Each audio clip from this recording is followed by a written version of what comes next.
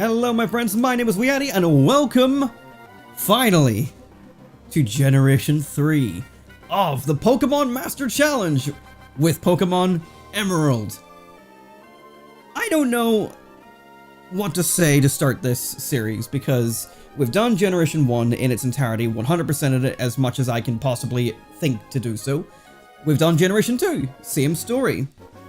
And I've been excited ever since starting this project to start Generation 3, because if you know me in any way, you know that Generation 3 is my favorite. I've done a playthrough of Pokemon Omega Ruby back in like 2014, 2015, and I never thought I would ever get to the stage of just doing the originals. But this Pokemon Master Challenge has been an excuse to one day build up to this, and now here we are. Lots of planning has gone into it. Maybe not as much planning as it could be, but we're just going to wing it and see how it goes. So, just like with every other playthrough, let's just get stuck in and play some Pokemon, just like the good old days. Once again, this is all done on official hardware. I am playing my copy of Pokemon Emerald on a GameCube player, and I'm using a Game Boy SP plugged into the GameCube as my controller. So, if I go up and down, you can see it moves there. And if I do that, you can see we have a save file already. Now, obviously, yes, I have a save file already. That's not how this works. I just wanted to show this is the save file I have had for a while. It has the shiny Apom on it from the recent shiny video that I did there. And, of course, the shiny Mew as well. As with every other game on the Pokemon Master Challenge, I'll be backing up save files as I go because of backing up using the Game Boy operator. And so, just wanted to show this is the save file that's currently on this cartridge. It is preserved, it is safe, but it fills me with such anxiety because I am going to now delete this save file to start the Pokemon Master Challenge save file. So here we go. Up, B, and select. We're going to clear the save data. Goodbye, save file. Now, this save file is fine. It'll be okay. I am not panicking that I've just deleted the shiny Mew. I know it's backed up. Please, for the love of God, be backed up. I'm pretty sure it is. I did test this all before going live. But, yeah, so things are going to be a little bit different in this playthrough because Generation 1, I kind of just went boom, boom, boom. Let's get through everything as fast as possible and like, just do the actual living deck section. So, if you're joining us for the first time, if you haven't read the description of the video, basically what this is it's an excuse to go back to Generations 1, 2, 3, etc. of Pokemon and basically do everything that I never did when I was younger. More so for Generation 1 and 2 that was the case because it was an excuse to play Pokemon Stadium 1 and 2 with my own teams. I never did that as a kid. With Generation 3, I have basically done everything in these games except for living decks. So it's kind of like the only thing that I haven't done, but I'm going to do the same thing. We're going to do basically everything in Generation 3 that we possibly can. We of course start with Ruby, Sapphire, and Emerald. If there's more to come, we'll see that later down the road. And so yeah, once again, the plan is to get a living dex for the Hoenn related Pokemon that I can then transfer up to later generations so that my living dex is all from their natural regions that they came from. So I am looking forward to doing that. There is a couple caveats to this playthrough compared to the others, which is Generation 1 and somewhat Generation 2, I basically just played for the gameplay and I was like, I'm not going to like read the dialogue out loud or anything like that. I feel like I'm going to do a full, like, proper, like, Let's Play style this time around, where I am going to give this, like, the full, like, reading of wow. Oh, yeah, we need to set our stuff here. I'm going to do, like, the reading of the text boxes. I might do some voices. I want to give this my full, proper attention because I fucking love Gen 3, and, I don't care if it gets special treatment. So, text, speed, fast, battle scene on shift and set style. We're going to set. I'm going to try and stick to the same rules as the previous two generations where set battles, of course, and I'm going to try not to heal during battles. I kind of forgot that during Generation 2, but we'll try and stick with it this time around. Going to keep sound on mono, and I really like this frame. I don't know why I like the colors, so if you don't like it, I'm sorry. It's the frame I'm going to be using. Alright, Pokemon Emerald. Here we go. I'm gonna get really giddy during this playthrough. Hi, sorry to keep you waiting. Welcome to the world of Pokemon. My name is Birch, but everyone calls me the Pokemon Professor. This is what we call a Pokemon. This world is widely inhabited by creatures known as Pokemon. We humans live alongside Pokemon, at times as friendly playmates, and at times as cooperative workmates. And sometimes we band together and battle others like us. But despite our closeness, we don't know everything about Pokemon. In fact, there are many, many secrets surrounding Pokemon. To unravel Pokemon mysteries, I've been undertaking research. That's what I do. And you are? Are you a boy or are you a girl? So we have, between Brendan and May, some of just the best trainer designs ever, in my opinion. I just love, like, Brendan's outfit, and I want his hat. Let me buy his hat. Pokemon, why don't you sell the hats of the Pokemon protagonists?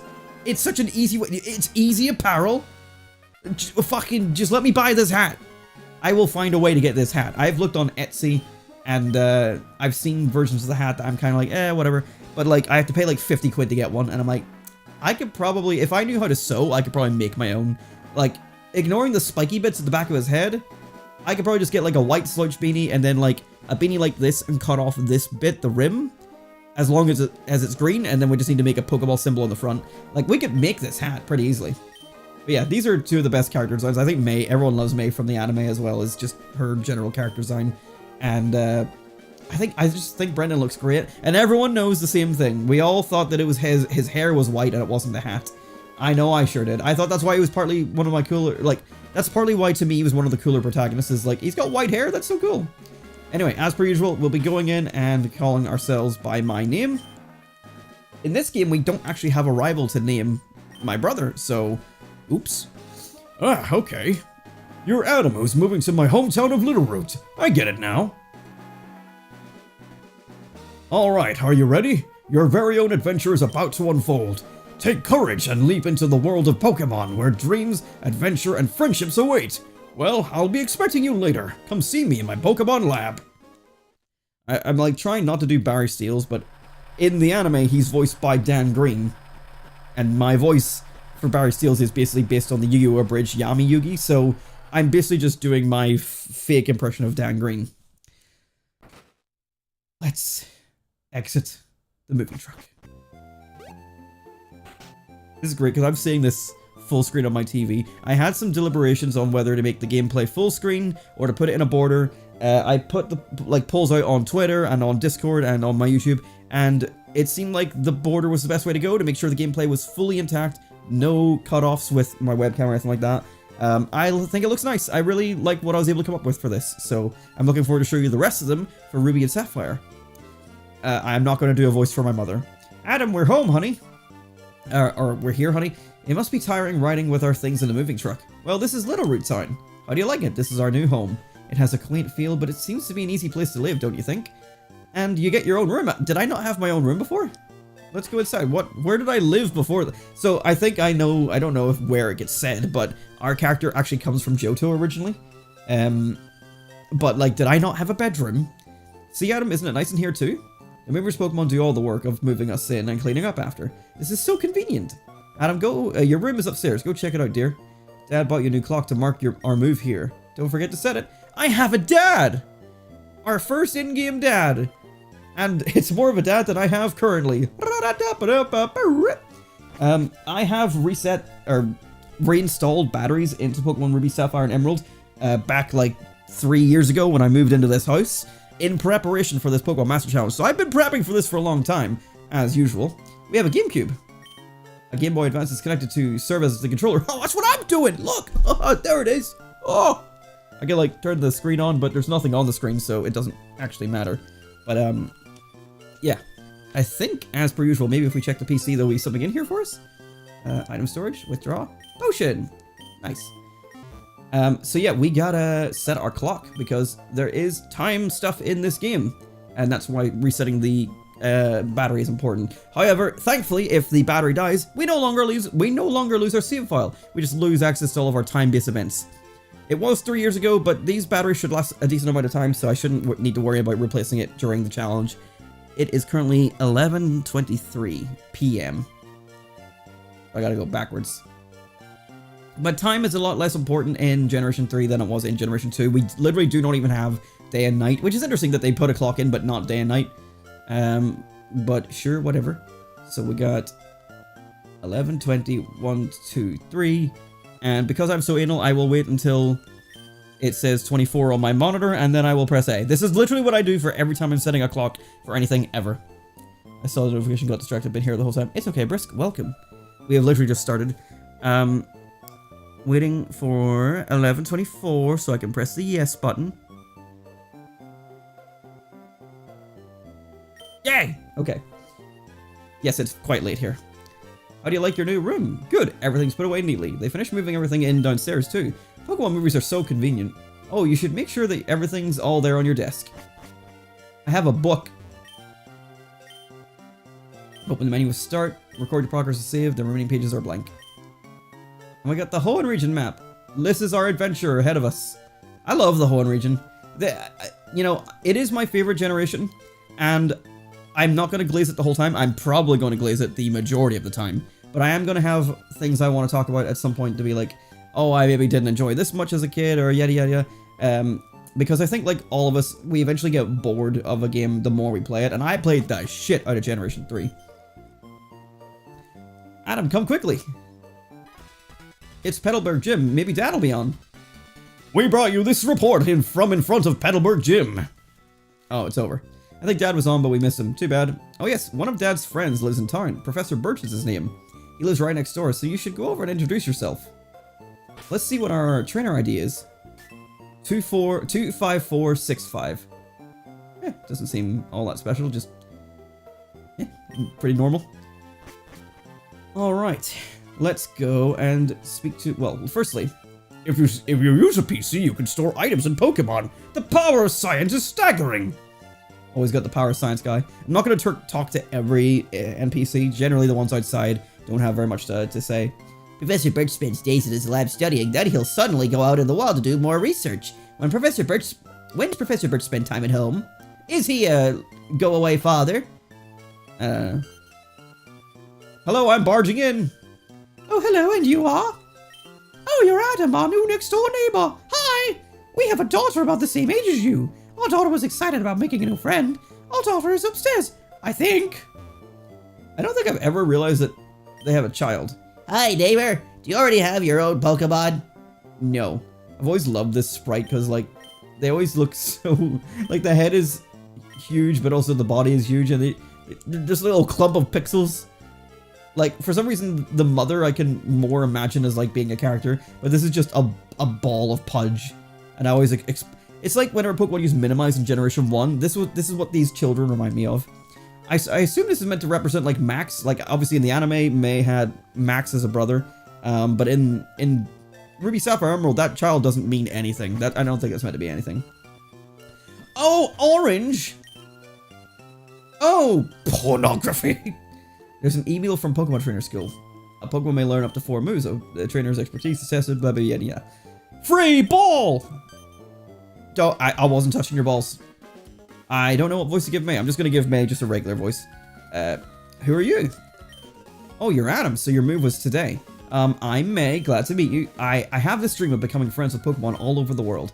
I heard about you, Adam, from my dad, Professor Birch. I was hoping that you'd be nice, Adam, and that we could be friends. Oh, this is silly, isn't it? I've just met you, Adam. Hee. Oh no, I forgot. I was supposed to go help Dad catch some wild Pokemon. Adam, I'll catch you later. Am I a wild Pokemon?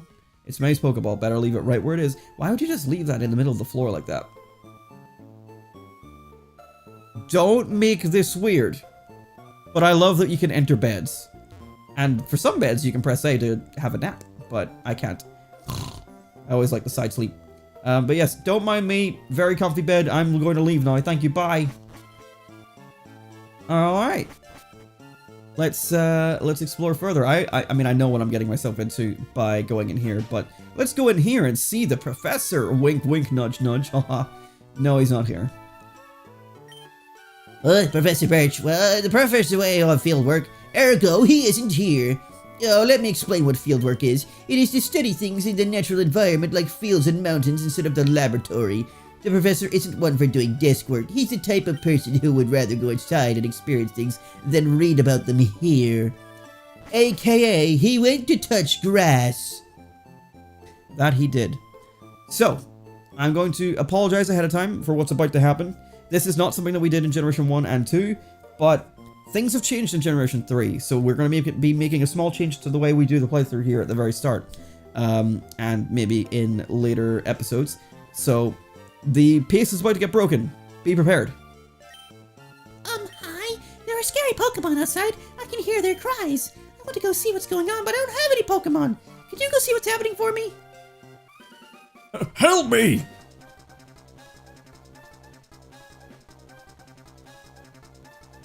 Hello, you over there! Please help! In my bag, there's a Pokeball! We are going to drop a save, because we are about to get our first partner Pokemon of the Hoenn Region. But there are changes to the way battles work in Generation 3. But before we get into explaining that, we have Trico, the Grass-type starter. Mudkip, the Water-type starter. And, again, if you know me well enough, you know my choice. Torchic, the Fire starter. This was my very first Pokemon when I first played Pokemon Ruby. And for this playthrough, it'll once again be my starter Pokemon. Let's go. Except I'm going to be grinding the pace to an immediate halt, because although we have a wild Zigzagoon here, and we have Torchic here, firstly, let me explain what the changes are. Pokemon now have things called natures. So, it's mild nature. I don't know exactly what that does, but every nature has a way so basically, Generation 3 had a whole redo of how everything works. In Generation 1 and 2, things were calculated by DVs, which were like the precursor to IVs. Am I getting that right? And then, you know, there was, yes, so DVs before IVs. Things, back then it was between numbers 0 and 15, whereas now IVs are the standard for stats, which is between 0 and 31. Similar idea, just sort of redone how everything works. And they've also incorporated natures, which mild nature is what we have for Torchic here. And natures increase the capability of your stats. So, like, I don't know what mild does, but it could boost my attack, but lower my special defense, for example. That maybe isn't what mild does, but that's a basic understanding of it. There's a bunch of different natures. They do plus something, minus something else. Some of them are neutral, which doesn't plus or minus anything. And so to play Pokemon in a competitive format, which we're not doing, but we will need to... I want to make my Pokemon as good as they can be. And although I haven't researched what the best natures are for all the Pokemon, I have gone out of my way to plan my upcoming team with natures that I think will benefit them. Whether I'm right or not, I have no idea. I am not a competitive battler. I am not good at natures. I am not good at stats. It's not my thing. But I have planned to what I want to do, and I hope it's going to work out. And so we are going to be resetting this Torchic until we get the nature that I'm after. It is going to grind the series to a halt right away, but this is how I want to run Generation 3 this time, is to grind for a nature of my choosing. So we'll be resetting here and checking what nature Torchic has. I have one preset in mind. The only thing that will change my decision is if a shiny pops up, but that probably won't happen because it's very infamously known, but Generation 3, or Pokemon Emerald specifically, has broken RNG. Wow, a modest nature. Wow, that would be good if I was going for a special type. So modest is plus special attack and minus physical attack. Torchic is kind of a mixed attacker, or, well, Blaziken, the evolution, is a kind of a mixed attacker. So I could go that route if I really wanted to. But we're going to reset again and check another one. Pokemon Emerald has broken RNG. So shinies and other things like natures and stuff get determined just depending on whatever, like, seed or whatever frame you hit the encounter on. And if you hit the exact same frame on this game at restart of the start of the... Basically, if I reset this game right now, I go back to frame 0. And Emerald has a broken RNG seed where it always starts from the same 0. Most other Pokemon games just start from a random number that's generated. Emerald is broken, and it doesn't start from 0. So every time we start the game, we are starting from the same starting position, and we might hit the same frames if we can time our button presses perfectly. There's a reason why Pokemon Emerald is notorious for speed runs and... I mean, other Pokemon games as well, but you have to have a broken battery to sort of lock in that broken seed for Ruby and Sapphire. But for Emerald, you don't need to do it. It's broken from the get-go. And it can make shiny hunting a problem. You can't soft reset easily. There's ways to mitigate it. But ultimately, things will stay mostly random if you're going for random encounters entirely. But it does mean that if you're doing things like what I'm doing right here, we can possibly hit the same frame over and over and get the same Torchic over and over. We've got another Bold Nature there. I'm pretty sure we did have a Bold Nature already. It could have been the exact same Torchic. So I'm going for a specific nature. I'm going to try and like space out my button presses to make sure I have chances to get the different inputs. But every single time that we reset the game, we start at 0 again. So I need to just randomly space out that time. It looks like I'm shiny hunting. I am not. We will be starting as soon as I get the nature I'm going for. I just got to try and space out my button presses enough. So let's see what we've got here. Mild nature, we've had that already. So we might be here a while because I don't know how long I need to leave some of these presses. Unfortunately, this is what we gotta do. I'll just leave like a couple extra seconds in between. But once we get our nature, we're good to go. And as I say, the only way I will stop this early is if this Torchic becomes shiny, which it probably will not. Brave nature. A good way to tell like the nature is changing is, and I had always noticed this, but I never knew what it meant until someone had like sort of discovered it kind of recently. Whenever you throw your Torchic or Trico or Mudkip into battle, it does a little like movement, and the movement can indicate the nature to a degree. Like if you have a speed increasing nature, the movement of the Torchic will be faster. So let's see how fast it is here. It was kind of like in the middle there. We've had a slower one already. Lax nature, not what we're after. So if we get a speed improving nature, we might see that animation play out faster. If we get a speed negative nature, we'll see him move slower. So we'll kind of like have an idea of what kind of nature we're getting from there. It won't obviously tell us right away what we're looking for, but it might give you a hint before you check it. And same with wild Pokemon, so Zigzagoon's animation will change there based on whatever nature it has as well. Sassy nature, nope. So yeah, I do apologize. This is one of the big differences between Generation 1 and 2. In Generation 2, we didn't have to care about this. In Generation 3, it's something that we only have to care about if we want to like maximize the potential of our Pokemon. So it is just something that we'll have to take into account going forward. That seemed fast. Naive nature. Not quite what we're looking for. I'm just gonna keep going here. There's other factors in here as well. So in Generation 1 and 2, we had stat experience. So back then, every Pokemon you defeated, you took their base stats and increased your stats using their base stats.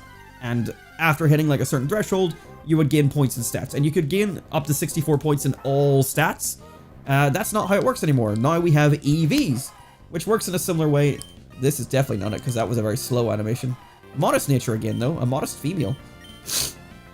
And the special attack is quite high, so like this could be actually a good one. But again, I'm specifically going for this nature. If it takes a while, we could always restart our game and get a new profile, because it'll help. It'll give us some new early frames because it's based on Trainer ID and Secret ID, and it might just help.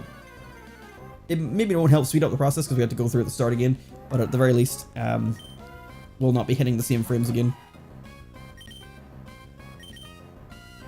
Relaxed nature. Nope, not that one. I am legally bound to not miss one of these streams. You are not legally bound to not miss a stream, Dark Flare, but welcome. It's appreciated that you can make it, but no, you should never feel obligated to make it to my streams. I don't want to encourage that kind of behavior. Ultimately, if you show up, I appreciate it. And if you don't show up, then that's fine. And if you ever can't show up but want to watch it, we've always got VODs you can watch after the fact, so do not worry. But I appreciate you being here. We're getting a lot of modest natures here. But yes, so in Generation 1, there was stat experience. You could gain up every stat by 64 points. You basically just had to grind every Pokemon you could find into dust to do that. And even beyond level 100, it took time to do that. Generation 3 and onwards is different. They've introduced EVs, so every single stat can be increased by up to 510 points, but only up to 508 points actually matters. Lax nature, not what we're looking for. I've kind of explained that badly, but oh no, you can do up to 252 EVs into every stat. No, that's not true. It's 255. 255 into each stat, but every increment of 4 actually increases the stat by 1 point.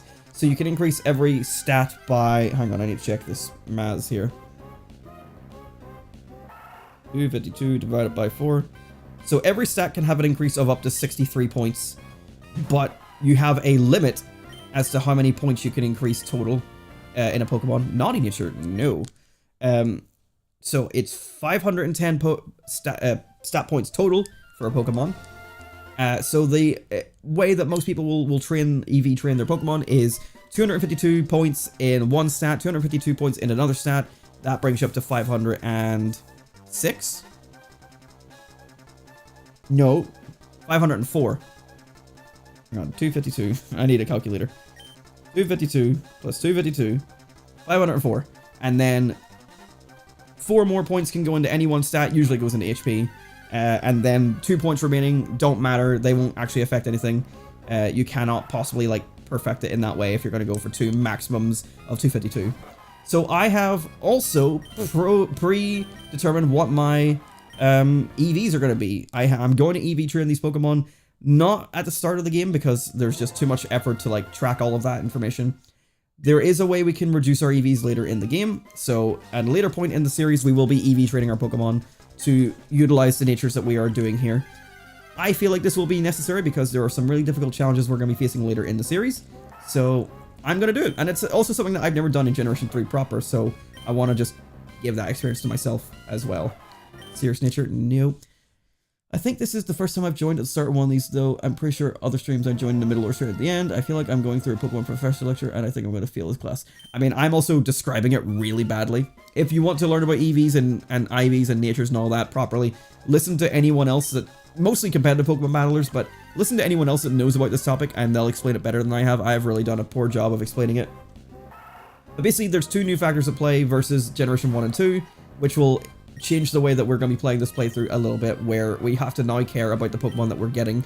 I am not just going to be catching the first one and moving on. I have to get, well, I don't have to, but I am going to get a Pokemon of a nature that I am choosing so that we are maximizing our potential. We're not going to go out of our way to like try and get good IVs. That part is less something that we have a control over. So we'll just see what we got, and we're aiming for specific natures here. Sassy nature again. But yeah, because of Emerald's broken RNG, there's a chance we could be hitting the same things. Now, thankfully, Pokemon Emerald runs at 60 FPS, so the chances I'm hitting the same frames are very unlikely. But I'm noticing a couple of repeat natures, like we've had Modest quite a couple of times, had Sassy a couple of times, we've had Gentle once, but yeah, we don't know when the nature we want is going to pop up here, so hopefully it'll happen quick. Naughty, we've had that before. So we gotta just keep going. And again, if it's taking a while, we can always reset our save file, get a new trainer ID, secret ID, and that'll help mix up the early frames that we're getting here. This is something that I knew was going to happen, and that would slow down the pace of the first episode, but unfortunately, to go after natures, this is something we have to do, is just do this. Modest nature again? What the fuck? If I wanted a special type Torchic, I would be absolutely flying. That female one I got, the special attack was 14. I should probably actually be showing you guys that, like, when we check the status screen to show how this works. I'm sure people watching this know how, you know, EVs and natures and all that works, so I don't need to explain it. And I already have, but... So, I mean, every time Torchic goes out, you can see its HP is different. So it's a hardy nature right now. Right now, attack is 12, special attack is 12, defense... special defense and speed are all 10. So these will be different every time.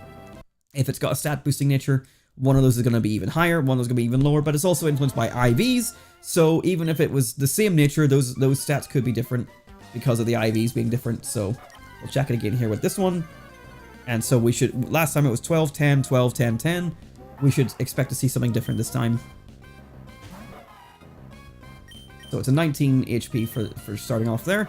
Adamant nature, so this would be good for a physical attack. Adamant is plus attack and down special attack. Now, again, Torchic is a mixed attacker, but can utilize some really good physical moves. But in Generation 3, we're still bound by the physical special split, not actually being split by moves, it's split by type.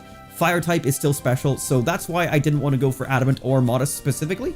We're going to make Torchic a mixed attacker. And as you can see here, attack is still 12, so it didn't really go up. So it must be a bad IV, I would assume. Special attack, despite being down, is only down to 11. Defense and speed are lower, so again, could be poor IVs on that one. So there you go, there's sort of how it works. I'm crying right now over this shit. don't some of them increase a monster-specific attack or stat? Exactly, yeah. So, basically the natures are going to indicate which stats are going to be better for this particular Pokemon. And I think ideally you want to pick a nature that is beneficial to their already existing, like, stats. So, like, if a Pokemon is good defensively, you want to pick a good defensive nature, that kind of thing. I don't know enough about it to know what is the most beneficial, but I just chose what I thought. Modest again. Oh, I might have to do a reset to get some new frames, because I don't know how I keep on hitting Modest.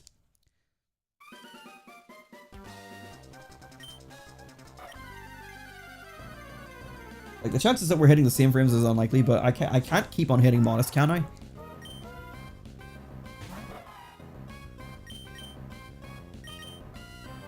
Brave Nature. Nope. We'll give it another couple of spins, and then worst case scenario, we can just reset. Thankfully, Generation 3 is pretty quick to get through the start of the game. Also, if we try to, like, do anything, where are you going? Don't leave me like this! Just wasting time trying to get a new nature. Bum, bum, bum, bum, bum, bum. Yeah, because of the way Emerald's RNG works is, if we were to encounter, like, a wild Pokemon on the same frame every time, it'll have the same, like, it's predetermined, basically, because of the broken RNG. You know, if we go to different routes, basically, it'll be a different Pokemon that has whatever it is that we find. So, if we find, like, a Serious Nature Zigzagoon here, but we go to a later area, we can find a Serious Nature Wingull on the exact same frame. So, people utilize that for the likes of, like, shiny hunting and stuff. Like, they can find the shiny frames using external methods, and then basically go to an area and find a shiny Pokemon on a specific frame that they want. They're called, like, RNG duplicates, so, like, people don't try to, like, people that shiny hunt try to avoid shiny clones like that, because it's not what they're after. But thankfully, the chances of us coming up across a shiny are extremely slim. Never mind the fact that, like, RNG duplication is gonna be a factor. I am looking for something that I have chosen, that I am not revealing yet. Nope. Because some of the best ones would be the likes of, like, Adamant, because it pluses attack minus special attack. Then you focus entirely on physical attack. Modest is the other one, which we've had a bunch of, which is plus special attack minus physical attack. And again, if you go all in on it, then it doesn't matter. But because we're going to be making Torchic a mixed attacker, I want to go for something else. And again, maybe I've not chosen a good nature, but I've just done what I thought was right for my playthrough and the way I'm going to be doing things, but I can't seem to find the nature I'm looking for. Give it a few more attempts before we try to, like, reset the save file.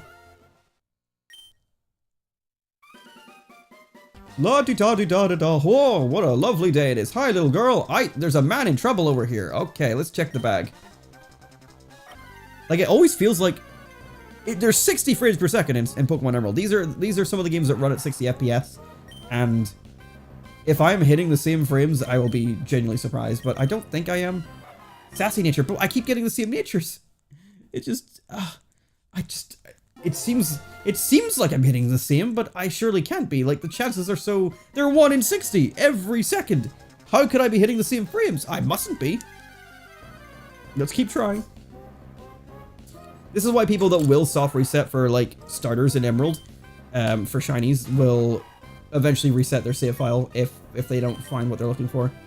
Adamant Nature, again, like, Adamant would be good if we were going for physical, which in, like, I think in Generation 6 when I did Omega Ruby, like, Adamant would be, like, the preferred one, because with the special and physical split, you can have fire type physical attacks, and I think Blaziken benefits better from physical attack than special.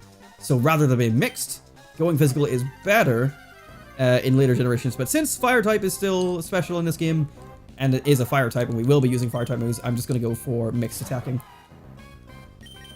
I don't think so. Bashful, okay. I'm going to do one more, and then I'm going to reset the save file.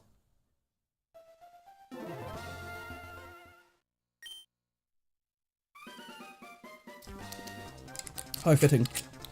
I have my emerald green drink right here. My limeade. My classic. Alright, come on. We could be leaving, like, the pause between checks even longer each time, but... yeah. Okay, let's see. Impish nature. No, but that's a different one. You know what? I'm going to keep going. I know Fire Red has something similar to this game when it comes to physical special based on type, but I still have no idea how it affects your opponents. So, the physical special split is determined by type in Generations 1, 2, and 3. So, an easy way to remember it is the evolutions. Someone brought this up online, and I was like, that is an easy way to remember it. So, every evolution, so water, electric, and fire, dark and psychic, ice and grass, and then fairy, which doesn't exist in Generation 1, 2, and 3. However, if you convert fairy to dragon, which is what it's super effective against, then dragon is the only other special attacking type. So all the evolutions relates to, just coincidentally, relates to the special attacking types. So that's an easy way to remember it. So every type not mentioned, so normal, poison, bug, rock, fighting, flying, steel, etc. Anything that isn't an evolution type, obviously normal is included in the physical because it's normal type, but that would be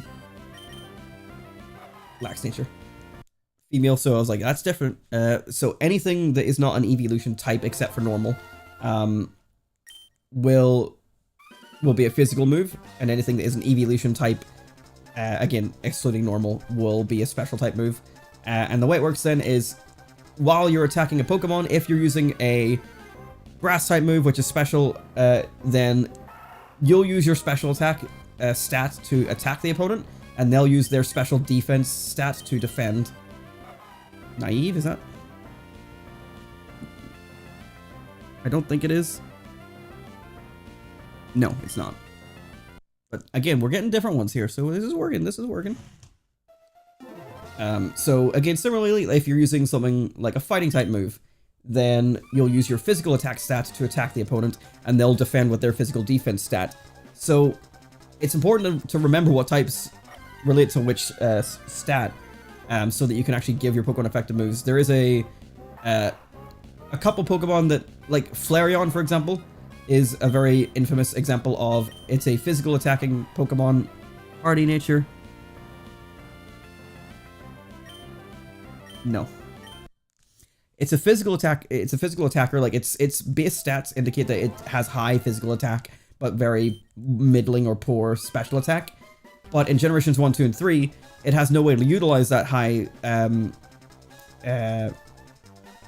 physical attack because fire type is special. So it's just kind of pointless. And same with like Hitmonchan, it is a Pokemon that can learn the elemental punches, Fire Punch, Ice Punch, Thunder Punch. However, because of physical special split, they're all special moves, and it has shit special attack, so it's pointless.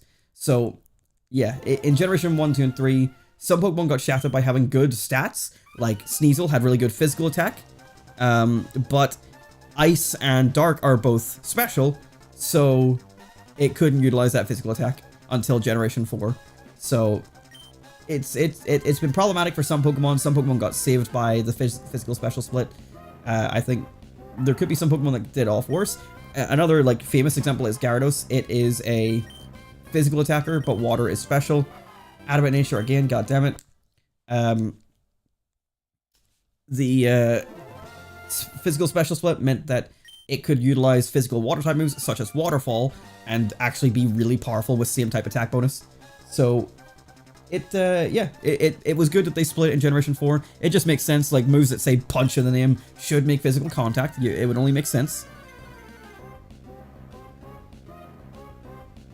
It feels like I am trying to go for a shiny starter. I'm not. If it happens, hooray, but I'm not going for that. I just really want to get this specific nature. Adamant again? That's Adamant back to back. Alright. If I get another repeat nature on this one, I'm going to reset the save file.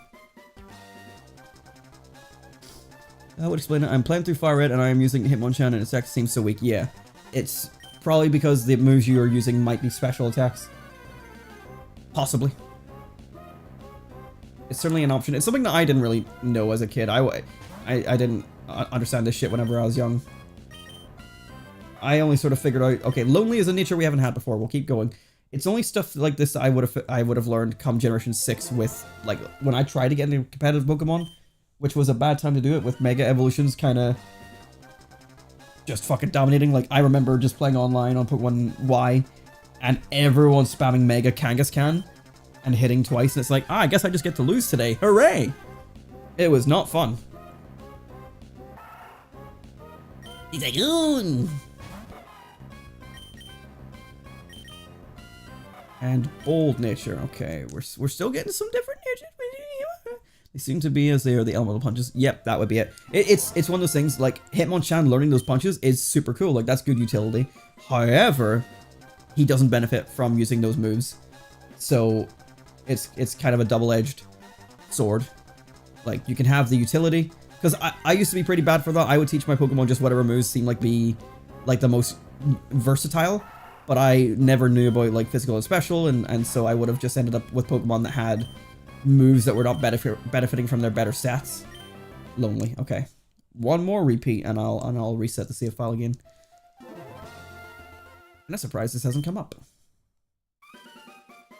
We good. I don't know if I've talked about this already, like in the Generation 2 Master Challenge series or not, but my friend and I have went to a Pokemon pub quiz. We've went to it twice now, and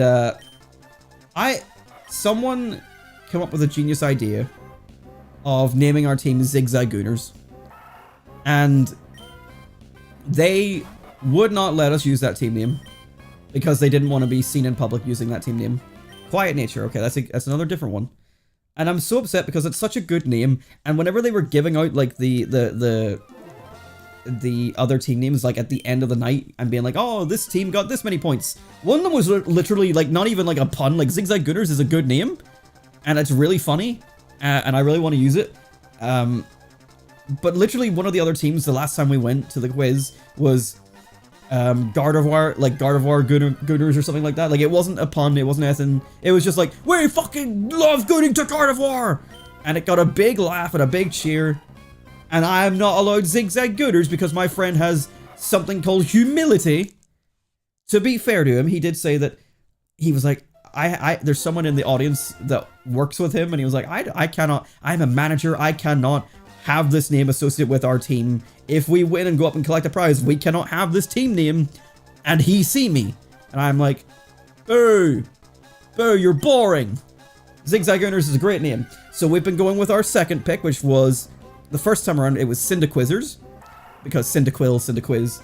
And then I like making the names a bit longer because longer names are just kind of funny. But he wanted to shorten it as much as possible. So I wanted to say Cyndaquizzer had evolved into Quizlava. Instead, we were just Quizlava, since it was our second appearance. But yeah, it's real sad. I really like Zigzagooners, but we're not allowed to use it because my friend has too much shame. Okay, let's go. Yeah, some really funny team names at that quiz. And the quiz itself was really good. The first time around, we came joint first and lost in the quickfire round at the end trying to win the prize, but I wasn't fast enough with my answers, and even there was one answer I was the fastest, but I spoke too quietly, and so he heard somebody else and picked their answer. I had to win 3 times in a row, so that didn't matter, but, or not in a row, I had to win 3 final questions, so it didn't matter, but that would have only been 1, and I wouldn't have won the prize anyway. But second quiz there, actually some decently hard questions. We got 3 wrong that time.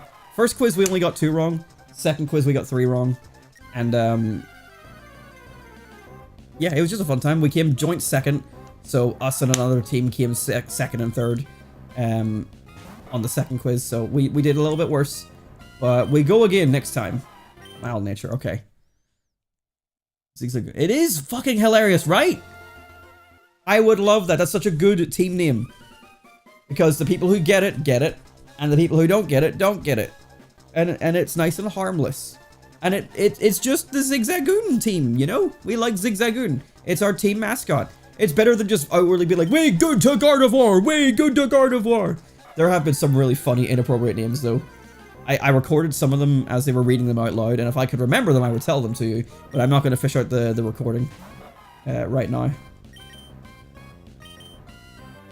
Brave nature. Okay. I'm going to go for a reset and get a new save file. We've been going for a little while here. We're at 47 minutes of stream and we're still at our starter Pokemon. So we're going to blitz through this and get right up to the point where we can pick a new starter. Oh, I need to set this shit again. I forgot about this. Fast, set style, and frame this one. Okay. Hopefully this will be a bit easier. I mean, it makes no difference. It just randomizes our seed a bit because the seed is set by the trainer ID and secret ID. It always starts from the number 0 of whatever that secret ID and trainer ID is. But at least we're getting like new stuff here. Like that's what shiny hunters will do is they'll hunt at different speeds to like time out their A button presses. And after a certain while, if they can't find a shiny, they'll reset the save and get a new save file. So that's essentially what we're doing here. But we're trying to go just for a nature. I assure you, Pokemon Emerald's first episode is not going to be entirely this. I would like to have hoped that the natures would have been varied enough that we would have found it by now. We found a decent amount of natures there. I think we found fucking almost every nature but the one we were looking for. Let me just look up what natures Pokemon have. Pokemon natures. I want to look through the list and see which ones we didn't get. Because there was a couple. So, Lonely we had, Brave we had, Adamant we had, Naughty we had, Bold we had. I didn't see Relaxed. We did see Impish once. We saw Lax once. Didn't see Timid. Didn't see Hasty. Didn't see Jolly. We got Naive, Modest, Mild. I think we had Quiet. Don't remember seeing Rash. Did see Calm. Did see Gentle. Did see Sassy. And I don't think we saw Careful. Okay, let's set this again. It is now midnight, so this will be a little bit easier to set. I'd have to go less distance. You're starting Gen 3 for the series? Yes, this is our first episode. I actually went live about 50 minutes ago, but because I'm going for a specific nature, I have gone very slow. And I've reset the save file there to get me some new frames. But hi Nate, how you doing? We have this is our first stream back to the Pokemon Master Challenge, and yeah, the first episode of Generation 3. So hopefully it's gonna be a great time. I love Generation 3. I gave a whole spiel at the start of this video today, or this stream, but Gen 3 is my favorite. I am going to gush about it and absolutely just glaze it constantly, but I will call out things that annoyed me or like I got bored of like over time as I was younger. But mostly I fucking love Gen 3. I will be biased and I don't care. But yes, we're currently, I've explained what we're doing. We are resetting for a Torchic with a nature that is beneficial, or at the very least is a nature that I have chosen for it, because we are trying to maximize the potential of our Pokemon. I don't care about maximizing the IVs. I'd have even less to do about that. Whereas at least we can go for natures. So we're going to go for natures and hope for the best. Okay, so we're already at the stage now where we can go back and try Torchic again. Let's see what our new trainer ID is. It is 42391. That's also just a very normal ass number. I like the funky numbers. Help me! Okay. Please give us the nature we look for this time. And the nature I'm giving it might not even be as good as I'm hoping, but I'm hoping. We'll save here again.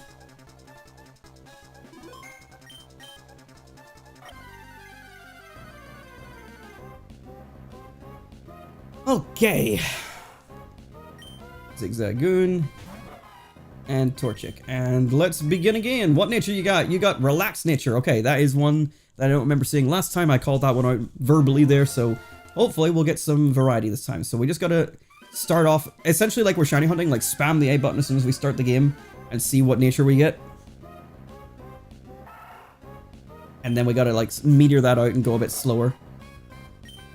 So this one is Lonely. There is part of me that was like, oh, maybe I should have, you know, done this off camera, but then the whole point of this journey is to show everything on camera. And this is just part of the grind. If you're gonna be going for good natures, this is just something that you have to participate in. And quirky, but we got a different one there, so that's good. We delayed our button press enough to get a different frame. I'm kind of like using Birch's animation to try and tell where I am in the frames. So he took one step the first time and the second time, but so I delayed my button press. Naughty nature, okay, nope. What is naughty? Naughty is plus attack minus special defense.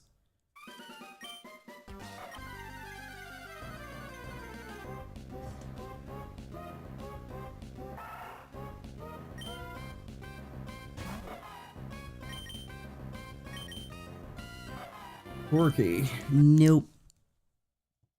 Where are the neutral natures on this? I don't see them.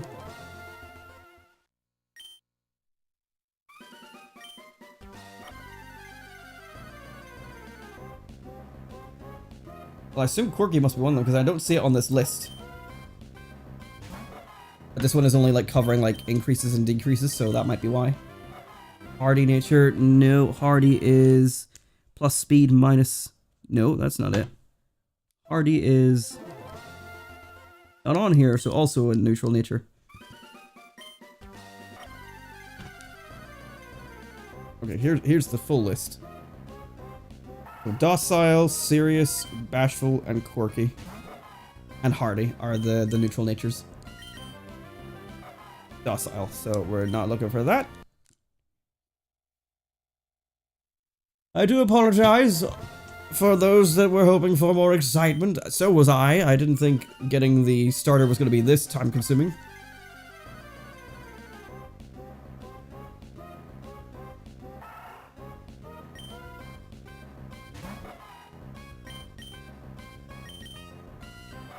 Lax, nope, not looking for that.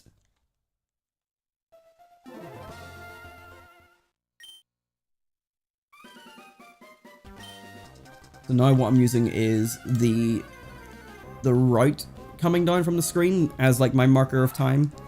So I'm trying to just like go at separate intervals for that. Jolly nature. So jolly is speed plus speed minus special attack. Not what we're looking for yet. We're getting there. We are getting there. We are starting to see the natures that we didn't see last time, so hopefully we're going to get it here.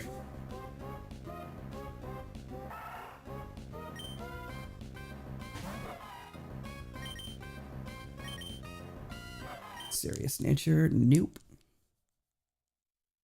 Y'all that are watching might want to take a moment to do something in your spare time there while you wait, because this might be a while. I didn't think it would be as long as it's going to be. The thing is, because we have to like space out our button presses, we have to intentionally make it take longer and longer each time on the off chance that we accidentally hit the same frames, so it's going to be time consuming because I can't just spam the button as quick as possible, otherwise we run that risk of hitting the same frames every time.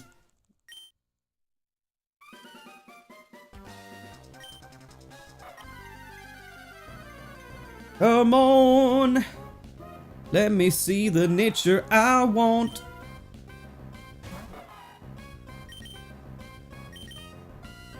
Lax, nope. Check the list again and see what we've not had. So, had docile, serious, bashful. I didn't time that at all.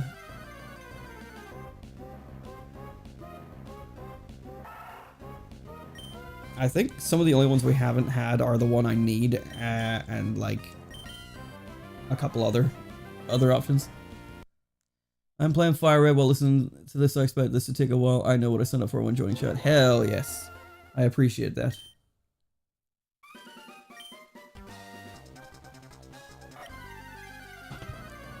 I appreciate the understanding. I just wish I could get the adventure started. Because all the other generations, first episodes obviously would be like well into the gameplay by now. But as I said at the start of this, Generation 3 is different. things have changed and we have things that we have to give a shit about now. And to really maximize our Pokemon's potential, this is a necessary evil.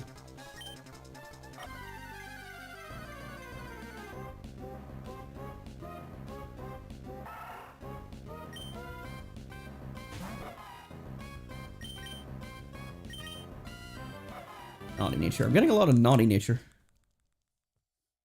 Are you playing Fire Red on the Switch, is it? I have seen Fire Red and Leaf Green on the Switch and I've been tempted. They're a bit pricey. Because it's like, I've got the cartridges and it's like, I could just play them, but I can't deny that the allure of having a shiny huntable Deoxys is tempting.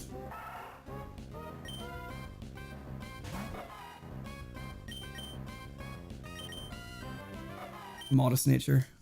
At least we're getting that less. Why are you looking for a specific nature?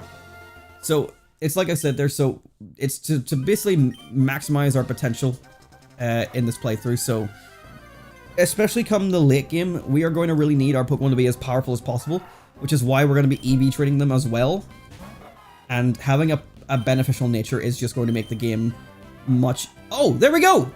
Hasty! Plus speed, minus defense. Hasty is the nature I wanted. So, I don't know if it's good, but I wanted a plus speed nature because Torchic is a good Pokemon for speed. Oh, the special attack stat is good. Like, that's a 13 despite the... Like, we had some, like, neutral... natures that had a special attack of 12, but Blaziken is a mixed attacker in Generation 3. You could focus on one or over the other. You could use things like Sword Stance to help boost the power of like physical type moves, but Fire is stuck being special. So I thought, let's focus on speed. We'll minimize physical defense because the only thing that Torchic will be weak to is ground physically. It's not weak to... It's weak to flying as well, but flying is such an uncommon type. But like water and other like types like that are special, so I thought I'll keep our special defense where it is, minimize our physical defense, and increase our speed. That will do. That's what I was after. I actually want to take a look. I don't know if I can get a very accurate detail of this, but let's see. I'm gonna do an IV check and see if this is good. Checker Gen 3. Now this is not gonna be super accurate because it's only level 5, but let's see. Torchic.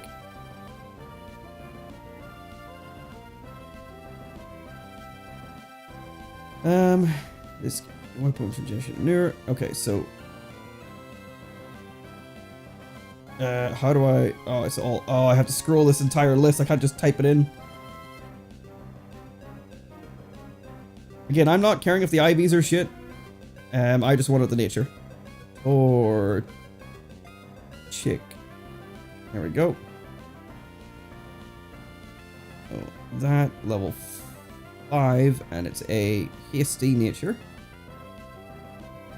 And its stats are HP is 20, attack is 12, defense is 9, special attack is 13. I think our special attack is going to be good. Special defense is 10, and our speed is 11. Calculate. So our IV range then is HP is between 19 and 21. No, that's wrong.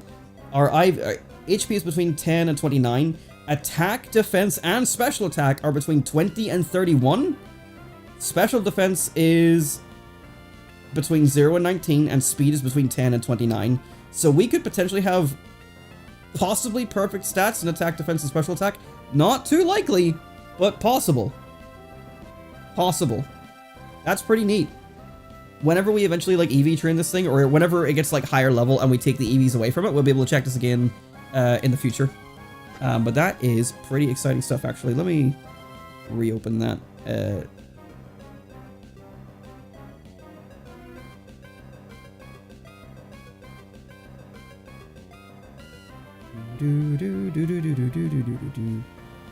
SD.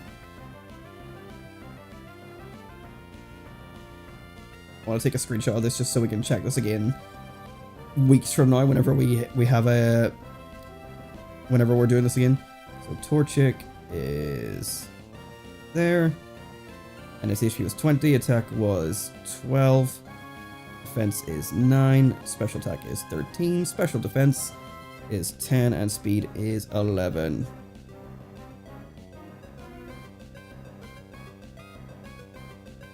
Okay, let's take a screenshot of that. And this is something that we can refer back to in a couple weeks' time. Nice. Alright, potentially a really good Torchic here. We can begin the game. Here we go. So, first off, we got Scratch and Growl. Not much options there. We took it right down to half, although we've just been growled and our attack is dropping. So attack is lowered, meaning that our normal type move here is going to do less damage because it's a physical move. That's something that whenever I was younger, I didn't understand what the point of the status affliction moves of attack boosting and dropping and all that were for, because it just seemed like you could still do damage. What's the point? But there we go. We have begun our playthrough. Ooh, I was in the tall grass studying wild Pokemon when I was jumped. You saved me, thanks a lot. Oh, hi, you're Adam. This is not the place to chat, so come by my Pokemon lab later, okay? So, Adam, I've heard so much about you from your father.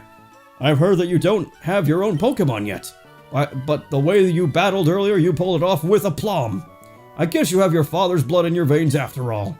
Oh yes, as thanks for rescuing me, I'd like you to have the Pokemon you used earlier. We received a Torchic. You already missed me searching for specific nature. I am not, because now we can play the fucking game. Don't worry. We're going to be doing it again soon. We have 5 more team members to add to our party. We're going to be EV training them all at different times, but we're also going to be going for the natures as well. This is not where it ends. There's going to be a lot more. Yep, I am doing voice acting this time around. I'm going to do this as like a proper Let's Play. I kind of didn't do it in Generation 1. I kind of half did it in Gen 2. I'm fully committing to a proper Let's Play style for Gen 3 because it's my favorite. Fuck it. It gets special treatment. It's my first real experience with Fire Red, and I'm enjoying it along with seeing how other people react to things, such as how poison damage works. Yeah, I did see that. I kind of just saw that video. I was like, really? You didn't know? I'm on the Switch. I fold as I am one of the problems on why Nintendo's able to do things like that. The only thing fold on that's no problem. Like, at least we got what we wanted. People wanted those games to come back out, and people wanted them to be separate purchases so that they weren't tied to NSO.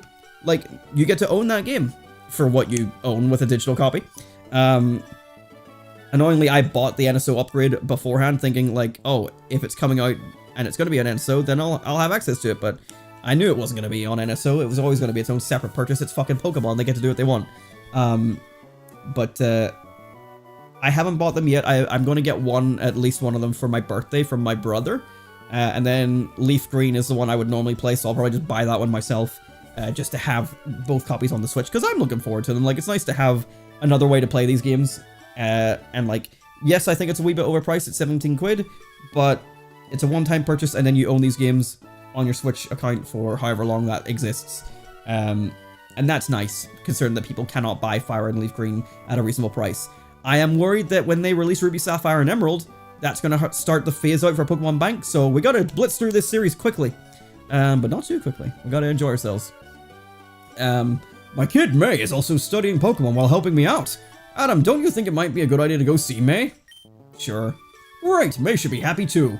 Get May to teach you what it means to be a trainer.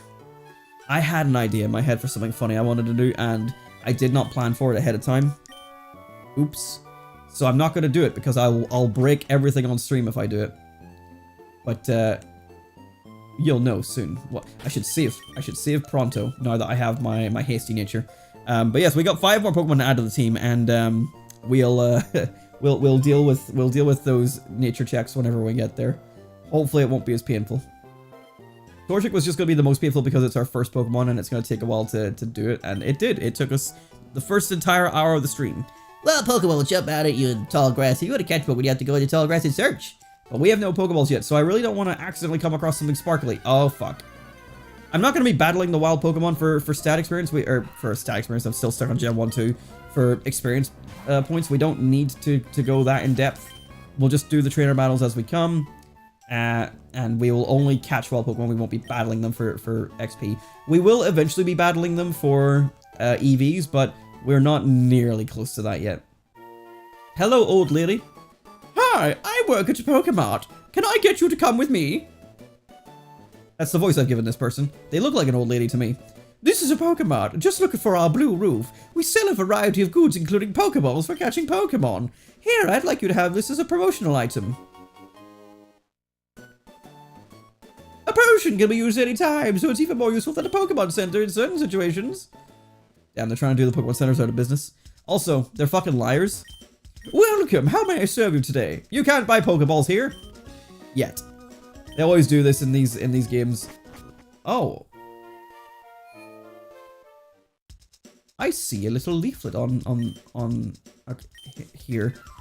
We should fill this in while we're here. And happy early birthday. Thank you. I might be live on my birthday just because it's gonna fall on a Friday. So it might just be a good excuse to play. Oh, that's what I wanted to say.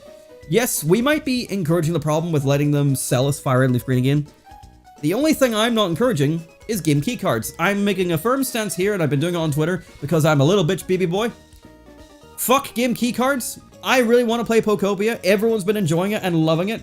And ever since it came out, suddenly no one gives a fuck about game key cards anymore. Like, everyone's like, ah, shut up. Why do you care? And I'm like, I thought we all cared. We all cared. Like, a couple weeks ago, we all cared about game key cards not being true physical. And suddenly, because we got a game that we like, this is always the problem with people. As soon as they got something that they liked, they stopped giving a shit. They were like, ah, fuck it, I just want to play the game, and then they bought the game. Like, if you were always going to buy digital, fair enough. But if you bought a game key card and are being, like, pissed off that people are upset that they didn't get a true physical, why? Because we didn't get a true physical. They had no reason to release that game as a game key card. It's made by Nintendo. Like, I know it's, like, technically, like, second party, but, like, Pokemon should not be a game key card. That is absurd behavior.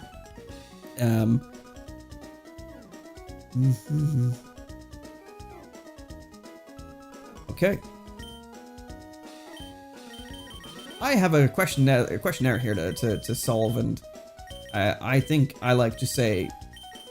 What do I like to say? This questionnaire doesn't give me any questions, but you know what we like to do with these videos and these streams?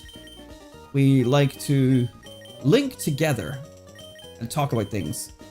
Not just, you know, you and I, but, you know, with everyone. Some would say link together with all. You know? I think that's truly what we mean here. Was that wrong? Was the AI summary fucking wrong? Would that would not be a surprise in the slightest.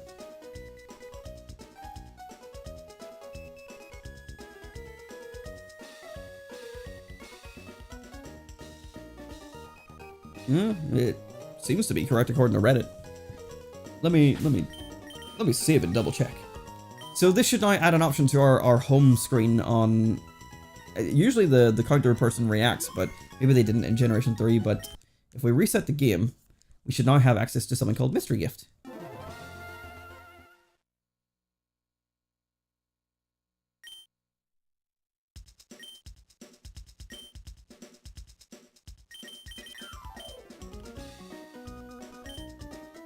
Well, apparently, according to the internet, that's the correct phrase. Maybe we can't do it because we literally haven't started the game yet. Like, we haven't even gone and seen May yet. We'll check that game later. But let's continue. Shit. Speaking of Link, I edited the tile set today, and holy shit, the game actually looks like a retro game now. Nice. Keep it up. I think the idea with game key cards has so many flaws. I almost always hear instances of new games corrupting data and stuff. Fuck me.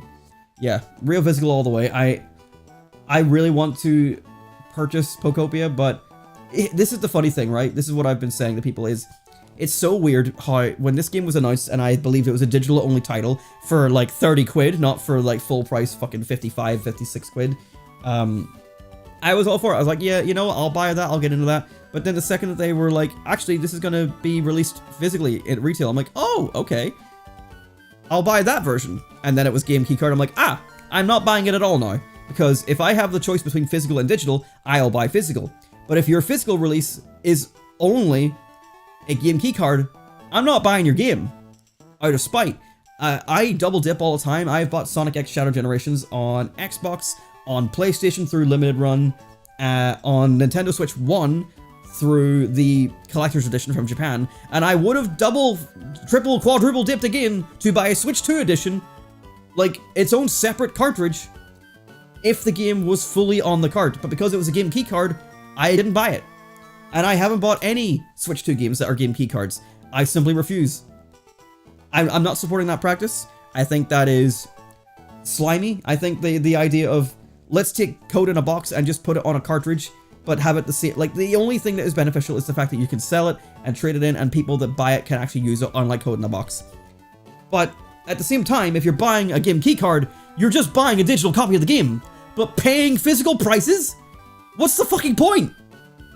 You still have to install the game on your hard drive. You still, or SD card. So you're wasting the precious space that, because like my hard drive has just filled up from getting the NSO upgrade and getting like the Switch 2 upgrades for for Zelda Breath of the Wild and Tears of the Kingdom and like Animal Crossing and stuff. Like those downloads have now filled up my Switch 2, and now I have to buy an SD card.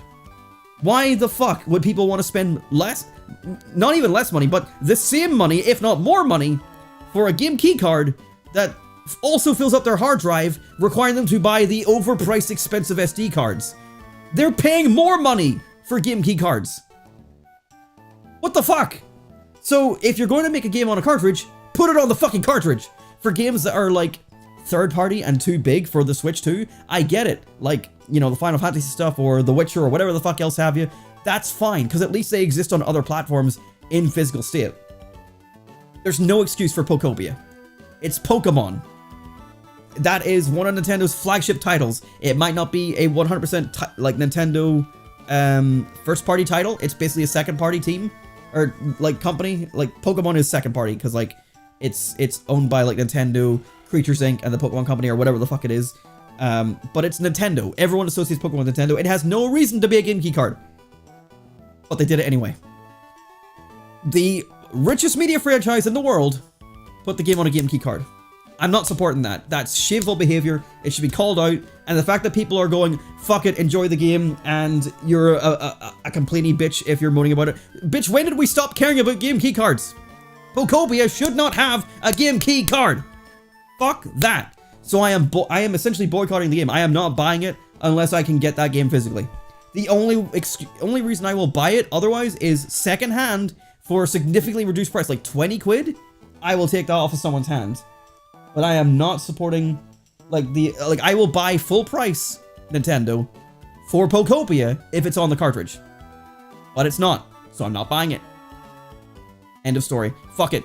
Like, that's, I hate game key cards. Anyway. Because it's just sitting money on the table. I would buy these things. Physical collectors will buy these things if they just put the game on the cartridge. And early days, it made sense for third parties who are like, shit, we don't want to pay the extra cost. Nintendo are screwing us by having two options, game key card or 64GB. For in-house things like Pokopia, that shouldn't be a problem. They're just being bastards. Anyway, let's continue with the game. Only non-physical stuff I buy is on Steam. Yeah, I agree. I agree. And even that, Nate, like, most of that stuff is stuff I already own. Like, I'm almost never buying stuff on Steam for the first time, unless it's like a PC game specifically that like doesn't exist on consoles or was made for PC first and then console second. It just makes more sense to buy on PC. Anyway, I am a big old bitch because I like physical media. Putting your money where your mouth is on, like, yeah, there's plenty of, like, even Fire Red and Leaf Green, like, I could argue, like, oh, there's no physical release. The problem is, if they had released Fire Red and Leaf Green as a Switch 2 cartridge that was also game key card, I'd be saying the same thing. Just put it on the cartridge. Like, I understand with them, it makes less sense because they're like megabytes of data. Like, they're not even a gigabyte in size. So why spend all that money for a cartridge and like leave all that space empty? But even still, it's like, at least they didn't release them as physical cartridges, you know? They're only digital. And that's the part that's so weird, is like, if it was a digital only game, I would probably have bought it. But because they have gone out of their way to make a physical copy that isn't truly physical, I'm feeling scammed, and so I'm not doing it. I'm boycotting the Switch 2 at least until they lower the price or price gets raised because of AI shit. I'm not even buying it if they raise the price because there's like no games. Honestly, Mario Kart World, as much as I give Mario Kart shit and I would prefer Sonic Racing Cross Worlds, Mario Kart World is good. Donkey Kong Bonanza, I fucking love Bonanza. I'm glad I played that in my spare time instead of playing it on stream or on video, but you know, I would, if I could go back and do it on series, I absolutely would. Bonanza is so worth it. It is so good. And it has satiated my need for a 3D Mario because it feels like a 3D Mario, but it's Donkey Kong and it's its own thing and it's unique, and I fucking loved it. The game had so much heart. Yeah. I love Donkey Kong Bonanza. Good fucking game. I think I mentioned to you that I always buy my games secondhand. I don't know if you did or not, but there's nothing wrong with that. Especially like if it's going for like older stuff, like it's almost a necessity. Let's see, the Pokemon found on Route 103 include... Oh, hi, Adam.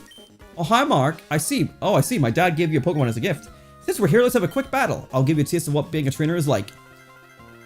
Everyone knows this song.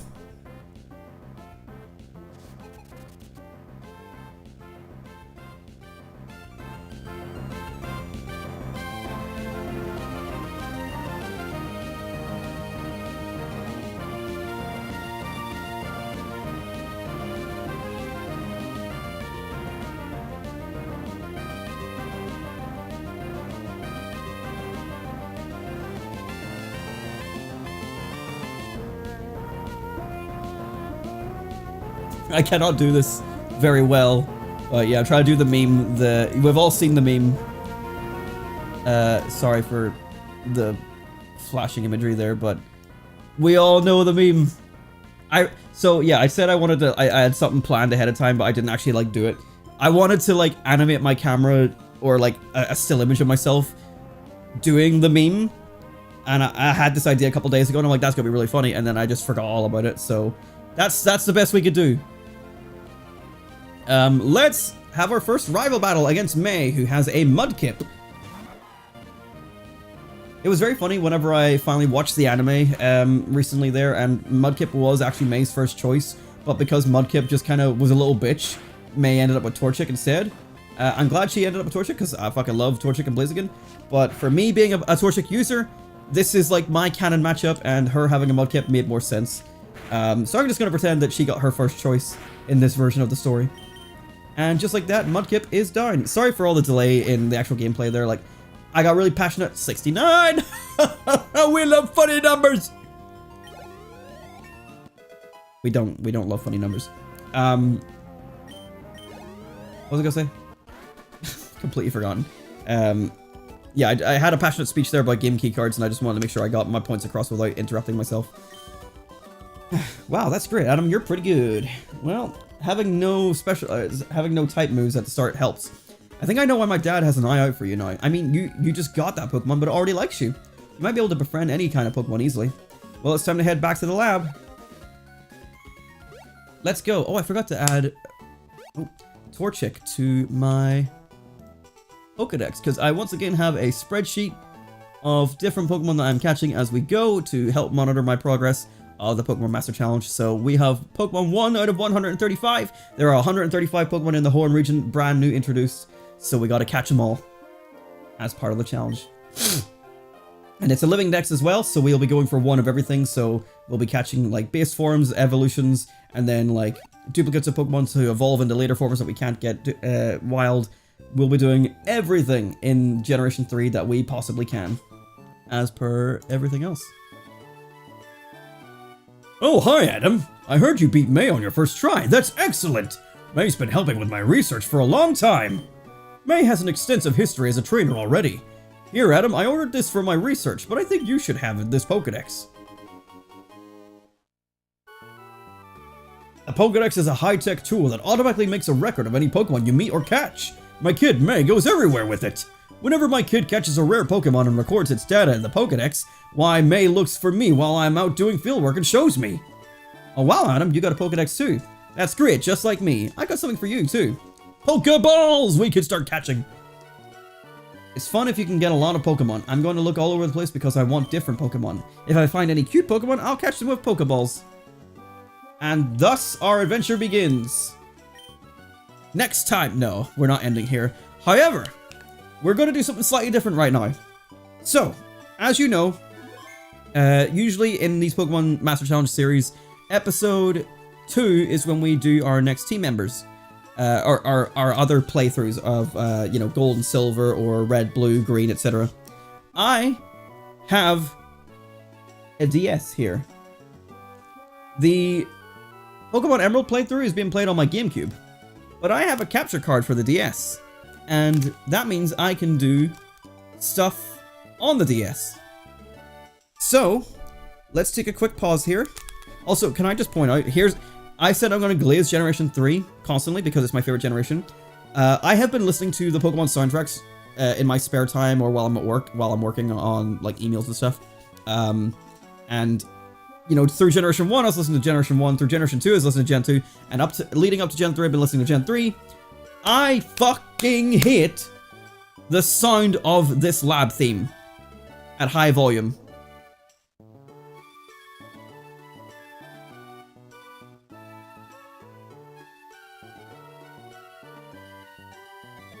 I don't know what it is, but listening to the soundtrack just in my spare time, this particular track, even in the remake of Omega Ruby Alpha Sapphire, just is agonizing to the ears. So we're going to get out of here for now. I'm also going to turn this down for myself and turn this on. We are going to get...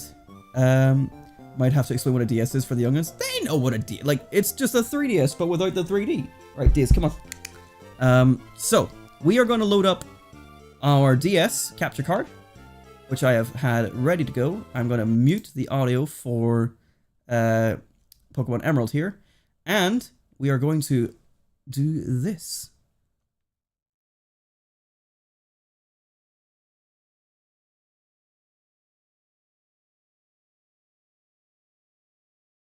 We are going to get our Pokemon Emerald, Pokemon Ruby and Sapphire starters now.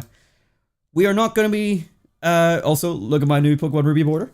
We are not going to be going for specific natures for any of the Pokemon in Ruby or Sapphire. This, as per, you know, Generation 1 and 2, is just so I can complete every game on this challenge. Look at this, how cool is this?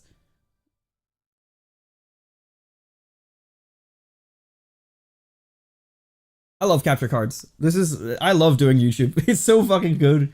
But yeah, so usually episode 2 is when we go and sit on the floor and change the cartridges out of the GameCube player. We don't need to do that because I can now do it here with the Game Boy slot on the DS. So let's get our starters for Ruby and Sapphire just to get those playthroughs also going at the same time. These will be the ones I do off stream unless I have things on stream I want to show.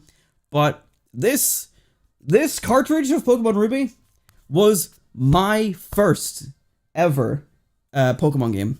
I've explained this story before plenty of times, but you know, I had a 2-in-1 cartridge of Pokemon Gold and Silver that I shared with my brother. It was not a real game. It was obviously a counterfeit copy that had Gold and Silver on one single cartridge.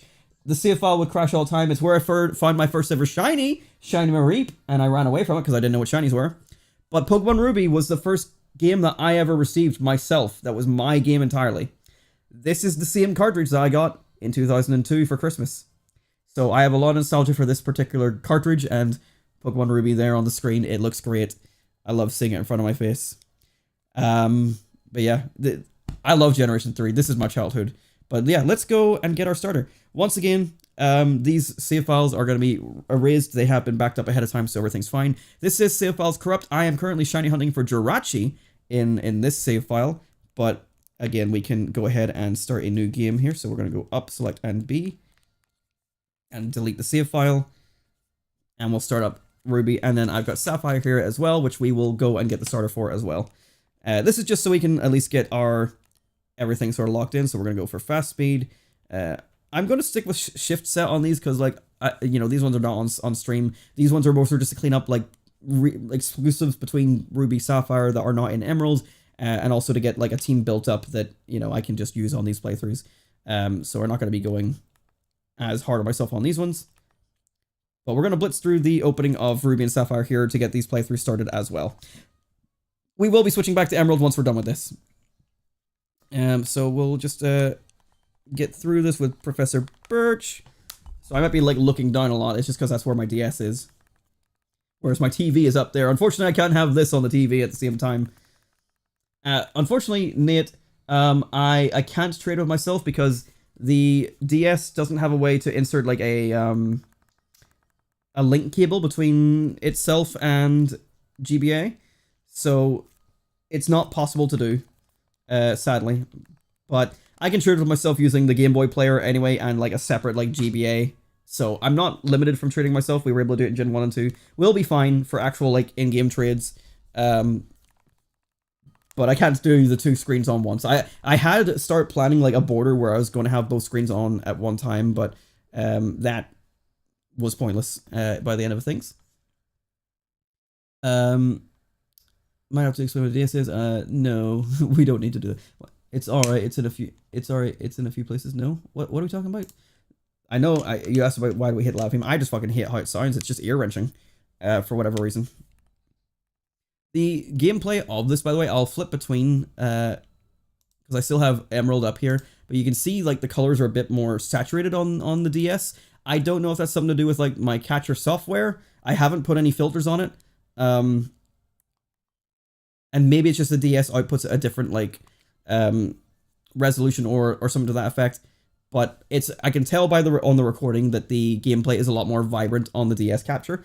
But the GameCube capture is the natural resolution that it should look like, or the natural like color it should look like. Oh yeah, I just noticed that they're using Machokes here, but they put Vigoroths in and Emerald. You know, actually using some Generation 3 Pokemon. But yes, we will be setting the clocks correctly because I do want time-based things to at least make sense. So if I go, I need to do something, it's midnight, I better load up my game, then at least it makes sense. So we're at midnight, so it's going to be 40 in a moment. What are we like for time? Okay, good. It's about to turn 40 in any moment now. Another 2 hours searching for natures? Thankfully, no. I am literally just going to go get the Pokemon I want. Natures are not important in these separate playthroughs. That is fine. Because it's only Pokemon Emerald that we're going to be using like our dedicated team for like the specific hard battles that require us to give a shit about natures. It's interesting like how different like the text is, I think, on Ruby and Sapphire compared to Emerald. Like, it's a lot bigger, I think. Unless I'm, like, reading this wrong. Part of me feels like I'm not showing this properly because I am, obviously playing off this screen instead of my TV. And I'm, like, looking down and not, like, up at everything like I normally am. So I feel like I'm, like, ignoring chat. But I know that you guys can see what's on screen. But it feels like I'm looking at something completely different and just being like, la, la, la. I think we still have to go talk to... Yeah, we do. You turned into a girl in Emerald. Okay. So yeah, we still have to talk to May.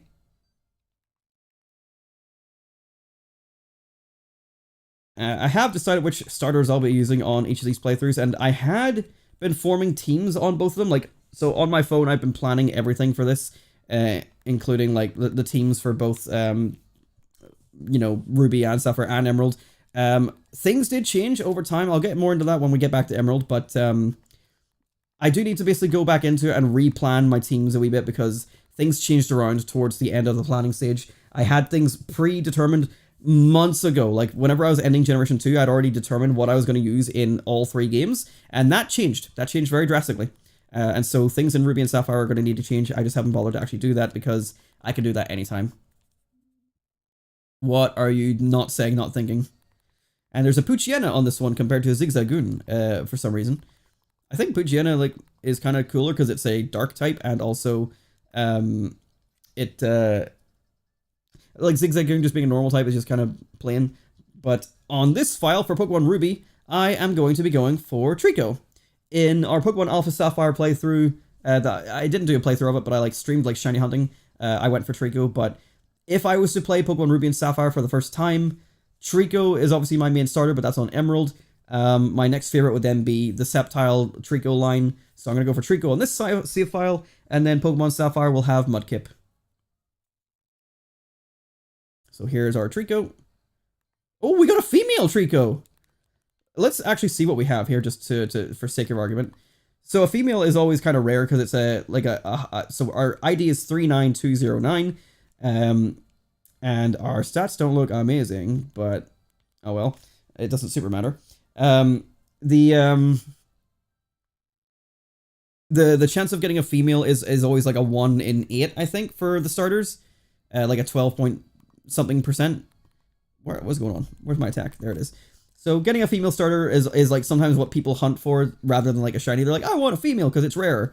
But we got it on the first attempt there with Trico, so that's pretty cool.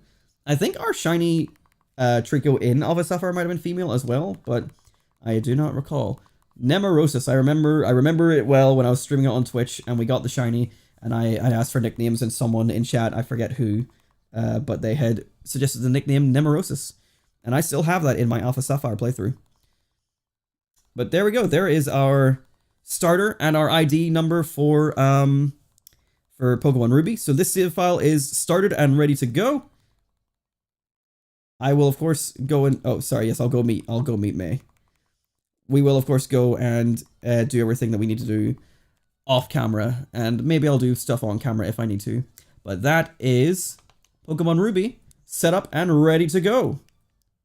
Now let's switch cartridges over to Pokemon Sapphire, and hopefully this works first try, because sometimes these can be a bit funky to work. But here's our lovely Pokemon Sapphire border, and it didn't work right away, so I gotta unplug and replug the cartridge and just hope it works.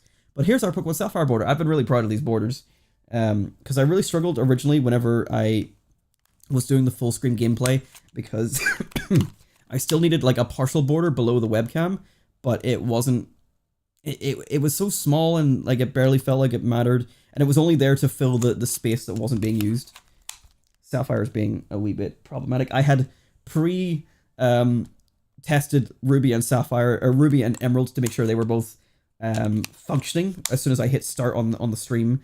But obviously, changing cartridges, I cannot pre-plan for that to work. I just have to keep doing it until it works. So eventually, we'll get this to work. At least you can see everything is physical hardware by doing this. Like, what's the point of me doing this if it wasn't real? Oh, come on. Come on. I could give it the classic blow into the cartridge, but you're not supposed to do that technically. We all do it still. I even did it when setting up this playthrough. Don't tell video game god. They'll be mad at me. I try to give it like a very gentle blow, so I'm not giving it the full like that people used to do, and I certainly did whenever I was younger. Come on. Oh my god, has this been muted the whole time? Was the gameplay for Ruby muted the entire time? Because it wasn't supposed to be. Why didn't no one tell me the gameplay was muted? Come on, guys. Come on, Sapphire.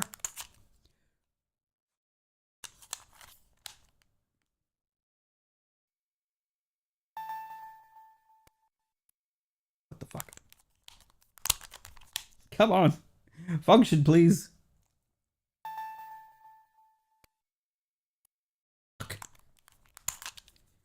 Why? This is also like the better condition cartridge that we have. The music stopped? So it was unmuted. I must have just accidentally muted it by mistake. No, at all times, because here's the thing, if the music stopped for you, it stops for only you. I still hear everything. Wait, I have my own separate audio stuff set up, so I apologize. I'm calling you guys out. But if I'm missing gameplay audio, please tell me. I don't like to be missing audio. So I'm sorry that entire Pokemon Ruby section was completely mute besides my own voice. There was supposed to be gameplay audio there. What is going on? This will not pick up the cartridge at all. Okay, we're giving it a bigger blow here. But this is like the best condition cartridge that I have, because it wasn't my childhood cartridge. I actually got this from a friend of mine that I made. Yep, there we go. It worked first time. The good old blow technique. A friend of mine that I made at a convention quite a number of years ago, whenever I was going on my big search for all the old games, he had Sapphire and was willing to sell it to me for very cheap. Very cheap. And like, I was very appreciative of how cheap he gave it to me. He sold it to me. He either gave it to me for free or sold it to me for dirt cheap. This save file is technically already ready to receive a starter. I didn't preemptively put it here to do this. This is only here because I was actually shiny hunting for a starter on this save file. We're not going to use this ID to do that. You might think, what's the fucking point of restarting if we're just going to be getting a new starter anyway? Like, just do whatever. I think I can just, like, in these games, so you can save over the save file. So I'm just going to hit new game. I'm not going to delete. Emerald had audio. I did not know that Emerald was like playing the entire time. Like, the intention was to mute Emerald so that Ruby and Sapphire was being played. So right now you can hear Sapphire. I believe Emerald is muted, and that's what's supposed to be going on. Can never go wrong with the blow technique, but it is technically bad for the games. I swear to God, I thought I unmuted it, but it doesn't matter. We're here now. So another save file, and oops.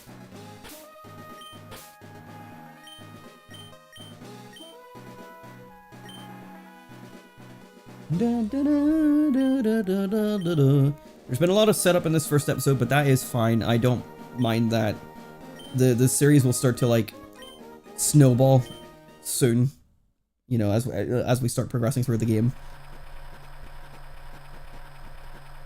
We have plenty of time to get through the game. We can take our time on this first couple of episodes. But yeah, I got really lucky getting this Sapphire copy. But yeah, it came from him, so it's in much better condition because I, you know, played the shit out of Ruby whenever I was younger, and I played even more the shit out of Emerald when I got it because it just basically replaced Ruby for me. I actually gave my copy of Ruby to a friend and just sort of let him keep it. Being kind of selfish though, him and I had a falling out, and I basically went round to his house and demanded he give it back. We were like 12 years old at this point. Diamond and Pearl was out. That's how far back I was. I gave him Ruby so that he could use the plugin features and like transferring Pokemon from the old game for Diamond and Pearl. But whenever we fell out, I went around to his house and demanded it back, and reluctantly he did eventually give it back to me. And we became friends again later, and I gave him, I did thank him. I was like, hey, you know, I appreciate that I gave this to you as a gift, but this was also my first Pokemon game, so I really appreciate that you gave it back. And he was fine with the fact that I had taken it back. So we amended that bridge, and I'm glad that I got it back, because as a kid I didn't think anything of it, but like if I didn't have this specific cartridge anymore, I'd be really sad. I have lost like old cartridges in the past, like Sonic Advance 1, I no longer have my original copy. It just went missing one day somehow, like in my bedroom, just fucking vanished. And Pokemon Leaf Green, whenever Pokemon Fire Red and Leaf Green came out, I got Leaf Green, my brother got Fire Red, and my original cartridge of Leaf Green went missing. And what I believe happened is there was a place that my mum worked, like a chip shop restaurant, and I would go there while my mum was working, and I would, you know, hang out in the back room. The owner was friends with my mum just through working, and they had a daughter, and so they would bring her to work, I would go to work, we would just play like PlayStation together in the back room. It was great fun. Like it was great to like have this like fun friend and like work in the back, or like sort of just hang out in the back of like a work establishment, just playing PlayStation with this friend.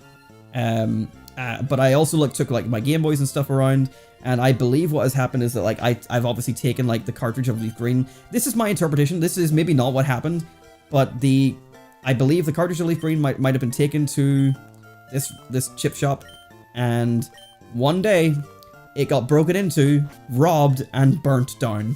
Not burnt down, just like set on fire. Like the building was fine, it still exists, and has become just a different restaurant now. But, you know, all the stuff that was in it was gone, including the PlayStation 2 that belonged to like the other family, and like any other like game stuff we had there, and obviously money and business related stuff. Obviously much worse for the business, but me as a child was just like, I don't know where my Pokemon Leaf Green is. The only place I can think of it being was there, and it had some of like, it might very well have had Pokemon from my original Pokemon Ruby save file traded over to it, so I might have lost like my original like Pokemon forever because of that. I have no idea if I'm right, if my Leaf Green was in there, if I lost it somewhere else, but it's gone. So getting Fire Red and Leaf Green later in the future was, again, quite fortunate. I eventually just got Fire Red. I think I ended up getting that bought or like as a present whenever it was still relatively new, because I had lost access to Leaf Green. So I got Fire Red when I was a kid still, not for like the same reason you would normally get it. It was just because I didn't have Leaf Green anymore. And then Leaf Green, I actually got that in my search for going through all the old games again. I had another friend that was more my brother's friend, but he had Leaf Green fully boxed and with the wireless adapter, and just let me have it. It was either my friend that gave me Sapphire or my brother's friend that gave me Leaf Green. One of them gave me those games for free. The other one charged me a significantly small price, £5. So, you know, I got extremely lucky getting like a lot of these old games acquired over my acquisition period. Like red, blue, yellow, gold, silver, crystal. I didn't have those either. Red, blue, yellow, and gold I got from someone that I knew on Xbox Live. What a weird way to do it. Like, I just happened to know this guy off Xbox through other people, and I told him that I was looking for these games. He was like, I've got them, and I'll sell them to you. Again, he sold them to me at £5 a piece, and then shipped them to me. He lived in Belfast, so he lived somewhere I could see him in person, but like, this was before we were driving, so he posted them to me. £5 a piece, and I got I got red, blue, yellow, and gold from him. Silver, I found out a car boot seal for £10. I had to replace the battery on that immediately. We got a naughty nature for our Mudkip with a high physical attack. Nice. And then Pokemon Crystal. My cousin had that, and I always knew he had Pokemon Crystal. And so I requested it. I was like, you don't play this anymore. Like, you have a wife and child, and this game is still sitting in your mom's house. I know that you have it. May I please have it? Or could I, buy it from you? And he was willing to just let me have it. So again, I got super lucky with Pokemon Crystal. I just got given it by my cousin. So all the old games that I did not have were given to me or sold to me at a super cheap price. I'm very fortunate to have the games I have. Even things like, Pokemon Stadium was super cheap to buy. Stadium 2 was about 30 quid. It was a bit more pricey to buy. Coliseum and XD Gale of Darkness, I'm super, super lucky to have both of those physically. One of my old friends called Jack had these games whenever we were kids, and I would always borrow the games off of him so I could play through them and get the Shadow Pokemon and complete the games. And then at one point in life, he decided that he was sort of done with video games and was giving everything away to a charity shop. And I just happened to visit his house the day he was like unloading everything, and him and his mum both said, you can have whatever you want because we like you. We want you to have the things that you want. Anything you don't take is going to a charity shop. He is the reason, my friend Jack is the reason, not the Jack I talk about in videos today, but another friend also called Jack. He is the reason I have the Game Boy Player, the Game Boy Player disc, Pokemon XD, Gale of Darkness, and Pokemon Coliseum. 2 copies, by the way, and multiple duplicate copies of like Sonic Adventure, Sonic Adventure 2. I am super lucky with the way I got like handed a lot of these games in my childhood. And then ever since Diamond and Pearl, it's just been buying the games as I get them or getting them from like, birthdays or Christmases or whatever. I had Diamond, I got Platinum. I went back for Pearl and like other games, but like the original like cartridge games from Generation 3 and below, I got super lucky for.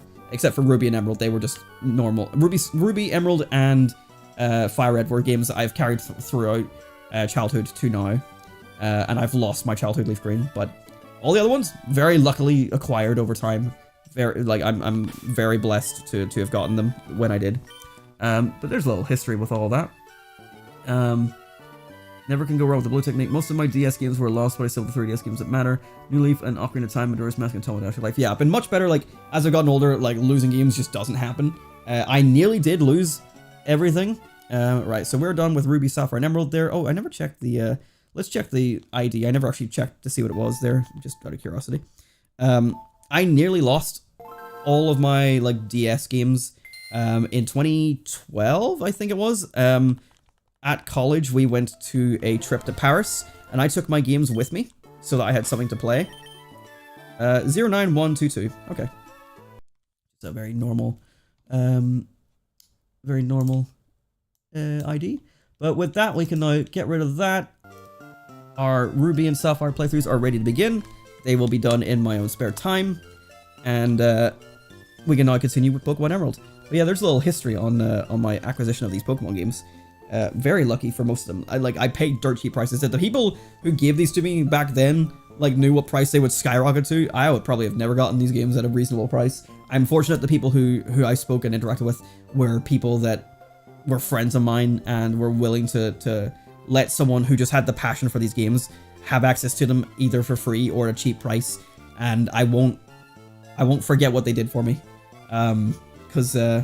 Yeah, getting these games now was a pain in the ass. Getting the Japanese copies that I bought like a couple years back was expensive. But welcome back to Pokemon Emerald. We're done with Ruby and Sapphire there. Oh, I need to put back the Emerald border. It's this one. Yes, there we go. This was our old border. So like it was full screen and it was only this size, but it doesn't suit anymore. So we go back to this one. And yeah, let's continue. Wait, Adam. Did you introduce yourself to Professor Birch? Oh, what an adorable Pokemon. You got it from Professor Birch. How nice. You're your father's child, all right. You look to get good together with Pokemon. Here, honey, if you're going out on an adventure, wear these running shoes. They'll put a zip in your step. We are no longer at a slow snail's pace. Thankfully, Generation 3 goes pretty quickly anyway. But the first game with running shoes, Ruby, Sapphire, and Emerald. These shoes came with instructions. Press the B button while wearing these running shoes to run extra fast. Sip on these running shoes and race in the great outdoors. I think that you have your very own Pokemon now. Your father will be overjoyed. But please be careful. If anything happens, you can come home. Go on. Go get them, honey. Our adventure now begins. Next time. No, we're not ending. We're coming up to 2 hours, but I am not stopping at 2 hours. I'm going to keep going because I'm having a good time. And we also spent like the first hour doing fucking nothing. I mean, we're still in Little Root Town. 50 minutes into the game. Because of, you know, doing Ruby and Sapphire there as well. But let's head out with Torchic. We didn't heal Torchic up. We forgot about that. But we have Pokeballs now. So it's time to start catching Pokemon. I'm going to go heal first and buy more Pokeballs. If I come across something, I will catch it. But now it's time for me to refer to Poke Earth and see what we have in our first area. So here we have, and thankfully, because there's no day and night system, Pokemon only exist once. There's no day, morning, and nighttime shit that we have to deal with. We can just find anything at any time of day. It's fantastic. But welcome to Route 101, where we have Poochyena as our first encounter. This will be our first capture, if we don't die. Ooh, this is going to be a little bit close. I feel like I should throw a ball immediately because Torchic will faint if I attack again and I get attacked again. I'll go down to about 3 HP. Yes! First catcher complete with Poochyena. We're off! We're off on the races! The catching has begun! It savagely threatens foes with bared fangs that chases after fleeing targets tenaciously. It turns tail and runs, however, if the foe strikes back. We're not going to be reading all the data entries, but I wanted to just read that one. There are 3 things that we found on that first route. Let's go heal our Torchic so we're not as in danger. And then we'll buy some more Pokeballs because we got more captures to do. Alright. I will, of course, confirm whenever we come across a Pokemon that will become a new team member. I wanted to discuss that a bit more while we're back in Emerald here, but I'll say it in a minute. That PC in the corner there is for any Pokemon trainer to use. Naturally, that means you're welcome to use it too. The Pokemon Wireless Club on the 2nd floor was built recently. I traded Pokemon right away. Pokemon centers are great. You can use their services as much as you like, and it's all for free. You never have to worry. Imagine free healthcare. When Pokemon battle, they eventually level up and become stronger. If the Pokemon you become stronger, if the Pokemon with you becomes stronger, you'll be able to go farther away from here.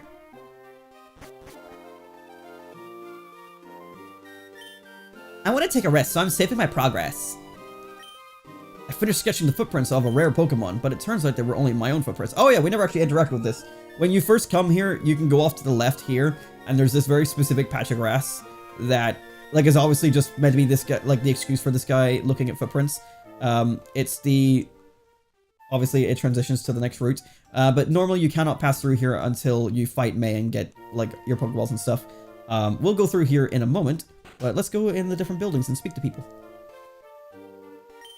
When a Pokemon battle starts, the one at the left of the list goes out first, so when you get more Pokemon in your party, try switching the order around of your Pokemon. It could give you an advantage. Yeah, the Pokemon menu is different, so now, yes, our Pokemon that we first sent out is on the left-hand side, and we have a list of 5, so a little bit different from Generation 1 and 2.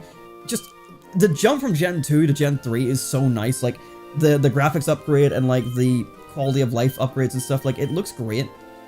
I genuinely love just that leap. Generation 3 is just a generational leap for real. But let's go buy some Pokeballs. We are going to do some catching. I'm going to do this again and see if maybe you're going to listen to me this time. Link together with all. Oh, now you listen. Oh, hello, you know those words. That means you must know about the mystery gift. From now on, you should be receiving mystery gifts. Once you save your game, you can access the mystery gift. I don't think we're going to be doing anything with that anytime soon. Or at all, it depends. We'll see how things go later down the line. let's buy 10 Pokeballs because now introduced into Generation 3, new Pokeball variants. We got a Premier Ball. Every 10 Pokeballs that you buy, you get a Premier Ball. In later generations, you can bulk buy, and they'll give you the amount of Premier Balls equivalent to every 10 you buy. In Generations 3 and I think up to like 5 or 6 maybe, you got to buy these 10 at a time to make sure you utilize the amount of Premier Balls that you get handed. As per Generation 1 and 2, we will be catching everything in Pokeballs, but extra Pokeballs do not hurt. Should we ever want to use them for any reason. I like filling out the slots in my bag, so it doesn't matter. Also, our bag, we have a lot more space in our bag now. This is going to get much more filled out. We will still have a bag limit eventually, but not nearly as limiting as Generation 2, thank God. Or Generation 1, thank God. But yeah, we are going to go up to 14 Pokeballs.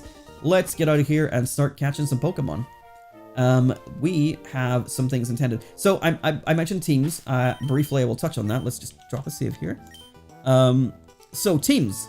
When I originally planned this months back, I had set myself a team of Pokemon that I like, just like with Generation 1 and Generation 2.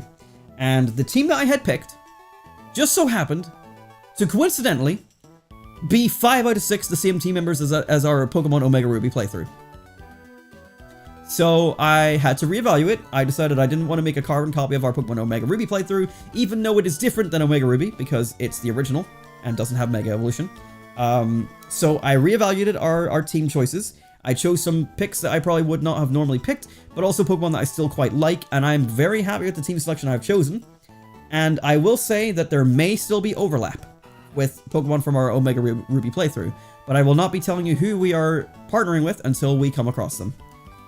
So look forward to some new team members, and I will not spoil which ones were overlapped. Obviously, one overlap right away, Torchic. We are going to have a Blaziken on our team. That one is obvious. There may be 1 or 2 more, maybe less. I'm not going to tell you. There will be overlap. I will confirm that much. So you can speculate who you think will be part of the overlap team. But I did have to make some changes in my planning to accommodate accidentally picking the entire team. Basically, the entire team that I had selected was the same except for Metagross. In Omega Ruby, we got gifted a shiny Beldum at the start of the game. Obviously, that was not going to be part of this team, so I had like substituted out Beldum for something else. Again, without realizing, I literally just wrote down Pokemon I wanted to use, and everything matched perfectly except for Beldum. And I'm like, oops, not doing that. Anyway, wild Pokemon. Let's start the Pokemon Master Challenge, catching wild Pokemon. We got a Zigzagoon. Our first Zigzagoon that isn't the one that Professor Birch was being attacked by. So we can, of course, weaken these guys to help catch them a bit easier. Sometimes you can just toss a ball because these early root Pokemon are kind of easy to catch sometimes. But we will weaken them and see what we can do with them. So Zigzagoon, hopefully you'll play nice and just get in the ball. Ruby, Sapphire, and Emerald does the 3 shakes and then the ball stays still without making the click noise. But adding the click, I love the Pokeball catching animation in Generation 3. Like, in recent games, they've sped it up, and that's good, but it also is a problem because the anticipation of the capture is gone. There's no longer the speed of the game is great. It's nice to have things snappy and quick, and you can go, but there's definitely like an element of anticipation that is missing after you evolve to like where you are in the current games of Pokemon. Also, we got Zigzagoon there, which on the early route here is a 10% encounter somehow. In Ruby and Sapphire, the encounter table here was only... Oh no, it had that Pokemon as well. Okay, so it was Zigzagoon, Poochyena was the 10% encounter in Ruby and Sapphire, which has been increased here. Probably to give you some more variety because having a dark type early on is pretty cool, which didn't happen in Generation 2. But we have Wurmple here, which I didn't realize was an early route encounter in Ruby and Sapphire. I thought it was added in Emerald, but it is an early route high likelihood encounter, which is a bug type. So just like, you know, Generation 1 and 2, you can find early route bug types. It will evolve early. It is there to be like a good like early stage Pokemon, but we'll just be catching this for the Pokedex. And with this capture, we will have completed everything on this first route already. But that doesn't mean we're done. I'm eating an ice cream sandwich after I refroze after it melted. Damn. Hopefully it still tastes good. So that's everything we need here. However, we are going to do something here that other Let's Players and streamers and stuff do. It's quite advised because it's just useful. Zigzagoon here has an ability. This is another new thing introduced in Generation 3, which I haven't talked about yet. So we have Natures, IVs, EVs. Niche abilities are new. So as you can see, every Pokemon has an ability. Torchic here has Blaze. It ups fire moves in a pinch. That doesn't super explain what it means. It basically means that whenever you get to about a third of HP, fire moves have increased damage. Runaway means that you can run away from any battle without failure. Pickup may pick up items. And Shield Dust prevents added effects. I think that must be like, you know, if you use Thunderbolt, the chance of getting paralyzed is 0. I think. I don't know. The window for what it explains is very small and doesn't have enough text to actually explain the effect. But Pickup is very good. Just by roaming around with Zigzagoon in your party, you will just get random items. So most people, and myself included, will load up on Zigzagoons here at the start. I've never done this before, but I'm going to load up on Zigzagoons that have the ability Pickup. And that'll just give us some free items as we play through the game. We're going to go ahead and put in the Pokemon that we have collected into the PC that we don't need, so Poochyena and Wurmple. And I'm going to try and put these guys in order. They have a regional dex order. Eventually, things will be transferred to a national dex. For the time being, we'll put things in regional dex order. So this is Pokemon number 10, this is number 14. So I'm going to try and put them in their correct position. So 6 would go here. This is how I normally organize PC boxes. So 6 goes here, 12 goes here, so 11, 10 goes here. And then number, 14 would go here. It will get problematic as we catch like new Pokemon. If we get 6 Pokemon in our party, new Pokemon will be added here. So what I have been doing in later generations is moving everything one box over and sort of making this like the first like box.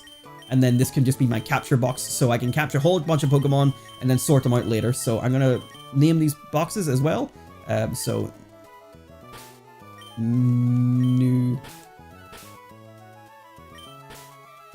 catch. And I will rename these boxes later, but for right now, we're going to keep them at the current names because eventually these Pokedex numbers will change whenever we get out of... spoilers for like completing the game, we'll get a full Pokedex that has every Pokemon in it, not just the Hoenn Dex. But this is just going to make things easier to organize for me personally, so we'll do this for now. And we're going to focus on catching some Zigzagoons early game here. I'm going to save beforehand so that if we get a Zigzagoon that doesn't have the ability, we don't waste early game Pokeballs, because I would ideally like to keep Pokeballs as much as possible. So let's go ahead and save. The only problem here is because Zigzagoon is a 10%, it's going to be a wee bit harder to come by. So a little bit of grinding here for some rare encounters already, but that is fine. It's going to be worth it in the long run. I could like attack these Poochyenas as I go, but I don't see the point. As I said, we're not going to be going for like EVs right away. We don't need to go that hard. So there's another Zigzagoon. Zigzagoon can have another ability that isn't pickup, so that's why we'll be checking each one as we get them. And if it doesn't have pickup, we'll just get a different Pokemon.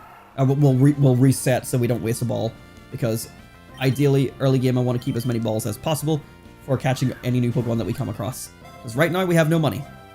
We will get more money soon, but hopefully, yes, another good capture there, and hopefully another pickup ability. Let's just take a look. If we get pickup, we can just save. If it's not pickup, then we move on. Pickup, nice, we got 2. Okay. I don't know what the other ability is. Let's see. The other ability is... Oh, okay, in Generation 3, it only has pickup. Is it Generation 6 that has other abilities? Yes, in Generation 6, it can have another ability. Okay, so great. So we don't actually have to worry. Every single Zigzagoon we come across will have pickup. That's great. That's going to save us a bunch of trial and error. We might still lose Pokeballs, but that's just the nature of catching Pokemon. Hopefully just taking it down one blip of HP will do the trick for us, though. This is me, like, proper min-maxing at this stage, but it will be worth it. Another Wurmple. That is fine.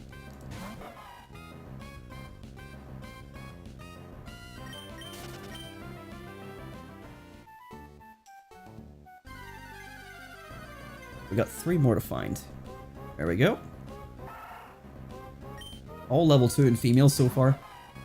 Like, part of me was thinking, like, oh no, have I got, like, RNG clones already? No, we've been playing for, like, an hour without restarting the game. Oh, no, we restarted to check the mystery gift, so, like, we have technically restarted the frames, but we haven't restarted since getting a Zigzagoon, so these would all be unique. It just so happens that they're all level 2 and female.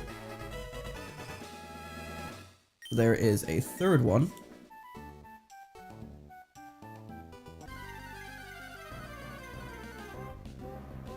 Another Wurmple, we don't need that. Oh, I'm so glad to be playing Generation 3. I fucking love Gen 3! The music, the graphics, the gameplay, I just love it so much. I think, like, in terms of trainer designs, like, Brendan's one of my favorites as well. I think he kind of looks kind of like dorky in Generation 6 whenever they did the remake. But, like, the artwork and the sprite work for Generation 3's, like, Emerald Brendan specifically, like, Ruby Sapphire Brendan looks kind of goofy. But, like, Emerald Brendan, like, I love the artwork for him, and I love the sprite work as well. And I want his fucking hat! Let me buy his hat! And then May. Like, May's just a great character design. And she's a great character in the anime, too.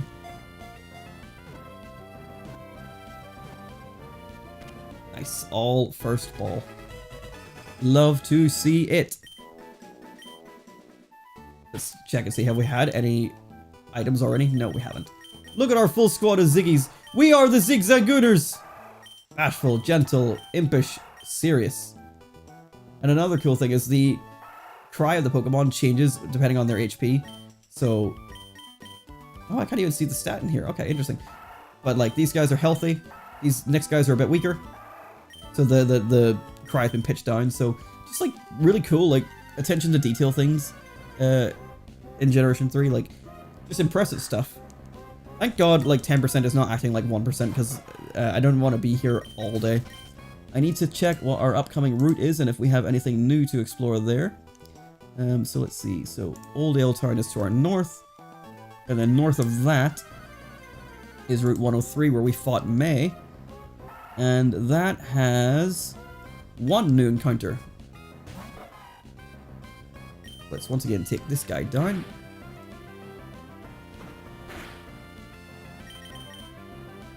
And Pokeball.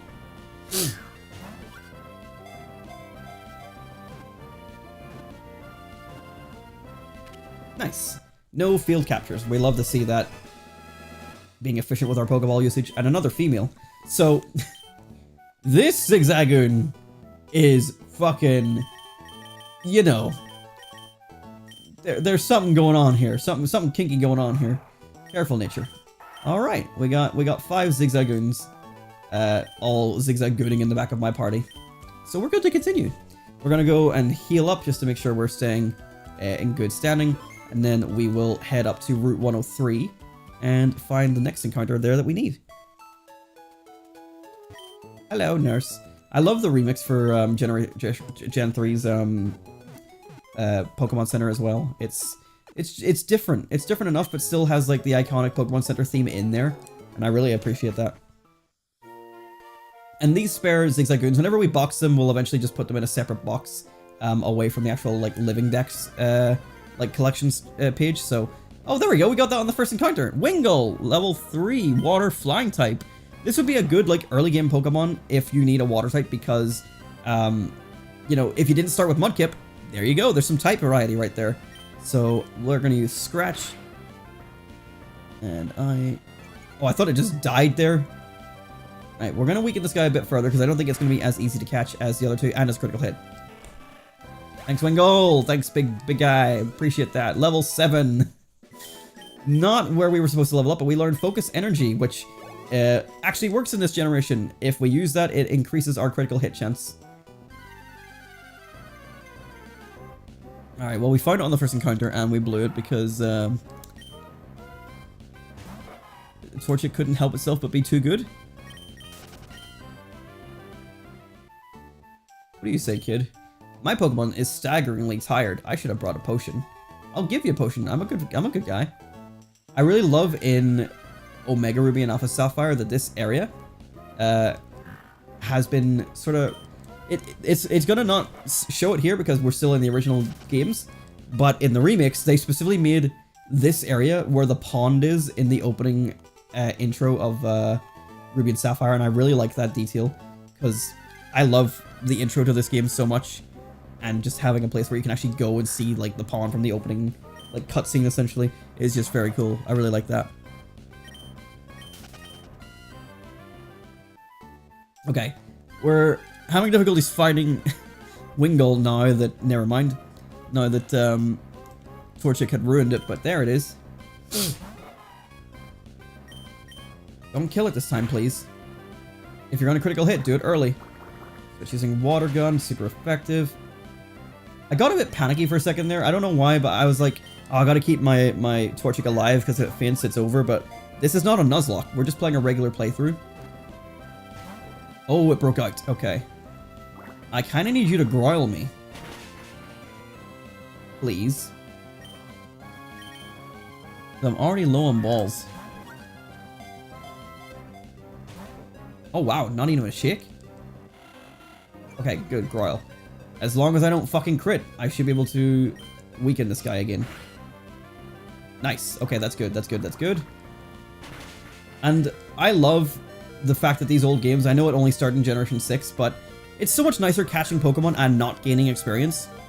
I know it still makes sense, you still battled the Pokemon, but like, if you're catching every Pokemon in the game, I'm always over-leveled because of the EXP share and catching everything. And like, I know the EXP share is built with the game in mind these days, so like, it's less bad, but it's, if you're catching everything, like, it's built with everything in mind for like trainers, but if you're catching everything, you're going to over-level still. And I have in every game since X and Y. It's been quite annoying. We'll leave Wingull in the spot that it's in at the minute. We can do a bunch of reorganizing at a later stage, so that is fine. But now we can move on to the next route. So that is all for Route 103 for now. We can proceed back. So let's go to Oldale Town. And then west exit, Route 102. So Route 102 significantly increases the amount of Pokemon that we have to capture. So we're gonna need some Pokeballs. So let's firstly check. Do we get any? We got an item. Our first pickup item is an X attack from Zigzagoon. Okay, nice. So even if we don't use these things, it'll be good to like sell these things later down the line. I believe if they get higher level, they will get better items. But I'm not gonna go out of my way to like level these guys up. They're just gonna hang back.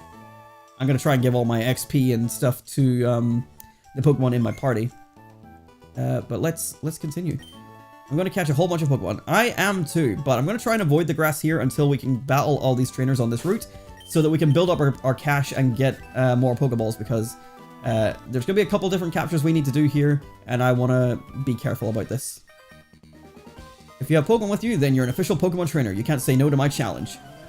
Our first our first trainer battle that isn't our rival is youngster Calvin. Calvin with a level 5 Poochyena. That's actually quite high level. We can probably just go with Stretch, but I'm going to go for the Focus Energy here just because it is a bit tougher. And by now, they expect you to be catching Pokemon that you're going to be using on your team to help. And I'm not using any of these guys, so I'm relying entirely on Torchic. If it loses, we're in trouble. It's howling to boast its own physical attack, which is kind of scary, because it might do some really serious damage, especially because we are weaker physically, defensively, because of my hasty nature. But it's okay. It spent all of its time howling, and even without critical hits from the Focus Energy, we still got the KO pretty easily. I lost. I should have trained mine more. Yeah, maybe you should have used an attacking move. That might have helped. Ha ha ha! Our eyes met! I'll take you on with my bug Pokemon! We would have the type advantage here if we had Ember, which, again, in later generations, they start giving like elemental type moves much earlier. Sometimes at level 5, sometimes at like level 6 or 7, but not in Generation 3. We're gonna have to actually work for it, which I appreciate. I appreciate that you're not just given your type effective move super early. You could argue that it's like, well, why bother getting like, you know, a fire type or whatever like early, but I think it's nice that you are sort of stuck using regular moves for a while. Oh, we got the critical hit there. Nice. Until you earn the move a bit later on. which also benefits you because then in your rival battle, they don't have their type effective move. That loop you got in for like 20 minutes or something ridiculous. What loop? What loop did I get into? I don't remember. And our focus energy will persist until this next Pokemon as well. A critical hit didn't even matter there. We take out more than half of its damage, which is the risk there. Also, I noticed that even with our previous speed drop, we were still faster than Wurmple. We're still faster than Wurmple with 2 speed drops. We are double its level, which is fair, but like, damn. Metapod? Dynamite. I don't recall this. What are you talking about, Brisk? A Metapod? Was this in Yellow or was this in like Stadium? I cannot remember. Child, see me. Oh, you're not a trainer? I'm not very tall, so I sink right into the tall grass. The grass goes up my nose and choo! Did you just become a trainer? We're both beginners. My problem with pre-Gen 4 is still the lack of separation between physical and non-physical. That said, I've still not played anything Gen 4 or later except the Gen 2 remix. I'm going to do a healing loop with some enemy. I can't remember this at all, damn. That's some memory risk. Yeah, I was going over that earlier, Nate, the physical and special split. Thankfully, as long as you can remember which types do special and physical, it can really help out a lot, because I didn't know them whenever I was younger. I only learned them for this playthrough, and as I mentioned earlier, the way to remember them is Eevee's evolutions, not including the normal type for Eevee itself. Every evolution is the special type, is a special type in Generation 1 and 2 and 3. So water, electric, fire, dark, and psychic, ice and grass, and then instead of dragon, instead of fairy, because fairy didn't exist, dragon. So just convert fairy to dragon and you've got everything. And everything that wasn't in that list is physical. It just happens to work out that way. And that's really cool. And it makes it easy to remember. Nice, that critical hit. One shot KO'd that Tilo. Nice. Youngster Alan. I called you because I thought I could beat you. We are not getting as much money as I thought we were going to get from these guys. 1492. We've barely gotten anything. I'm actually amazed by how little money that is. Although we should be checking our Zigzagoons for, yes, 2 more pickups. We got a Super Potion. That's really early. Super Potion recovers 50 HP. We'll not need those for quite some time. And a regular potion. Okay, nice. This is great. Like, even with that, we could just sell the potion if we really wanted to. And new mechanic. Berries. They existed in Generation 2, but we got new berries now with berry trees here. So we got an Oran berry, which we pick, and that gives us 2 berries. And we have a Pecha berry. So Oran berries recovers 10 HP, and Pecha berries recovers poison. So let's go ahead and plant these back again. These will be the thing that utilizes the clock. They will grow over time. We will later get an item that lets us water them, and we're supposed to water them to get better berry outcomes. And if we forget about these, they'll eventually just like disappear or regrow or something. I don't remember. I'm just going to plant them and forget about them because I'm just going to do that. But I also don't want to just leave the soil blank. Maybe I should have. Oh well, doesn't matter. Doesn't matter, too late. What's done is done. Oops. Running in Generation 3, if you run past a trainer that is like rotating their position, running past them will make them immediately snap to you. So you want to walk past trainers that you want to avoid, which is something that I learned as a kid. I was able to pick up on that subtle gameplay feature. And it's just a cool way of like being able to navigate the world if you want to avoid battles. You don't only have to avoid the grass, but now avoid the trainer's line of sight if they're moving, which is very cool. It's not an issue of remembering, it just feels like it makes some Pokemon useless like Absol, or that you can't get stabbed and their better stat is used at the same time. Yep, I 100% understand that, Nate. It may or may not come into effect later in this playthrough, who knows? I mean, it's the reason why instead of giving Torchic an Adamant Nature, I've given it Hasty, because it will not be able to utilize fire-type physical attacks. You know, it's just not a thing, so although it has a fighting typing come its evolution later, it will only benefit from certain moves, whereas its fire typing is going to be neglected. So I am going to try and make it sort of mixed attacker, but we'll see how things go as we continue. We have had a whole bunch of attack drops, but if we get one critical hit, it will ignore the stat drops that we've had, and we'll be able to just fly through this battle. But we're getting into a healing loop again. Come on, critical hit. Absorb is only doing 1 at a time, so we're pretty good there. Being level 9 is helping big time. As long as we get 1 critical hit, we'll fucking skyrocket down the HP bar here. I missed some stuff here. No, it would stun you or something. I don't remember what it did, but you got stuck in a battle and we're screaming. I cannot remember this. Do you remember if it was Pokemon Yellow or if it was Stadium? Like, I do not remember this at all. But it sounds like something I would do. I notice our focus energy is not getting our critical hit that we're looking for. We're still winning the fight here. It'll be time to return to the Pokemon Center for a little heal in a minute here. Oh, there's our crit. Is that one of the ones for the counter? The unnecessary critical hits? I mean, it wasn't going to die without the critical hit, but it's nice to... Hey, we got Ember! So now, even with attack drops, we have Ember, which is going to be beneficial from our special attack. So reducing our physical attack will not impact Ember in any way, and we get CM type attack bonus. So let's take a look and see how we're doing for stats. Our special attack is 21, our physical attack is 19. So Ember is our best move. I'm going to put Ember to the top. I'm going to put focus energy there because it is kind of useful at the minute. So right away, we've got a way better move here. CM type attack bonus, I think, is like 1.5 times damage. So this 40 power move is actually 60 power. So better than Scratch, and it utilizes our better stat of only 2 points at the minute, but it is better to use Ember in pretty much every situation that it will be neutrally effective in. Other than if we know the opponent is more of a special defender than a physical defender. Zigzagoon has a new item. It's a super potion again. Nice. Alright, let's backtrack back to the Pokemon Center and heal up, and we'll continue on here. I was really expecting more money at this stage. I thought I was going to be able to buy way more Pokeballs. I was dead wrong. Dead wrong. I can't remember which one that was. Maybe Stadium. Stadium sounds about right. I know that there was a whole lot of rap in that game, but I cannot remember the heal thing. But yeah, that sounds very believable. I can imagine it, but I just can't actually imagine what battle that happened in or what actually happened. But it's all streamed and preserved, so it's easy to go back and find it at some point if I ever want to. I've managed to avoid the WoW battle so far, but we're gonna go down here and get an item, which is a potion. Oh, we got a WoW battle. So on this route we have some new encounters, including not Wurmple. We do have a couple that we have to go through though, so we'll try and get those as we go. But we're about to enter the next town, which is Petalburg City. Let's have a wee look around and talk to people. Norman became our town's new gym leader. I think he called his family over from somewhere far away. Oh, okay. This is them saying that... So Norman is our dad, and they've indicated here that he's come from far away.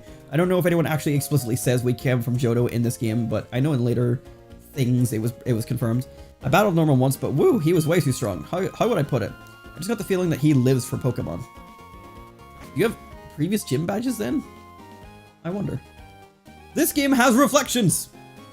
This was so fucking cool when I was young. It's like, it's such a small thing, but like the water itself is just one pure block of blue, but like, look how good. Oh, my face is reflected in water. It's a shining grin full of hope, or it could be the look of somber sound struggling with fear. What do you see reflected in your face? Pixels. Traveling is wonderful. When I was young, I roamed the seas and the mountains. I kind of turned that into James. Leo Burnett and 4 Kids of the Devil, Leo Burnett! I wish I could go on an adventure with some Pokemon, crawl through some damp grass, climb rocky, rugged mountains, cross the raging seas, wander about in dark caves, and sometimes even get a little homesick. It must be fabulous to travel. Just do it, girl! Something that will be explored in Generation 5, kind of. Excuse me, miss. Where has our Wally gone? We have to leave for Verdanturf town very soon. Where's Wally? A whole book? In Pokemon referenced? Where is he? This was high quality graphics for newfangled GBA in our young minds at the time. I fucking loved it. Like, even going back to it, I think this game looks great. I know people now fucking go back and go like, even in the GBA, like, they compare, like, Golden Sun to fucking Pokemon or something. I'm like, I don't care. Like, this is how Pokemon looks, and it looks great. I don't care. Especially jumping from Gen 2 to Gen 3. I don't care what you do. I love it. That PC-based Pokemon storage system. Whoever made it must be some kind of scientific wizard. There are many types of Pokemon. All types have their strengths and weaknesses against other types. Depending on the types of Pokemon, a battle could be easy or hard. For example, your Torchic is a fire type. I didn't think she'd tell me about my Torchic. It's strong against the grass and bug types, but is weak against water type Pokemon. That's really cool that an NPC will tell us things about like type. Will you tell us about Zigzagoon?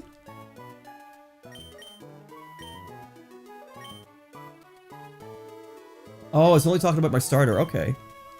But that's cool. Like, that helps people learn type matchups. Like, it's not something that, like, unless you go out of your way. Like, I know this is still going out of our way, but it's in the Pokemon Center, so people are always going to be coming here. And I don't know about you, but I always end up talking to the one next to the desk more than any other trainer because it's like, maybe they have something important to say. But that gives you some type advantage matchup knowledge, which is good. Hello there, trainer. You've got a wonderful smile there. I have a hobby collecting the profiles of Pokemon trainers. So how about may I see your profile? Yeah. Oh, we gotta write something funny. So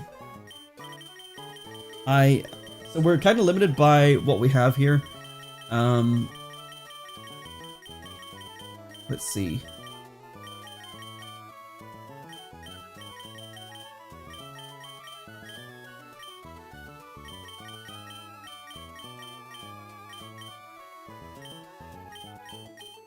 I have an idea.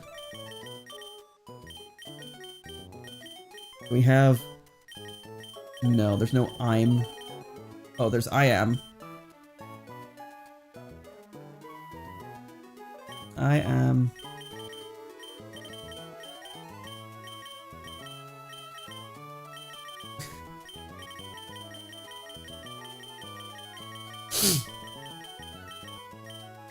I am going to Zigzagoon. I am going to Zigzagoon! Yes, fantastic! Your profile, it's wonderful. It really says what you're about. Why anyone here in this profile will be captivated by you. Thank you. So now if I was to... I think if I go into like a wireless setting to like trade with someone, if they look at my trainer profile or something, somewhere my game will say I am going to Zigzagoon. There we go. We love that. Hi Pikachu Potter, welcome. Welcome to the stream. Ignore what just happened. We're just being a bunch of Zigzagooners out here. Speaking of Zigzagoons, I don't think we got anything because we were in the Pokemon Center there. I don't know if it's based on steps or if it's only when you're walking through grass that pickup works, but over time we'll get more shit. Hello, sir. Let's say you have 6 Pokemon. If you catch another one, it is automatically sent to a storage box over a PC connection. Somehow. Don't ask questions. Oh, hello.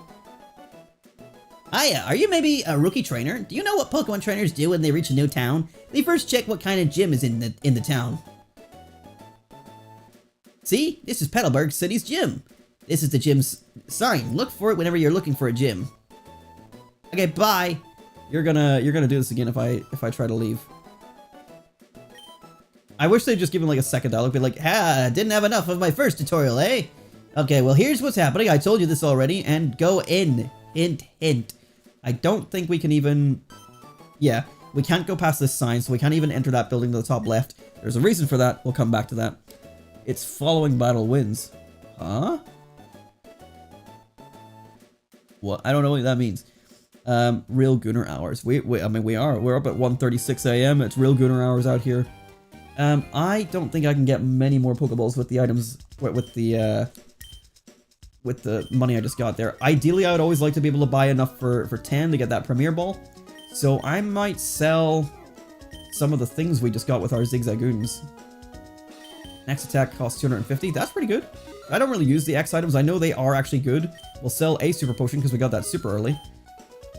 And so now we can buy some balls. Nice.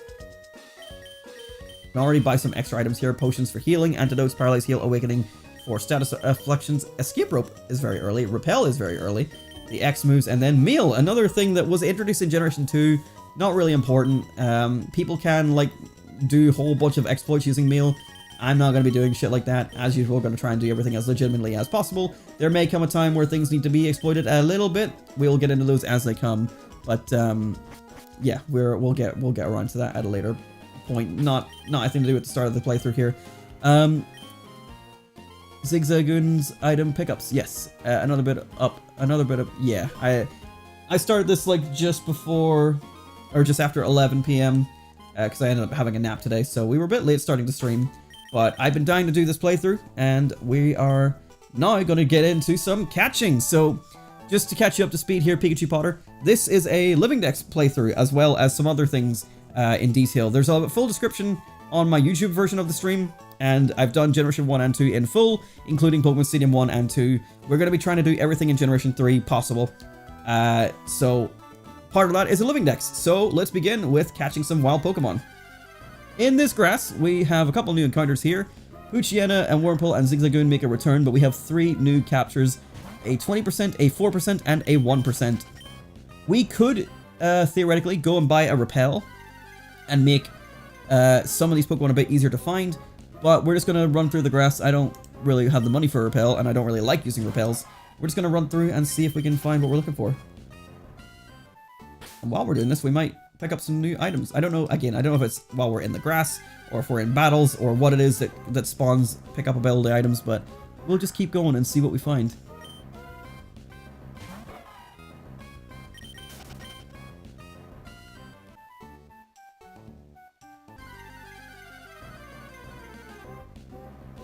Nothing new so far.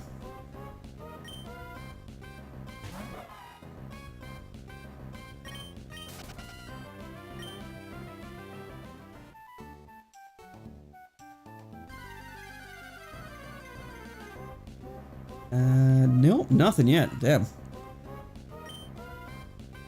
So to give you an idea on between nights, so we'll be staying up. Oh, nice. I have work in the morning at 9 a.m. in an office, so I have to travel at like 8:30. But we ball, we Pokeball. So the encounter rates here: Wurmple's 30%, Poochyena is 30%, Zigzagoon is 15%. The Pokemon that we're looking for, one of them is 20%, so it should be easier than Zigzagoon to find. One is 4%, one is 1%, so it'll be a little bit of a trial and error here to find what we're looking for. But it might just give us some time to get some pickup items if we're lucky. We just gotta play the waiting game. Damn, these 30%ers are just adamant to be captured even though I don't need them.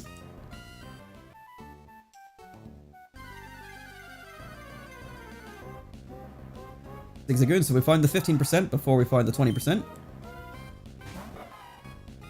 We're into everybody's favorite part of my Pokemon series, which is searching for the rarer Pokemon spawns and praying.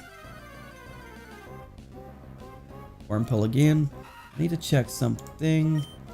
Okay, yeah, that's what I thought. So that wouldn't really be beneficial.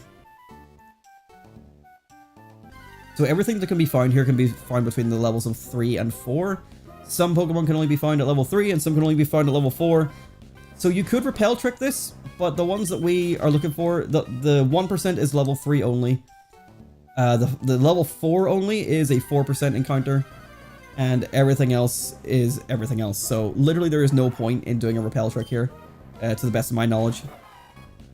Repel Trick, if you're not familiar, is basically just you put a Pokemon at the start of your party with the same level as the Pokemon that you're looking for, and anything under that level will not be found while you're using Repel, but anything of the same level or higher can be found in the wild. So if you're in an area, say, where everything is level 3, but you're looking for level 4, and it's only thing on that route that is level 4, you stick a level 4 in your party, all the level 3s will disappear, and only the level 4 will spawn. There we go, there's one of the Pokemon we're looking for, Lotad! Another good, like, early game Pokemon that is a grass and water type, so a nice variety of types.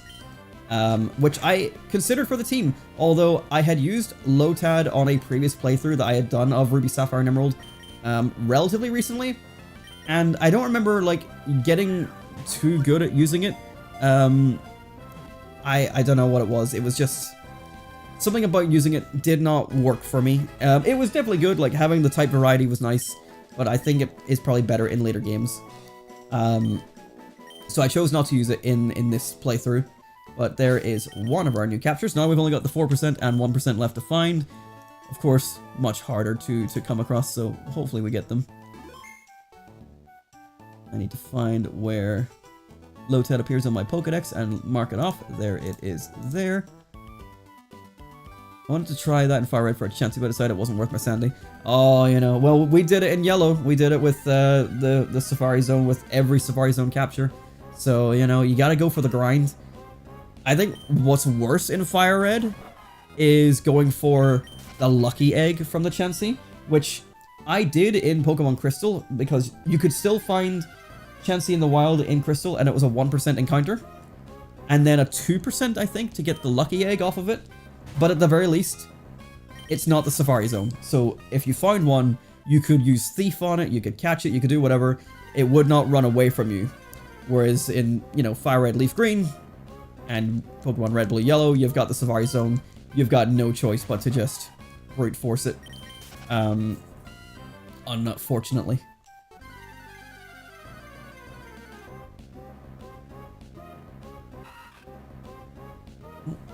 He's shifting herself. I am like low down in this camera view right now. I should be a bit higher up. I think I'm just like shrinking as I go because I'm just like getting like tucked into my sofa. But yeah, did you guys know we were going to be doing a 1% encounter already? Unfortunately, Emerald is quite notorious for having quite a lot of 1% encounters. Between Ruby and Sapphire, there is a lot of Pokemon that like you can find one in one game and then another one in the other game, just like with most version exclusives. And then Emerald decided to throw in a couple of those. Like, it seems to take most of its encounter table for certain Pokemon from, like, Ruby version. It takes them from, like, one of them and then makes, like, the other one that was available in the other game as the 1% encounter. And she's like, why, though? Why have you done this? And then there are just some other Pokemon that are, like, common in Ruby and Sapphire that they're in Emerald. They're just like, yeah, that one's gonna be hard. Good luck. That's what I wanted to do for it, was the Lucky Egg, and after an hour I noped out. Yeah. Fire and Leaf Green going for the Lucky Egg is a pain in the ass, and I'm pretty sure in Generation 3, the Lucky Egg might be only obtainable that way. There might be other ways, like maybe there's some sort of gift you can get in Coliseum or XT Gale of Darkness maybe, but I don't know. I think it might be Chansey only.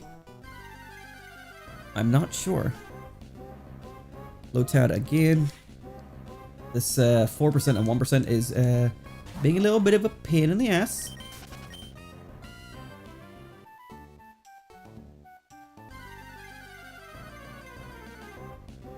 I should check my my Zigzagoon, see if there's any pickups on them.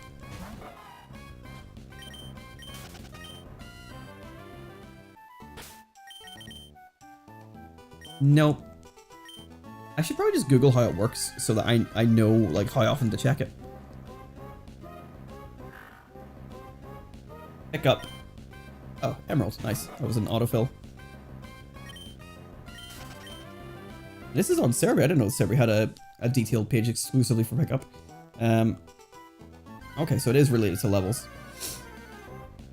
But you can still find, like, the good shit at levels 1 to 10.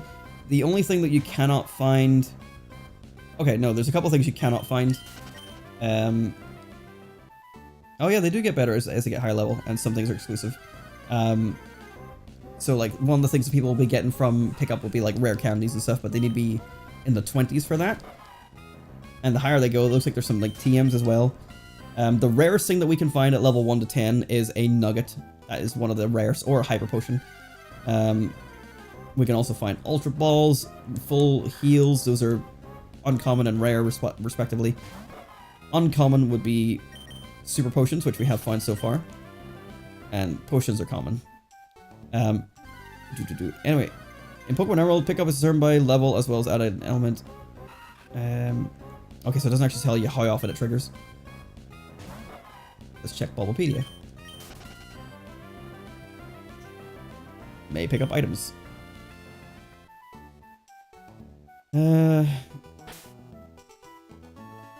After winning a battle, any Pokemon in the player's party that has the ability and is not already holding an item has a 10% chance of creating a held item. So it's only if we defeat the Pokemon. And it's 10% chance. That's pretty good. What is not pretty good is my encounter chance for these two Pokemon. What mod am I looking for? I like to keep that secret until we find it. Even though people could just like look at Cerebi while I'm doing this and check what the encounter table is here, I like to keep it secret. I like to keep the mystery. Don't ask why I like to keep the mystery. I just like mystery. I suppose what I could be doing is defeating the wild Pokemon with the Zigzagoon so they could level up, since I want to leave the actual trainer battles for the actual Pokemon I'm going to be using on my team, which currently is only Torchic. But that way the Zigzagoons could level up and potentially get better pickup ability items. But these guys are level 3 and 4, and all of my Zigzagoon are level 2, I'm pretty sure.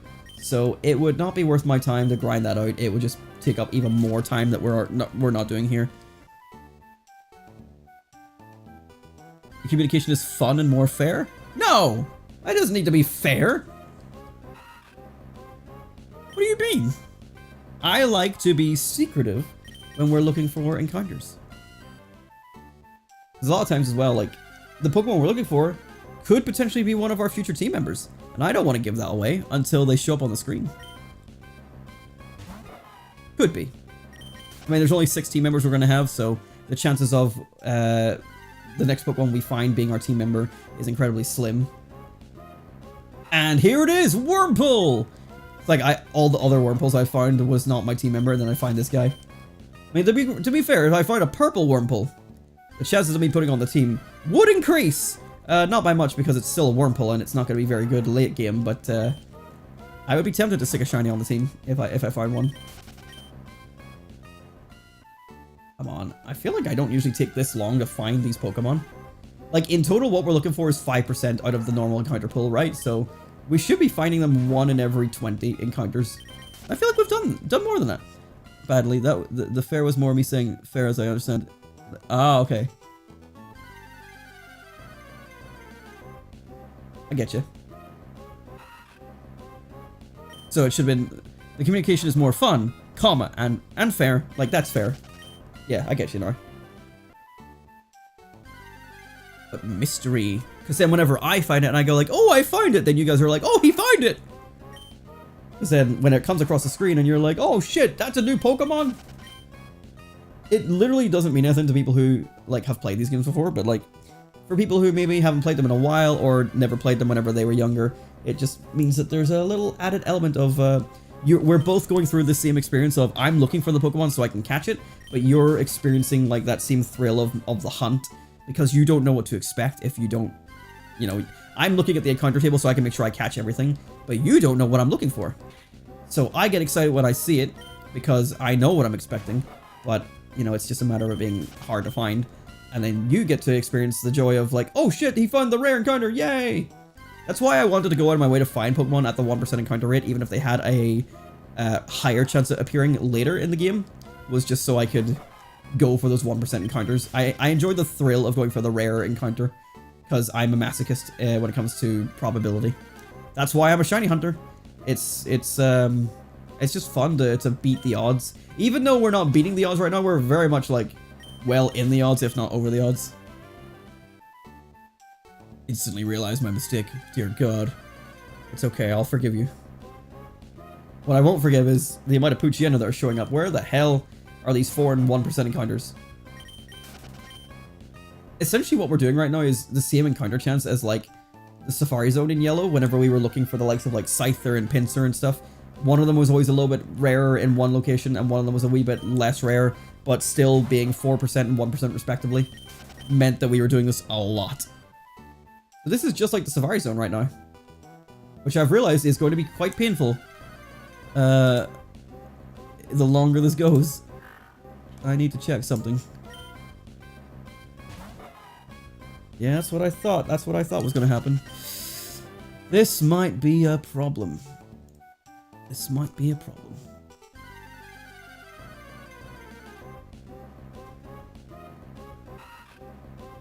We're just gonna have to keep at it.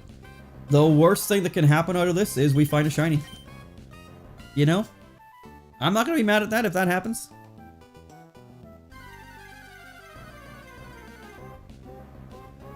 But damn. And I see the other... Actually, no. The worst thing that can happen is I find the Pokemon we're looking for. I try to weaken it with Torchic because, you know, I need to weaken it to capture it. At least effectively. And I kill it, you know? So that would actually be the worst thing.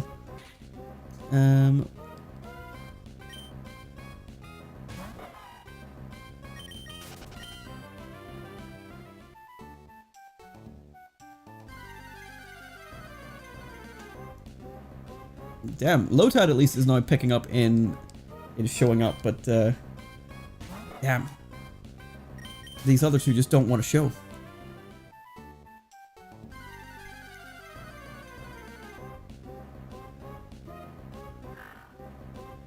Come on, guys.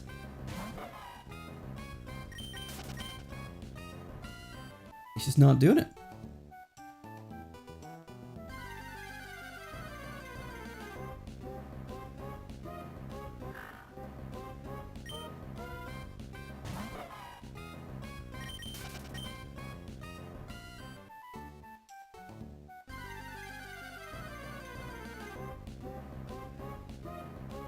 And Fire Red Onyx in an area has a oh, sorry, I thought Fire Red Onyx ONYX was like a ROM hack or something. Sorry, because the Pokemon Onyx is ONIX. Sorry, not to be that. Actually, it's ONIX. Not to be that guy. So I just misunderstood for a second there. Onyx has a 5% encounter rate in an area, and when I didn't plan on catching it, it appeared, no problem, and I killed it. But when I wanted to catch one did not want to spawn. Yeah, I think I had that in yellow as well. We were looking for Onyx in like the dark cave or something. You know, we've had a couple of those moments. Like there's been a couple times where like, yeah, we're just looking for blah blah blah, and we'll find the rare encounter instead. It's like, come on, like why do you show up now? It's classic RNG. Classic. We are in the thick of this. I'm actually genuinely surprised that we're so many encounters deep and haven't found at least one of these guys. Again, in total, these two make up 5% of the total like encounter pool. So it's kind of impressive that they've avoided it the entire way.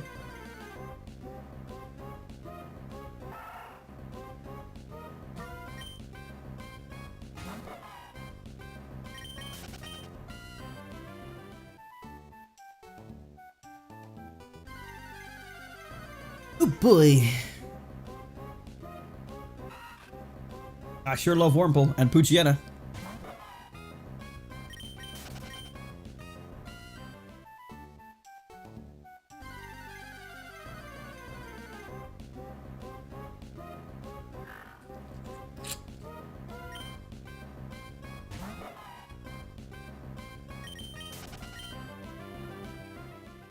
Come on. And we're 2 hours 44 already. Like once we got out of like the slow start of you know, resetting for the nature we wanted, and what else? We reset it for the nature we wanted, and then you know, did Ruby and Sapphire's like starters as well. We picked up the pace a bit, but we're grinding to a halt right here with this encounter table. Again, Zigzagoon right here, 15%. That's not far off of what we're looking for. Just a little bit rarer would be nice. Little bit rarer. Like out of the encounter table, like Zigzagoon is the rarest thing that isn't the 4 and 1% encounter. So you'd think that they would show the fuck up so we could catch them And move on. Perhaps just a little bit. And good news, this is going to be like this in future areas as well. It's not going to just be here. I am getting warm In my coat of house coat. I'm wearing my Banjo-Kazooie shirt today, which I fucking love. It's a great shirt.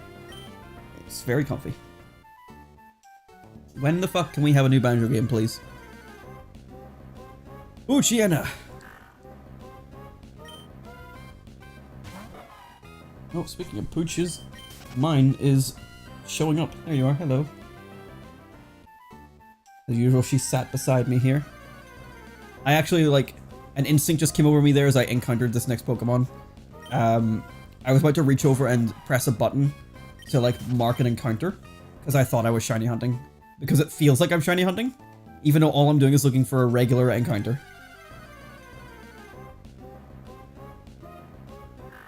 That was crazy, like, what an instinct that was. Like, so what I do is I have, I just use, like, the calculator app on my computer, and then do 0 + 1, and then just hit enter every single time I get an encounter, so I could just use that to count up, rather than using, like, an actual counter, like, app or something. While I look for things on Emerald, I'm going to open up Pokemon Go and see what we have there. I've been, like, catching a whole bunch of the Dittos to see if I can get a shiny Ditto in Pokemon Go. with the hat for Pokopia. There is, oh wow, a couple different Pokemon right here that can become Ditto. Woo! I got a Scyther, 2 Marls, and a Hitmonchan outside my door. And Scyther, as it was one of the Pokemon that, like, for Pokemon Go's Pokopia event, is one of the ones that were needed to find to complete the research task, and it just would not spawn for days. I only found one today while I was at work. And it's not a Ditto, and it's also crap. Let's check the Marill.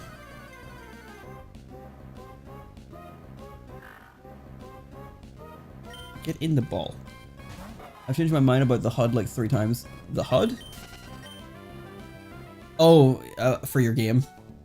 I mean, yeah, you've got a lot to consider. I thought you were talking about like my stream border. I'm like, no, you liked it. You told me to do it.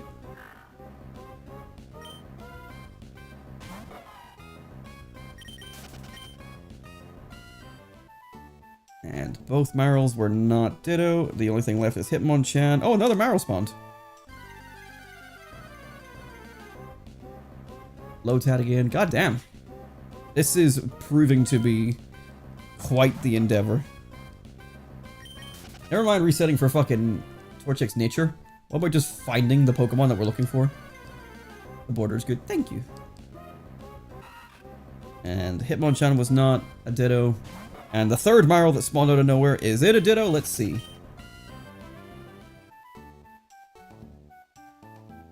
No, not Ditto.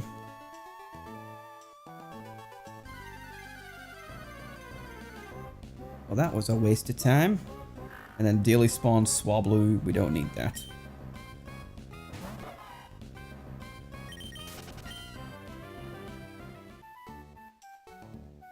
Part of me feels like I should be knocking these guys out so that I can get pickup, but I don't want to just overlevel Torchic by beating all these Pokemon. It's not what I want to do. I just want to find the 2 Pokemon I need to capture, which should not be taking this long, I think. Another Hitmonchan has just spawned.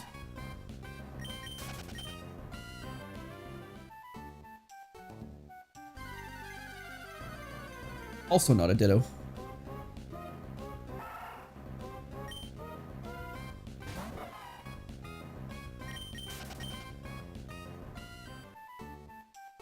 Come on, come on.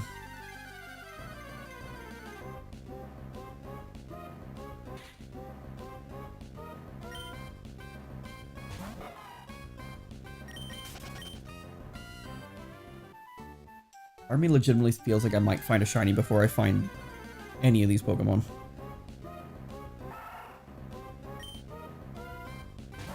And that is ridiculous to me.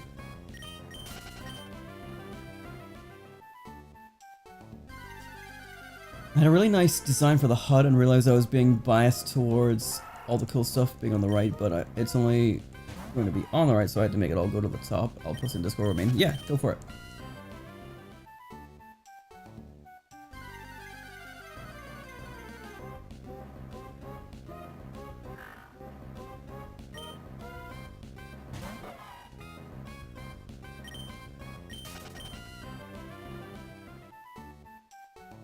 What is going on? Why? Where am I?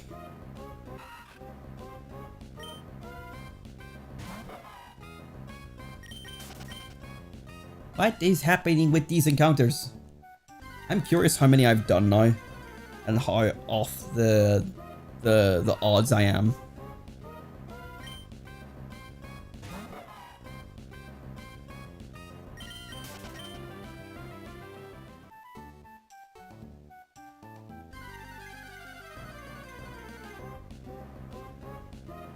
Nope.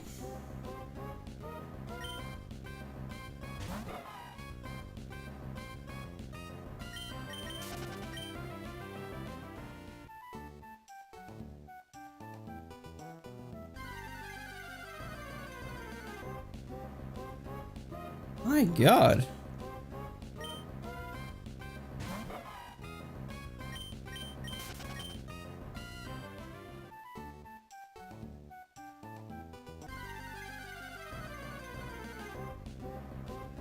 My god.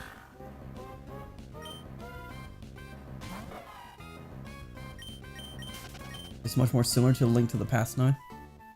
I'll have to take a wee look while I'm doing this because I'm going to be here for a while by the looks of it.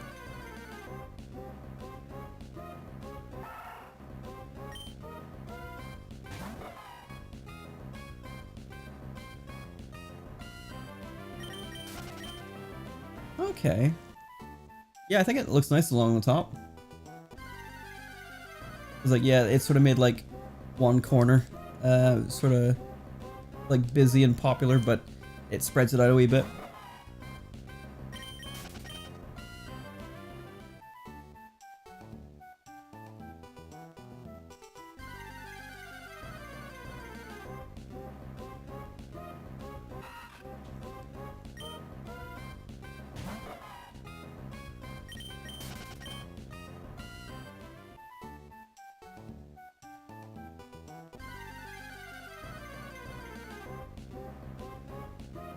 Oh, I am amazed I'm still looking for this.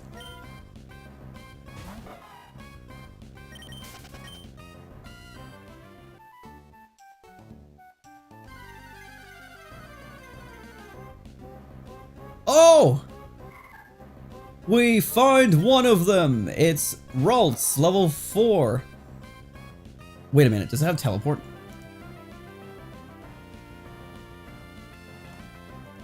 Hang on.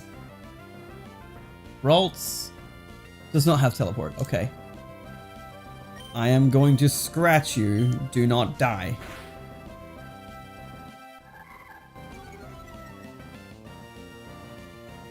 Okay. This is one of the two Pokemon that we're looking for.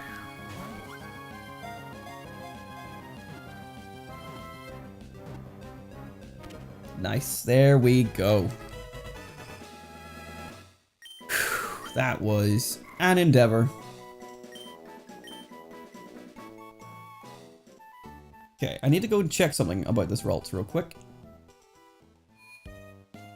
So that's the 4% encounter. We still have the 1% encounter to go, which is the level 3. So if we were going to do a repel trick, we wouldn't be able to do it. Ralts here has Impish Nature and has Synchronize. So Synchronize is pretty good. Basically, it has, I think, a 50% chance of passing on the ability that it has to the wild Pokemon that it gets encountered. So if I wanted to look for Impish Nature Pokemon, I could use this this Ralts to do so. I'm going to organize these guys since I'm here. So we got 27, 19, and 29.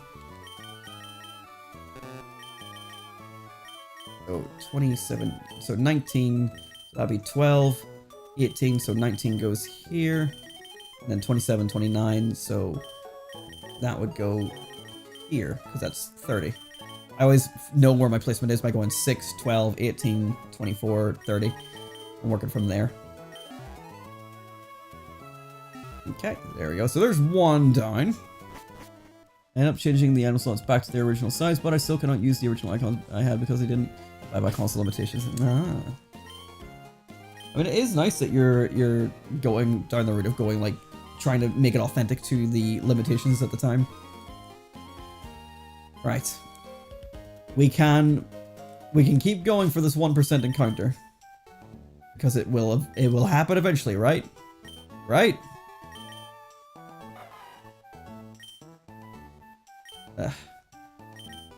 Like, surely I just find it. I find it now. I find it right now. I need to check another thing. Okay, so it will be good to catch another Ralts just to have more options for Synchronize. However, I need to check because we do need to find evolutions and stuff at some point. And yes, Ralts can only be caught and or evolved by catching it here. There are no other ways to get Ralts or its evolutions. So while we're doing this, we may as well catch another Ralts. And just have it ready for evolution later in the game. Because there's nowhere to find its second form, there's nowhere to find its third form. This is the only location to find its first form. We may as well catch it.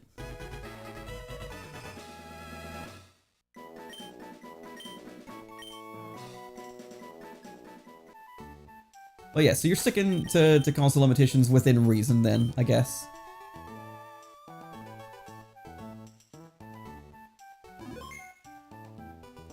Let's actually check and see. I cannot believe we found back-to-back rolls after going all that time without nothing. I mean, it kind of probably brings us back to, like, being within odds now. Which, you're a rash nature, okay. So I'm gonna put, like, synchronized guys, like, over here. I probably should have changed the box back, but it's okay.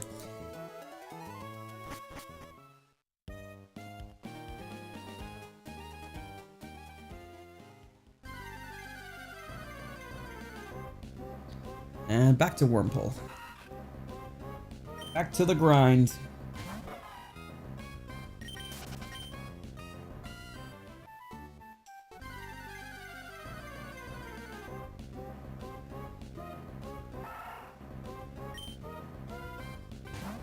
You want out, Dizzy?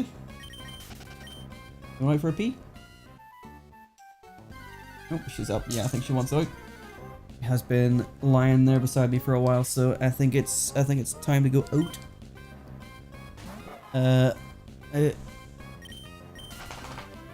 Another thing is that I feel like the button maps are just way smarter than they would have done, like having 3 item slots.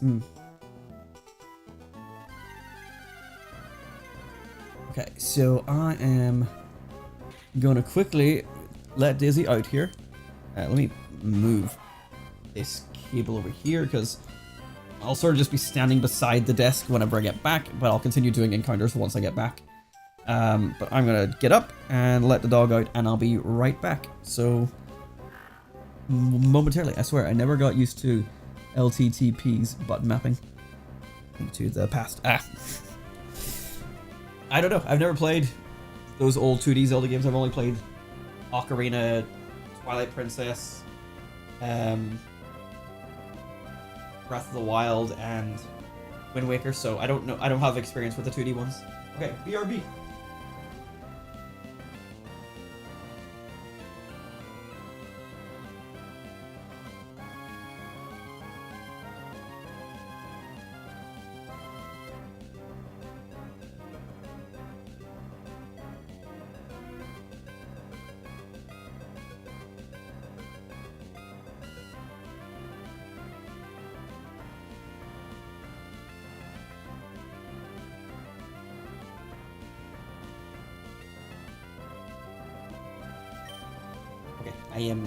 I'm here. I will do some encounters while I wait for her to come back.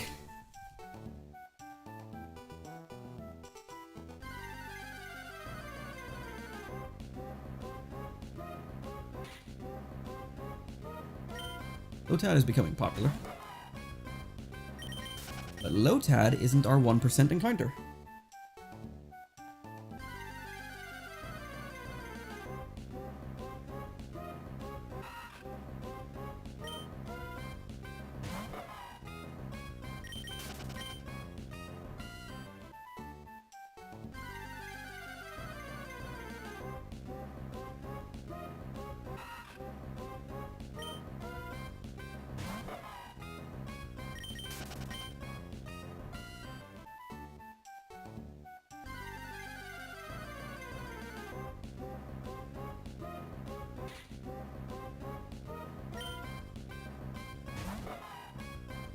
I know it's most likely a waste of time to suggest it, but maybe you should try Legend to the Passage of NSO. You can just pop it on one day. I think it'd be fun to see LP or stream it at least as a one-off.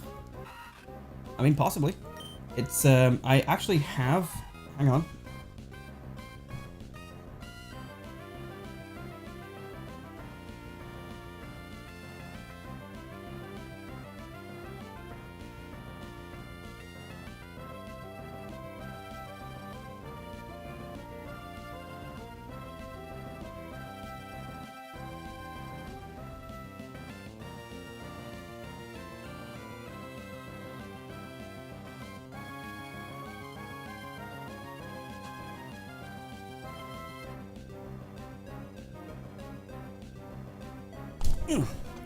I don't need NSO.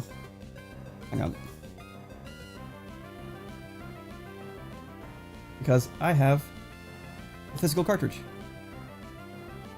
I don't remember why. I think I just saw it on eBay and it was like a cheaper price than I expected, and so I snapped it up, and like, other than a couple smudges on the label, it's in a decent quality. I had heard that Link to the Past was quite a well-respected and popular Zelda game, and like, obviously we'd played Ocarina at the time that I bought this, but I was like, hey, why not, right? Like, at this stage, even though I'm not a Zelda fan, I'm kind of just collecting the Zelda games if they come across me, so I have Link to the Past. I'm still trying to get Majora's Mask at a decent price, but even if I get Majora's Mask, I need the N64 expansion pack. Well, tell you what, Brisk, we're doing Pokemon pretty much for a while, right? Between playthroughs, obviously, of like Generation 1, I did Sonic Superstars, and then Generation 2 to 3, I did Sonic Generations. After Generation 3 of Pokemon, because it's going to be lengthy, I will stream A Link to the Past. Yep. I think that sounds fair. Because that'll be like a lengthier playthrough, and then that'll lead us into Generation 4. I think that sounds fair. Because Gen 3 is going to be a while. I don't like breaking up the stream games. Like, I kind of really like all the thumbnails being in order of like the game that we're playing. If I'm going to do like streams that are not going to be in that order, then maybe I'll stream on Twitch only. But I think I would like to do that for you then on YouTube, where it can be saved and recorded for future watching. So we'll play Link to the Past after Generation 3. Remind me, by the way, whenever we're done. Let me go check on Daisy. She hasn't come back in.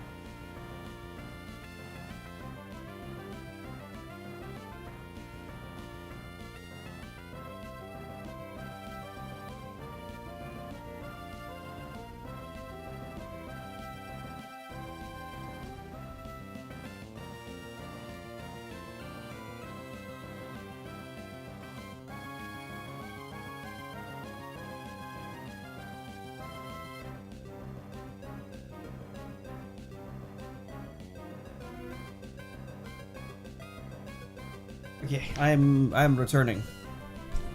It's also one of those things of like, you know, I don't play Zelda really.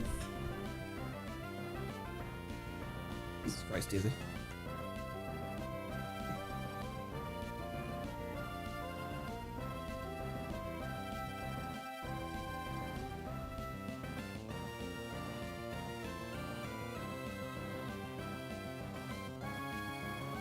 Alright. It's like kind of like heaving a little bit, but I think she's just like, I think what happens is she drinks her water too fast because she's a fucking idiot. She's like, water, and it's like, maybe you shouldn't do that, and she's like, water, actively drowning herself in real time. But yeah, so like, I don't play Zelda myself. I have been like playing Breath of the Wild. I've played bits of Wind Waker, which I still think me and Matt shall finish.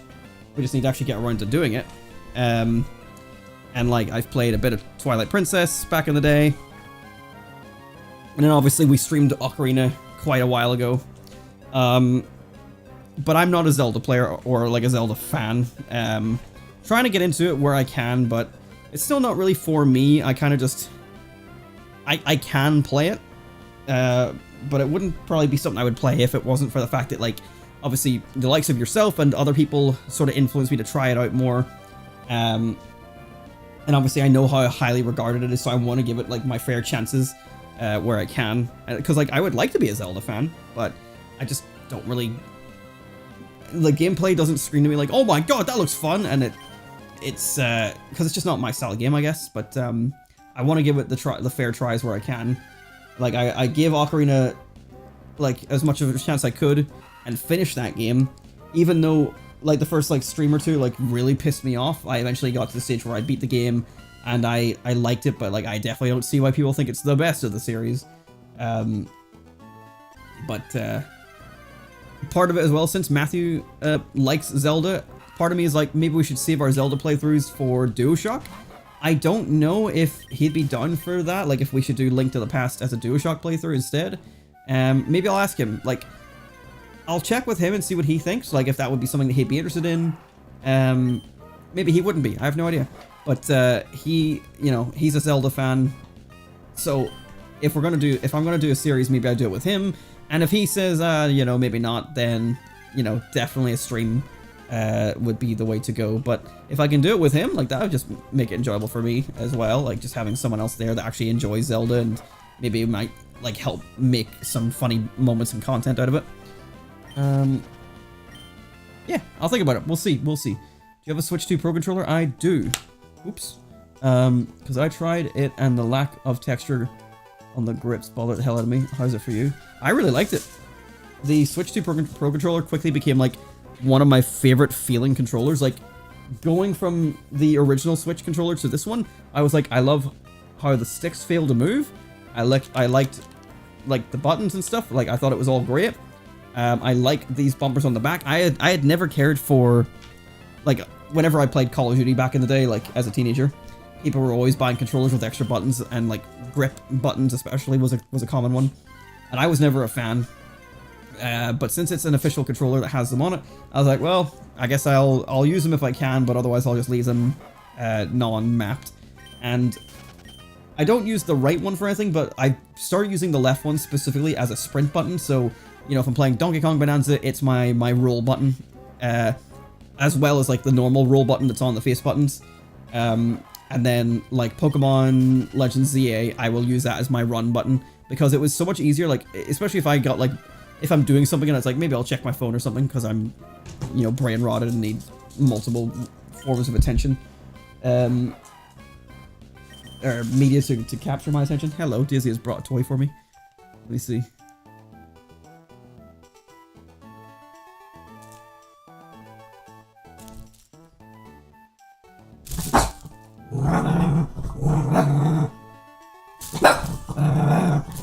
It's 2 AM. She shouldn't be barking. She goes fucking nuts with it. But yeah, I've really enjoyed using that left grip button as a sprint button. So when I got my new COD controller, basically it's all I fucking play on Xbox, but my new Xbox controller, it also has grip buttons. And so I made this the sprint button in Call of Duty, and it's just so much better not having to click down the left stick. Oh, it's so much better. And this controller also has buttons up here, which this one, right, it's for the right bumper. So shoot would be here, tactical equipment would be here, so like grenades and stuff. It's right here. I have mapped that to right on the D-pad because in Call of Duty, it's like weirdly, like, sticky feeling, where like if you try to call in a kill streak, you have to move your thumbstick from your thumb from thumbstick to right stick, or thumb from left stick to D-pad to press right to call in a kill streak. And sometimes it just doesn't work on the first press, and you need to spam it a bit, and then you're just not holding your movement button. So I've started putting it there. I've started keeping my thumb there and pressing this button as right on D-pad, so I can just be still in the action, moving around, right on D-pad, there we go, kill streak called in. And I'm like, what a handy extra button, what a great idea to put a button there. It's so small, but it's great position, and this one feels great. I love this controller. It feels great. But Pro Controller for Switch 2, I like that too. Expensive as fuck, but it's good. I mean, that controller for Xbox was also expensive, but like, it's definitely more of like a premium, like it's a third party, but it's an officially licensed third party controller. And normally I don't buy third party, but it's officially licensed, so I'm like kind of on board. And it has Hall effect sticks, so drifting is not going to happen nearly as bad as regular sticks would. And I really fucking love that controller. I've never fallen in love with a third party controller as much as I have that one. I love that. Let's see. Zelda, the 2D Zelda has a lot more snappy gameplay, so you might like it more. You see, that's the thing. I've like watched obviously playthroughs of like 2D Zelda. Like I've watched Grumps play a whole bunch, and I know that you could be like, oh well, Grumps are shit at Zelda, but like that's not the point. I still get the idea of the gameplay behind watching it, and it still gives me the same vibe of like, I'm not that interested in this, because if anything, I am actually more drawn to the 3D Zelda games, because I like 3D games more. Like, you know, with Sonic, it's obvious I've always liked the 3D stuff more than the 2D stuff. I enjoy being able to explore a world in a 3D space properly. You know, 2D top-down, like, I think it's fine and it's harmless and it's still a good way to play. But, like, if I had a preference, I would play a 3D game over a 2D game, basically. You know, I love Super Mario World, but, like, I'll play Super Mario 64 over it. It is my favorite 2D Mario game, but I just like 3D better. That's all it comes down to. And so, like, the 2D Zelda games, because they're more like puzzle games in a sense, they've never really, I've never really been interested in them. And I know that 3D Zelda games, like at least Ocarina, was still like a puzzle game with the dungeon and stuff and all that. But again, I like exploring a 3D space with a character that I can move and run around with and platform and combat and stuff in a 3D space. I just think that's a way more enjoyable experience for me. You do not like Super Mario World? Alright, get out. Out! Be gone. We've had enough. That's it. We're done. Be gone! No more. Shh! What are you looking at, Daisy? I cannot berate the audience. Is that a thing? I'm not allowed to?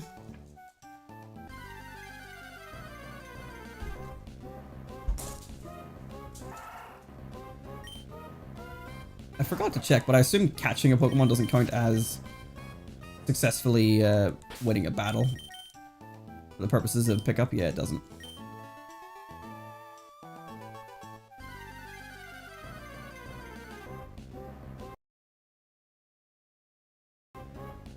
I accidentally muted the gameplay audio there, whoops.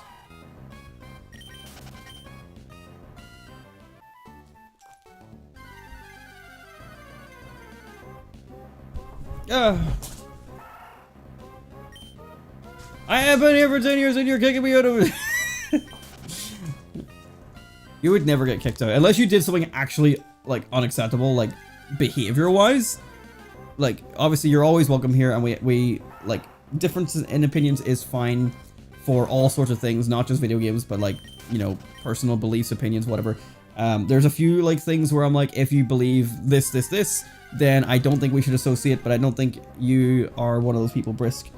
But I think that's a very, very funny concept of, yeah, you don't like Super Mario, well, get the fuck out of my stream. Not eat combo cum. I still have that. Oh no. Whoops. Eat combo cum. I still have that on my soundboard. Eat cum boat cum was just like silly, funny wordplay. Not liking Super Mario World is just a crime. I'm of course being hyperbole just for the sake of the banter, but I mean, no, that's fine. It's fine. I like Super Mario World. Like, you know, it is very easy and very basic, and like you could argue there's a lot of downgrades from Mario 3 to it, but like I fucking love it. Now, again, it could be a nostalgia thing. Like Mario World is kind of like my Pokemon Emerald, my Sonic 2. It's like that was like not my first Mario game, I think, because like I'm pretty sure I must have played the, well, we didn't have an NES, so, but we did have the Super Mario All-Stars pack at the same time as having Super Mario World, so we had access to Mario 1, 2, and 3, you know, the Super Nintendo versions of them. But that didn't stop me from liking Mario World more. I was like, Mario 3 is great, but Mario World? Yoshi? Baby! This is a fucking game right here! I love Mario World so much. I really don't care about how easy the game is, especially back then and when it was made for kids. It's like, as long as the game's fun, I don't care. And like, I went back through it like last year or so. I just busted out the Super Nintendo and just decided to see how long it would take me to finish the game in one night, like 100%. And it took me about 3 hours. It was great. You loathe the aesthetics? I love the aesthetics. I think it looks great.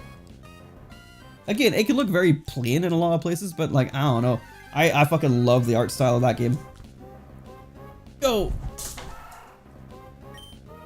You should see the leaps that she does on and off this sofa, sometimes chasing the toys that we throw.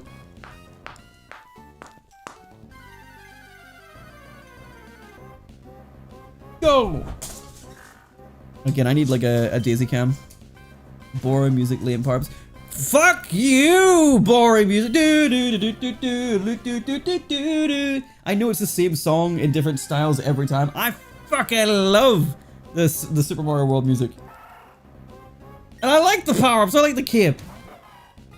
What the fuck? The cape, in my opinion, is way better than the fucking Tanuki. What are you doing? And you don't like Yoshi? Alright. There's a couple things that are correct opinions, a couple things that are wrong opinions, and that, my friend, is a wrong opinion. I think Yoshi has gotten blander the later the games have gone on. Like, I don't know how to describe it, but I think it's like a 3D model problem as well. Like, he looks he doesn't remind me of Yoshi in Mario World, where he's just this like dinosaur ally, and he has a very nice like sleek look to him. And he's like got these cool powers and abilities whenever you eat certain types of shells. And then like later games that have Yoshi just never utilize him in the same way. Like even my favorite 3D Mario game, Mario Sunshine. Ow, excuse me. Ah. Just had like something in my nose there. My favorite 3D Mario game is Mario Sunshine. And in that game, like Yoshi is utilized so poorly. At least he's utilized, because he wasn't utilized at all in Mario 64 beyond being a surprise at the end of the game. And also talking for some reason. Which, by the way, his 3D model in Mario 64 looks fucking horrendous. But he's utilized in Mario Sunshine. And, like, I'm glad that he's there, but, like, it's kind of underwhelming. Like, I think it's interesting that, like, he can change his color based on the fruit that he eats, so that he has different, like, styles of juice. But I don't think they've ever done Yoshi, like, super well in 3D. Like, I don't super care for the power-ups style of way of doing things in Mario Galaxy 2. And I really don't like what they did with them in, like, New Super Mario Bros. I think it was you had the Yoshis in it again. It's like, I really like just the way it was in Mario World, where it was, you had default Yoshi, you could get other colors of Yoshi in the GBA versions, which also looks great, and also retained, like, the shell power-ups abilities based on the color of the Yoshi itself. But Yoshi being able to eat a different Koopa and get a power-up from that, I thought was pretty cool. Even if, like, most of them were shit, like the Fireball, kind of useless, but, you know, in a more modern game could actually be probably a good utility. And the Stomp was actually pointless, but flying with Yoshi in Super Mario World, oh, that was so much fun. I know you didn't play the stage anymore, but, like, it was just so great to, like, get to the stage of the game where you learned that was a thing you were able to do. And it just was like, look at me go! Like, as a kid, it's fucking great. As an adult, it's like, okay, yeah, I know I don't...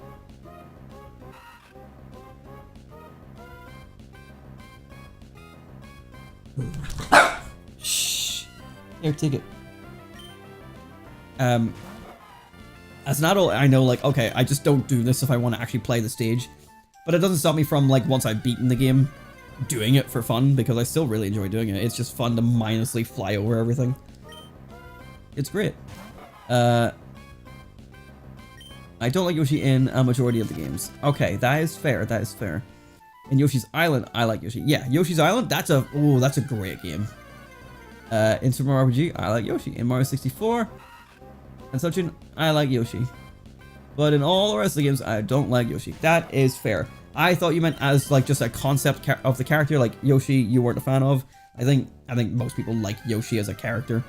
But as a gameplay thing, I get that, because I'm just after going through how I don't like Yoshi in most games other than Super Mario World, so I fully get that. I fully get that.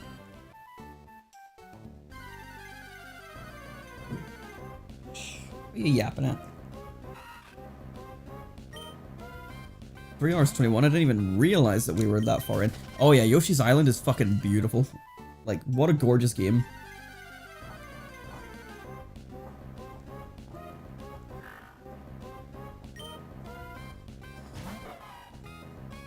That would be one I'd be, like, down to stream sometime.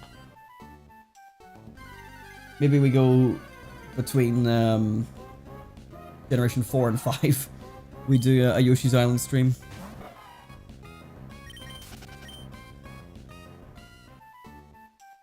If we get that far, I have no idea.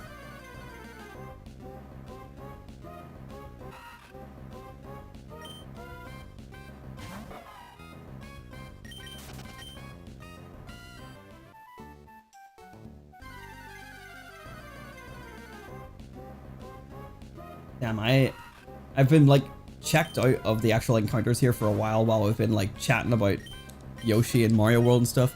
I am amazed at how many encounters we have done here without... We haven't run into another Ralts, for example, here, but where is this 1% encounter? You know what I'm gonna do? And I bet you this is gonna like fucking karma the universe and stop the spawns. But I am gonna open up a calculator and I'm gonna start counting the amount of encounters I do. From now on, like, obviously at this point we've already done like loads. But if we get to 100 and I don't find the Pokemon that we're looking for, I'm gonna be upset. Because, quite frankly... Oh, sorry, Dizzy. Quite frankly, we should have found it by now.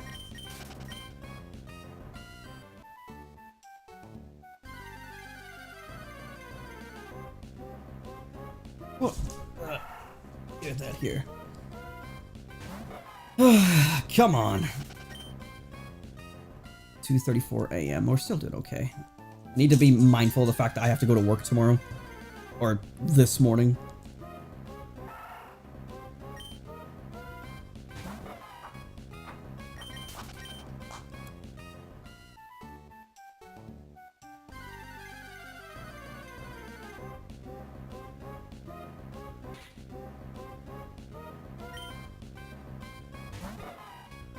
So what did you clip? Oh, promise to stream link to the past. I thought that's what it was. Yes, let me pin that. Pin. There we go. I am a man of my word. I will stream Link to the Past unless Matthew and I decide to do it on DualShock. But I think that we'll probably go the route of a stream. We will see. Easy. What's in your mouth? Here. Come here. What's in your mouth? Come here. Come here. Come here.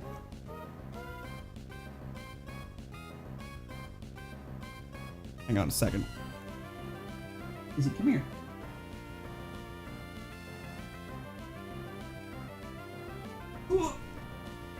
Oh shit, I dropped my SP. Right, what's in your mouth? Give it here. You were eating something just a minute ago. I fucking know you were. And it wasn't food. Where'd it go? Ugh. Just always eating random shit off the ground and it's like, what is in your mouth? And I keep trying to prevent it from happening because the more she eats that isn't food, the more likely we're going to have random complications. And we don't want random complications now, do we, Daisy? She's so good. Just so good besides being a little shit in her own right. I was thinking to myself there like, oh thank god nothing broke when I dropped my SP, but the game isn't being played by the SP, it's just a controller right now. Also, did anyone else see that recently someone found out that you can use a GBA as a controller on the Switch? You have to first like boot it into controller mode by using a GameCube, but you could then move it over and play the Switch like NSO by plugging it into the GameCube adapter, and it'll recognize it as a GameCube controller or a USB controller. Like, how fucking cool is that?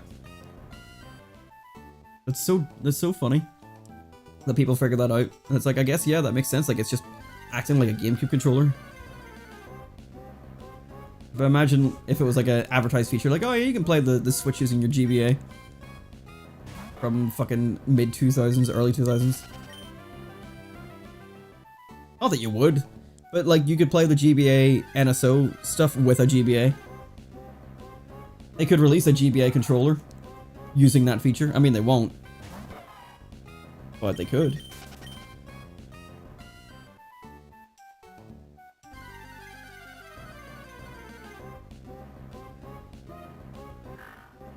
I streamed Ocarina. I did stream Ocarina.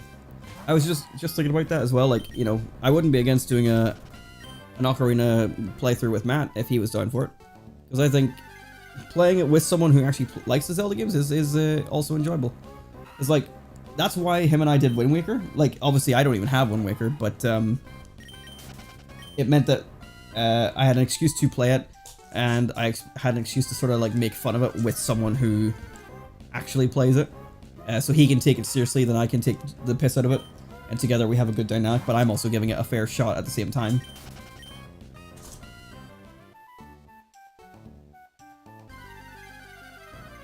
And because I streamed Ocarina on Twitch, you know, that content is like no longer around. That's the greatness about Twitch, is everything disappears eventually unless you go out of your way to save it and store it as a highlight or whatever the fuck. And yeah, no, there was no need. But especially back then, like, I don't think I was quite as effective at doing like a playthrough like that, like commentary wise. So I wouldn't be against the concept of doing Ocarina again one day on, you know, multi-streaming between YouTube and Twitch, so that just like these other series is, I can have it stored up as a stream that can be watched back. So maybe I'll revisit Ocarina one day. Maybe. Not a guarantee.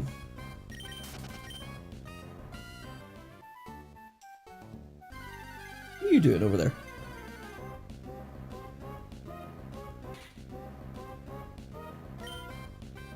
Or it might be something to revisit with Matt, like we do it together. Because Lord knows I'm gonna need like emotional support when I'm doing Jabu Jabu again. That shit was fucking agony.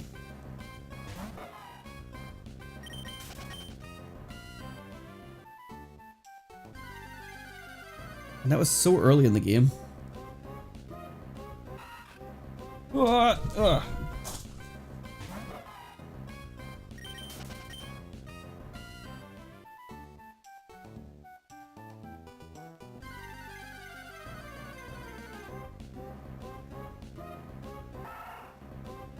My God. Go.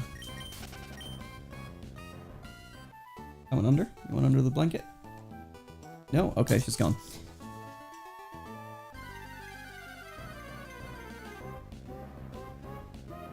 My God, where is this 1% encounter? Like, I've opened up a calculator and I've been going one at a time every time I find a new encounter. And I know that this is only a portion of what we've done encounter-wise, but this means that we have done way more than this, because obviously we've been going this entire time. We're at 22 encounters since I started counting. That is almost a quarter of the possibility of running into this thing. It's 1%! 1% is not... You know, 1% is a 1 in 100, right? Why am I probably closing into like 200 encounters without finding this fucker? Where is? Please exist. I didn't count that one. Oh.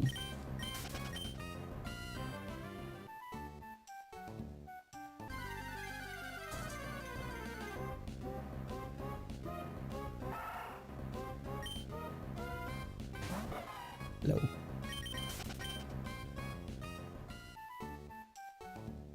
Come on. Even give me like another Ralts again just to make me feel something. We technically need a third one for the evolutionary set.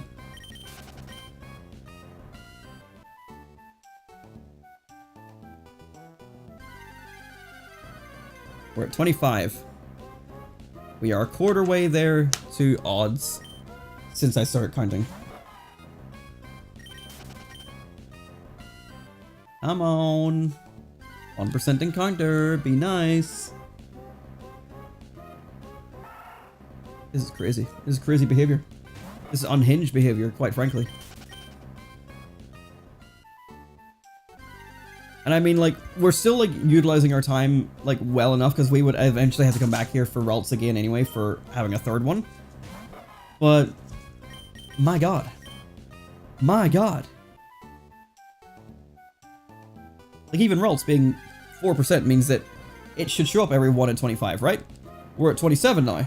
Where's another else? Where is it? Where is it, Dizzy? I can't find it.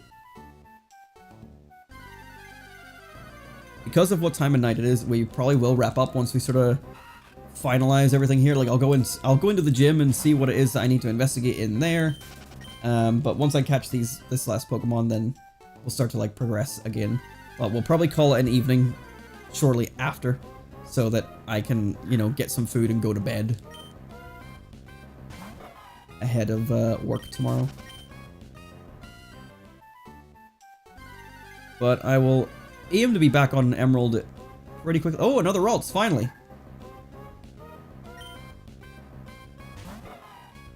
So we finally found our 4% encounter. It traced.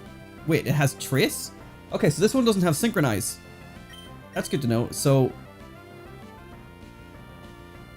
okay, I am going to run. We do need another Ralts for the evolutionary set, but I would like it to have synchronize. I know that's painful to do after me just saying how we needed a third Ralts, but having more synchronized users for, you know, being able to like suss out extra needed natures will make future encounters way more bearable if we're going for specific natures. My body hits me. We is just built different 7 to 4 a.m. Yeah, I mean I also had a nap before I streamed, so I'm built in a very dysfunctioning way.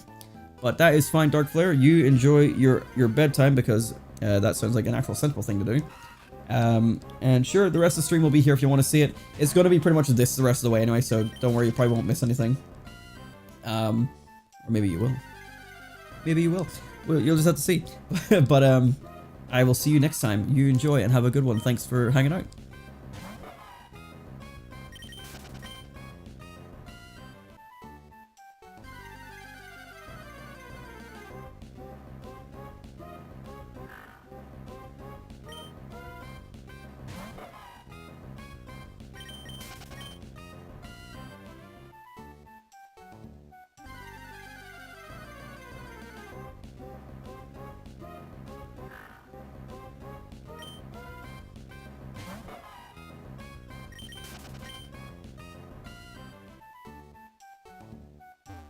I'm staring at the dog because she's munching away on her toy, but she shouldn't be eating it. It is like a plushy type of toy, like a soft play toy for a dog. But she like plucks at the little fine strands of pretend hair that they have, because obviously they're based on like animals, and then she like just plucks them and like starts munching on them, which is why I have to tell her not to eat things. Yeah, you heard the word eat and you know what I'm talking about. He looked right at me when I said that. Multiplayer bullshit thing into the game for no reason. Nice.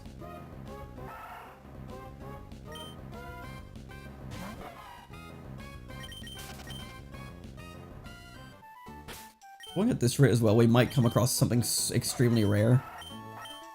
We haven't, but there's always a possibility. Doing all these wild encounters means that we can possibly come across something exclusively rare. I don't know why I'm being subtle about it. We found it in Generation 2 whenever I was grinding out stat experience. Thankfully, in Generation 2, you specifically have to defeat Pokemon for this to happen. But in Generation 3, wild encounters are plenty. Ralts again, do you have Trace or do you have... It has Trace, okay. So we don't need that. No point. Sorry, Ralts. You know how I guys have a really stupid multiplayer? I'm doing that. Oh, okay. But yeah, so there is a virus in Pokemon called Pokerus. And if we acquire that, it'll make our EV gains, which I explained earlier in the stream, double, which will just help long term. So doing this is also, in a way, effectively giving us a chance to get Pokerus. Now, I have Pokerus on my previous save file for Emerald, which I can just restore to another cartridge. And I could just trade over a Pokemon that has it later in the game once we're doing our EV training. So I may do that just to help speed things up. You know, I'll figure it out when we get to the actual EV training portion of the game. But it just wanted to put it out there that I have access to it already. I did officially earn it whenever I was doing my my shiny Mew hunt. I happened to get it either during the shiny fight or sometime before it and just hadn't realized it, because every one of my Pokemon had Pokerus after I caught the shiny Mew. So I had either acquired a couple of Mew encounters prior by complete chance, or on the same encounter as the shiny, and just not realized, because it was attached to all my Pokemon, my Blaziken and all the Magikarp I was using to catch the Mew. Oh, we found it! Finally, the 1% encounter, C-Dot! Oh my god, okay. I am afraid of it dying. I'm going to switch into one of the Zigzagoon to weaken it. Thank god we're done with this. Oh, it has Harden. Oh, so I didn't actually have to worry. Zigzagoon has a really goofy looking sprite from behind. Okay, this might actually be a waste of time to weaken it. I might just start tossing balls. Okay, no, that still did damage. So that took 47 encounters once I start counting. But obviously we were way higher than that in total. So like, I feel like I've been... Oh, it's using Bide. I feel like we've been kind of robbed a little bit, like scammed. Once I start counting it, it started to pretend that it exists. But that's fine. So it didn't catch on the first ball. It might kill Zigzagoon here, but thank god we're done. Let your little brother play 2 mode, yeah. Oh, it's putting up a fight.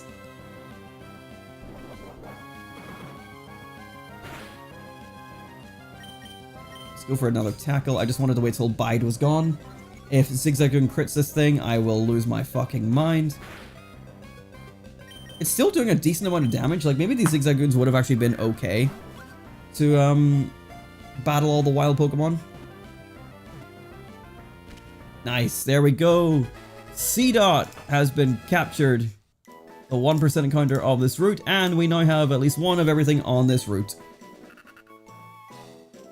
Oh, that took a long fucking time. Alright. There we go. No pickups. So maybe catching Pokemon doesn't count as victory in battle. But let's go. So we're not using C-Dot on our team or anything like that. I just wanted to get... As usual, I wanted to get the 1% encounter, and I wanted to catch everything on the earliest route I could possibly catch it on. That's just how I like to do things. That is why I punish myself. This is number 22. Ooh, yes. So, I have an announcement to make. So 24, 23, 22. Our second team member is one of the Pokemon that we just caught. I just already said it wasn't C-Dot. And I already told you it was Lotad. It wasn't Lotad. Ralts is going to be our second team member. However, as you saw, it takes forever to find them in the wild. So, what I'm going to do, because we've already gone way long on stream here today, is, let me see. I intend to get a Ralts with a modest nature because of benefiting the special attack, and I want to make sure, as usual, like I said, I'm going to be prioritizing Pokemon with a nature that benefits them. So I also want Synchronize. That would be useful. Synchronize and modest nature is a great combination. Of course, this motherfucker has modest. So I am going to hunt off stream for a modest nature Ralts. And that'll be our next team member. I would love to catch it on stream, but with the level of encounters it took there to find just 4 of them, 2 of which we didn't catch because they had Trace, I think this is going to be agonizing to do on stream. So I think for the sake of everybody, I should catch this Ralts off stream. I will try and record the moment it happens so that I have like documentation of it. But between this episode and next episode, I am going to be going crazy with encounters for Ralts to try and find a Synchronize modest user. It might be agony, but we're gonna go for it. Alternatively, I could wait until later in the game when we can breed Ralts and then we don't have to like RNG our way into like finding one in the wild. But then we're just RNGing eggs into being the nature that we want. So, and that also requires waiting until approximately the 3rd gym, whereas right now we only have Torchic as a party member. So ideally, it would be nice if Ralts could also actually help us in our game, because we're going to need additional team members going forward. To give you a little spoiler, I'm going to tell you right up front that we are not due to get another team member beyond Torchic and Ralts for a decent little while. If I sort of skim through here, I think it won't be until after the 3rd gym that we get our next team member. So there's going to be a little bit of a wait. So ideally, we have Ralts before we keep on going. So that is a little announcement and a little spoiler for what is to come. I'm going to be catching a Ralts off camera that is the right nature. I will try to record the moment it happens so that I have it on footage. Obviously, I like to try to do everything on stream, but we're already 3 hours 42 minutes in. Most of this entire episode has been us hunting for things like natures and 1% encounters. We should not be sitting here in Petalburg City 2 hours 42 minutes into our game. But that's just what happens when you're going for the playthrough that we're going for. We are going to continue like the playthrough for a little bit here. Like I said, now that I've got what I needed there, I'm going to go into the gym and see what's being said here. But we'll be wrapping it up pretty shortly. Hi, Dad! Well, if it isn't Adam. So, you're all finished moving in? I'm surprised that you managed to get here by yourself. Oh, I see, you're with your Pokemon. Then I guess you're going to become a trainer like me, Adam. That's great news. I'll be looking forward to it.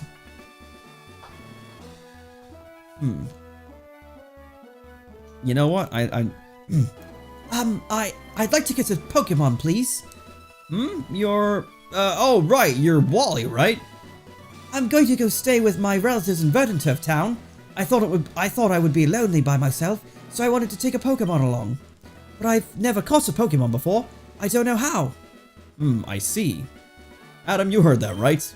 Go with Wally and make sure that he safely catches a Pokemon. Wally, here, I'll loan you my Pokemon. He received a Zigzagoon. Oh wow, a Pokemon! I'll give you a Pokeball too. Go for it. Oh wow, thank you. Adam, would you really come with me? We're setting this kid up for failure, giving him 1 Pokeball and a Zigzagoon. I always thought Wally's sprite, like overworld sprite, looks really goofy. Like he doesn't look anything like his actual trainer sprite. Adam, Pokemon hide in tall grass like this, don't they? Please watch me and see if I can catch one properly. Whoa! And this motherfucker finds the 4% Ralts on his first attempt. And it's also level 5, which is impossible to find. But this is his starter, so it's fair. There are funny quirks that can happen here. He can find a shiny Ralts. If he does, it does not retain its shininess because it's based on your trainer ID and secret ID, not his, because he doesn't actually have one at this moment in time. I don't think they have one in general. He can also accidentally kill the Ralts by getting a critical hit, which would be funny, but the game still treats it like he caught it. And you could also mod the game to make it so that he guarantees to not catch it, or to guarantees to kill it, or anything of that nature. Did you fart? That fucking stinks. Come on. But no matter what, it always defaults to him having the thing, because obviously he can't break the game like that. It's all scripted. But there you go. Wally's first Wally's first partner Pokemon is a Ralts that he finds in Route 102. It's one of those things that shows you that you can find some rare encounters in these grasses. I think like everyone else, you saw that for the first time and went, hang on a minute, I didn't find that, and then you went looking for it forever, like we did today. If he got a modest nature with a synchronize, I will fucking end him. So, did it work out? Thank you, yes it did. Here's your Pokemon back. Adam, thank you for coming along with me. You two are why I was able to catch my Pokemon. I promise I'll take really good care of it. Oh, my mom's waiting for me, I have to go. Bye, Adam. Now, Adam, if you want to become a strong trainer, here's my advice. Head for Rustboro City beyond this town. There you should challenge the gym leader, Roxanne. After her, go on to the other Pokemon gyms and defeat their leaders. Collect badges from them, understand? Understood? Of course, I'm a gym leader too. We'll battle one day, Adam, but that's only after you become stronger. That's right, we can come back to Petalburg City one day to fight our dad, but not till we get a few more badges. Alright, and now we should be able to progress to the other side here. Oh. Alright, what voice do I want to give this guy? I think in the anime he kind of talks like, excuse me. So we'll go with that. I always thought from his overworld sprite that he was a burglar, because I thought that was a robber's mask and not sunglasses. So, you know, I've always had that interpretation of this character. Excuse me, let me guess, from the way you're dressed, are you a Pokemon trainer? Well, maybe not. Your clothes aren't all that dirty. You're either a rookie trainer or maybe you're just an ordinary kid. I'm roaming the land in search of talented trainers. I'm sorry to have taken your time. Like, tell me that that introduction isn't just suspicious and weird, and also he looks like a burglar. He wasn't in Ruby and Sapphire. He is unique to Emerald. We'll find out more about him later. But for right now, I think this is a good place to maybe call this an episode. Unless we want to go for another, like, 13 minutes or so to bring us up to 4 hours just to, like, prey on the opportunity of finding a Ralts that we're looking for. I'd be down for that, just to keep on chatting for a bit, but, I don't get to share in your agony of restarting the game over and over again for 40 minutes. How horrible. Yeah. I mean, you don't have to do it at all. Like, you can sit out the streams. You don't have to be here. You know, I know that this is an agonizing process. I'll do a couple more here just while I continue to talk for a little bit, but yeah. So, we have a new character there with Wally. He gets a Ralts. We'll learn more about Wally and his Ralts later in the playthrough. I don't think he's really as explored in this game as he is in the remake Ruby, you know, Omega Ruby and Alpha Sapphire, but that's fine.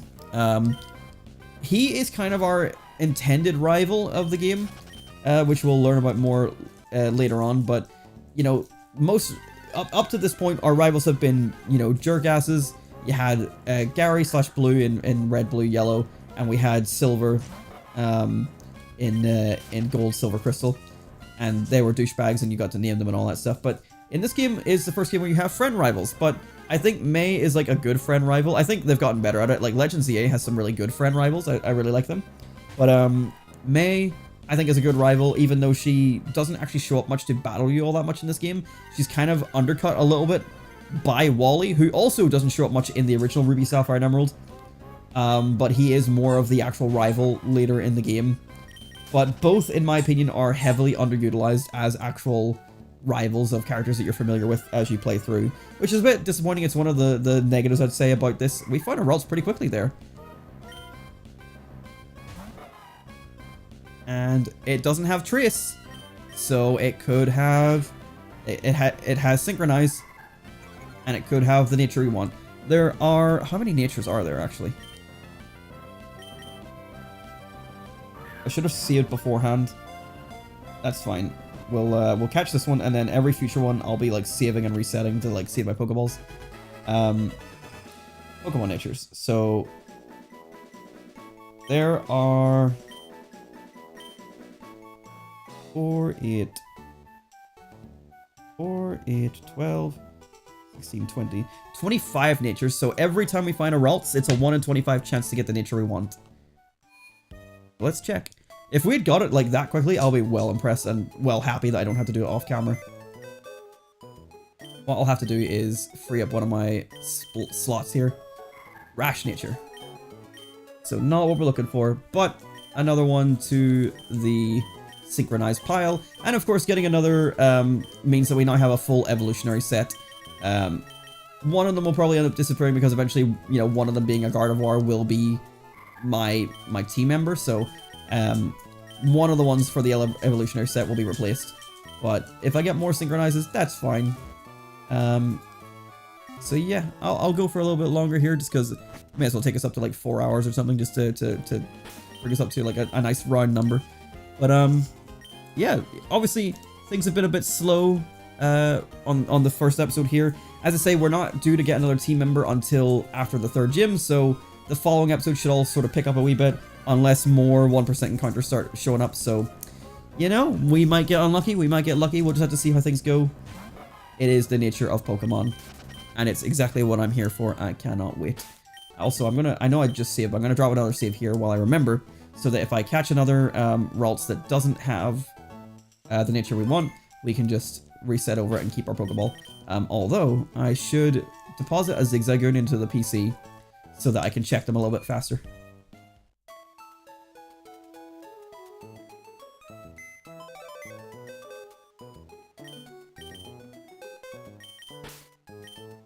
So let's just take... You were our first one, so let's take out the only guy that we have. This is Girls' Day.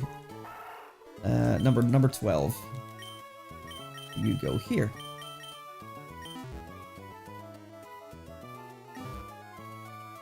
All right. So yeah, I'm gonna keep going. We're at 3 hours and 52 minutes of stream now, so I am gonna go for another 8 minutes of encounters just to see if we happen to get the results that we're looking for.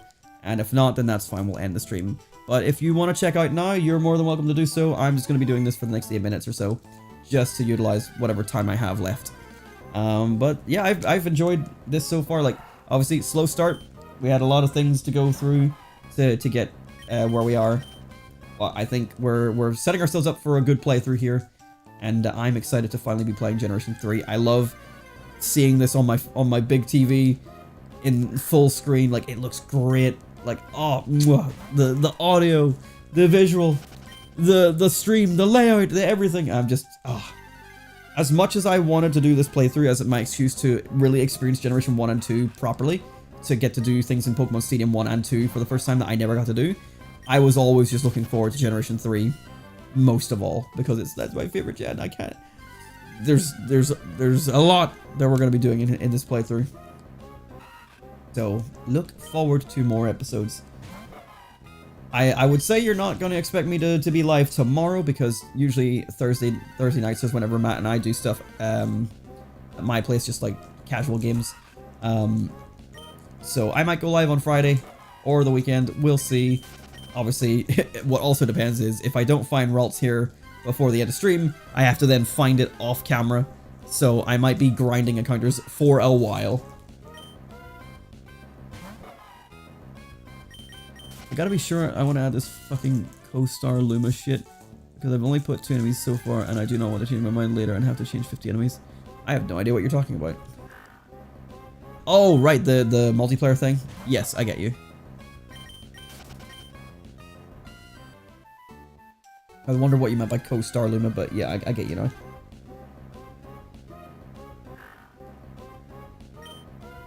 Yeah, you don't want to give yourself more work.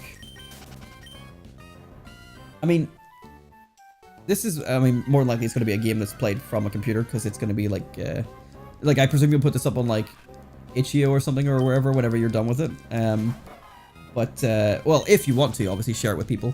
But, like, will playing, like, a couch co-op style thing be feasible on the control scheme? Or, like, on a keyboard mouse setup? Or would you need, like, controller support? Or, like, is that a feature that is going to be worth implementing, basically? You don't want to put your time into something that's maybe not worth doing, but... Oh good, another else. Let's see... Synchronize. Nice, Synchronize. Synchronize is also... The reason I want it is because Synchronize as an ability in battle, if Ralts was to be hit by Paralyze, then the opponent would also get Paralyzed. So it reflects the status condition that it receives back to the opponent, which is just handy to have. Probably not. Then you maybe don't want to like put your efforts into something that you're maybe not gonna be utilizing. If you want to, just because funny meme, haha, then sure, why not? But just to make sure that you're not wasting your time, I'd like to encourage that. It's hardy nature. We don't need hardy nature. But part of me wants to just keep what we have. Like having these multiple natures is going to be useful if we ever need to synchronize for them. Hang on, let me check and see, because like I have team members that have natures like determined. So let's see if which ones we need. So that one, that one, that one, that one, and that one. Okay, so we don't actually need this nature for any of our team members. If I come across one that has a nature for a team member that we need, I'll keep it. But for what we have, I'll reset. The only thing is, by resetting, we're going back to our frame of 0. So the chances of us running into like similar routes that we've had already is possible. Obviously, definitely not. We were playing the game for hours there, so we were way ahead. But if we keep on resetting after every routes, then we could eventually keep on finding the same routes over time, is the point. So it is almost better just to keep on finding new ones over and over again, but our limited Pokeballs is why I am going to try and avoid that.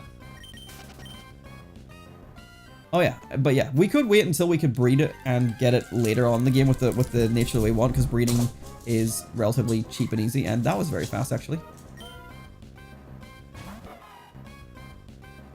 Oh, there. Oh, it has trace, it's okay.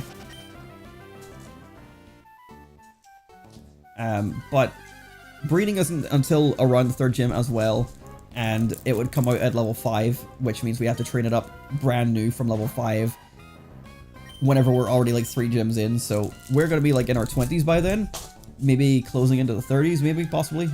And training up a level 5 from there is going to be a bit of a pain in the ass. Especially whenever the entire game will be played exclusively with Torchic up until that moment, so it's nicer to have a team member now. Well, we can.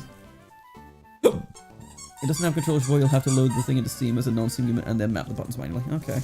Wow, another route that quickly? Damn. It has trace.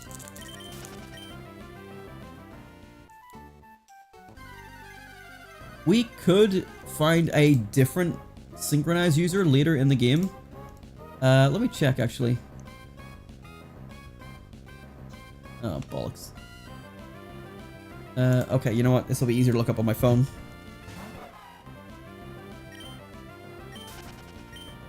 And then use synchronize that way to find routes with the nature we need.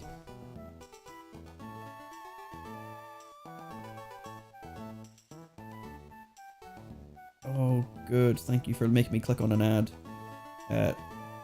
I appreciate that. Thank you, Bulbapedia.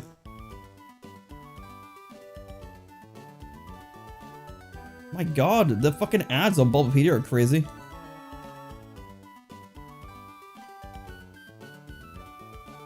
Okay, so it just shows me a list. Gen 3?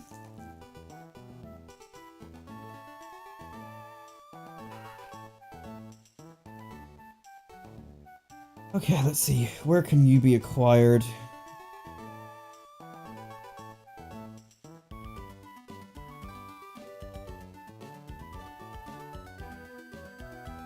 Oh, that's... What the hell is Poke Earth? What the fuck? Where, Poke Earth? Where did I put it? What the fuck? Did I close the page? I shouldn't have. Oh, is this it? Oh, I'm an idiot. Okay, so... This guy can be found...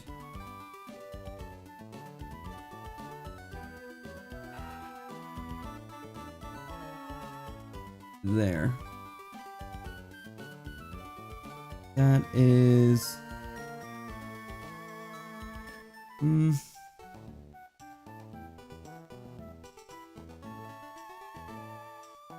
Okay. That's not too far away. Although that's just another section of like searching for a different Pokemon. So we can find an Abra later in the game that has Synchronize as the ability. And it can also come with Inner Focus instead, so it could come with the wrong ability. But it's a 10% encounter rate at a section later in the game. But it's also an Abra, so it can just fucking teleport away. So I don't know if there's a point of going for it. Let's see, other Pokemon that can have it. Natu, Ralts. There's really not many Pokemon that can learn it, so I think honestly our best bet is just to keep on looking for one and hoping. We've already hit the 4-hour mark, so I'll do about 5 more random encounters and then we'll give it a call, or maybe like 10. What the fuck? Okay.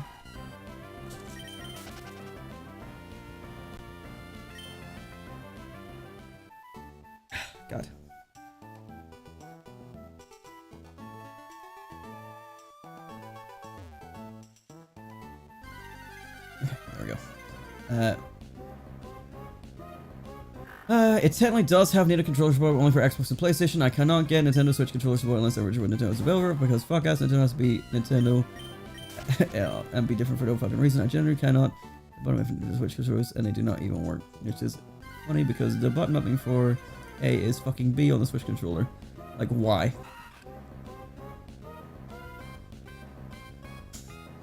I mean that's consoles. They've been changing the face buttons for a while. There's probably some sort of fucking patent or trademark or whatever where it's like you cannot use this button orientation, which is why like Xboxes is A, B, X, Y, but in like the different orientations. Like yeah, I've got like both controllers right here. Like every button is in the mirrored position. And then obviously PlayStation does its own things with the symbols, with the X, the square, the circle, and the triangle. So like they just do whatever the fuck they want. Oh, another else. That was quick. Let's do synchronize. Let's get modest. Okay. It has synchronize. I like the fact that Trace gives me an obvious tell whenever this guy has whenever it has synchronize or not. So that is handy. Come on, modest nature. 1 in 25. Every one of these is 1 in 25. 4% chance. It's a 4% encounter to find, or else, and then a 4% chance to find one with synchronize. Or with the nature we need. It's rash nature, which we do not need. Hang on, I need to check my list again.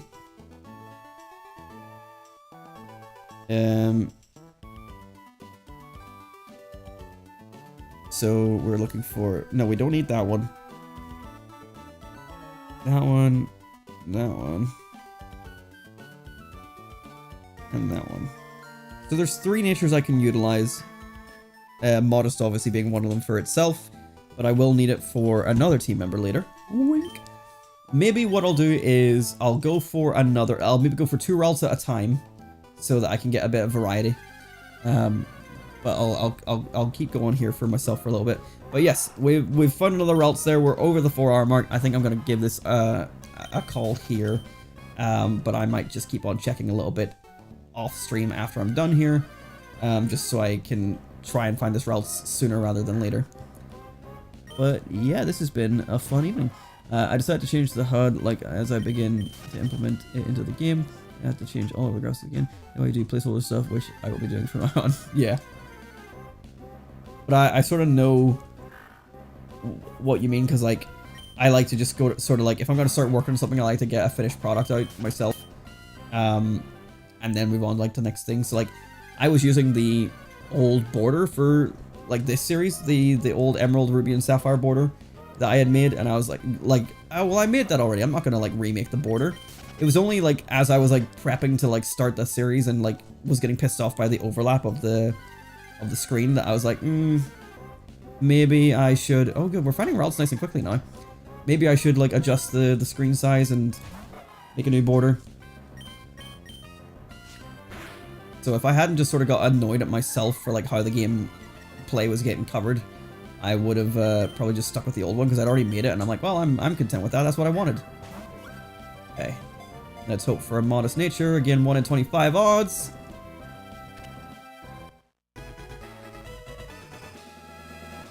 It could also have one of the natures that I need for my other team members, so we could still utilize it in some way if it's not modest. So let's just check it out.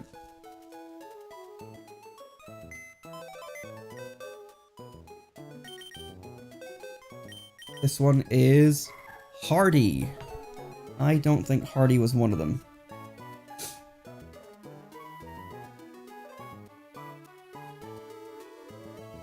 It is not. So we'll be leaving this one behind as well. I'm going to reset the game here, and I will continue looking for these guys off camera. But Ralts will be our next team member once we finally find one with a modest nature. And that is going to do it for this first episode of the Pokemon Master Challenge Generation 3, starring Pokemon Emerald as the main playthrough. Everyone, thank you so much for watching, my friends. I know it was a very slow start. Things will ramp up as of next episode. I am looking forward to getting more into this. And yeah, hopefully more of this coming soon. I'm gonna let this intro play out again because it's just classic. Thanks so much for watching, my friends. I also want everything to be fresh because I don't want to get the feeling like I need to change something because it's become boring to me. Yeah, that makes sense. You enjoyed your stay? Thanks, Nate. I think that's one of the one of the longest you've sat in these streams, so I appreciate that. Thank you. I hope you had a good time, and more Generation 3 coming soon with more Pokemon Emerald next time, maybe on Friday. I don't know. I'll tweet about it and put it in my Discord when it happens. Good night, everybody. I'm gonna let the intro play because I love this music.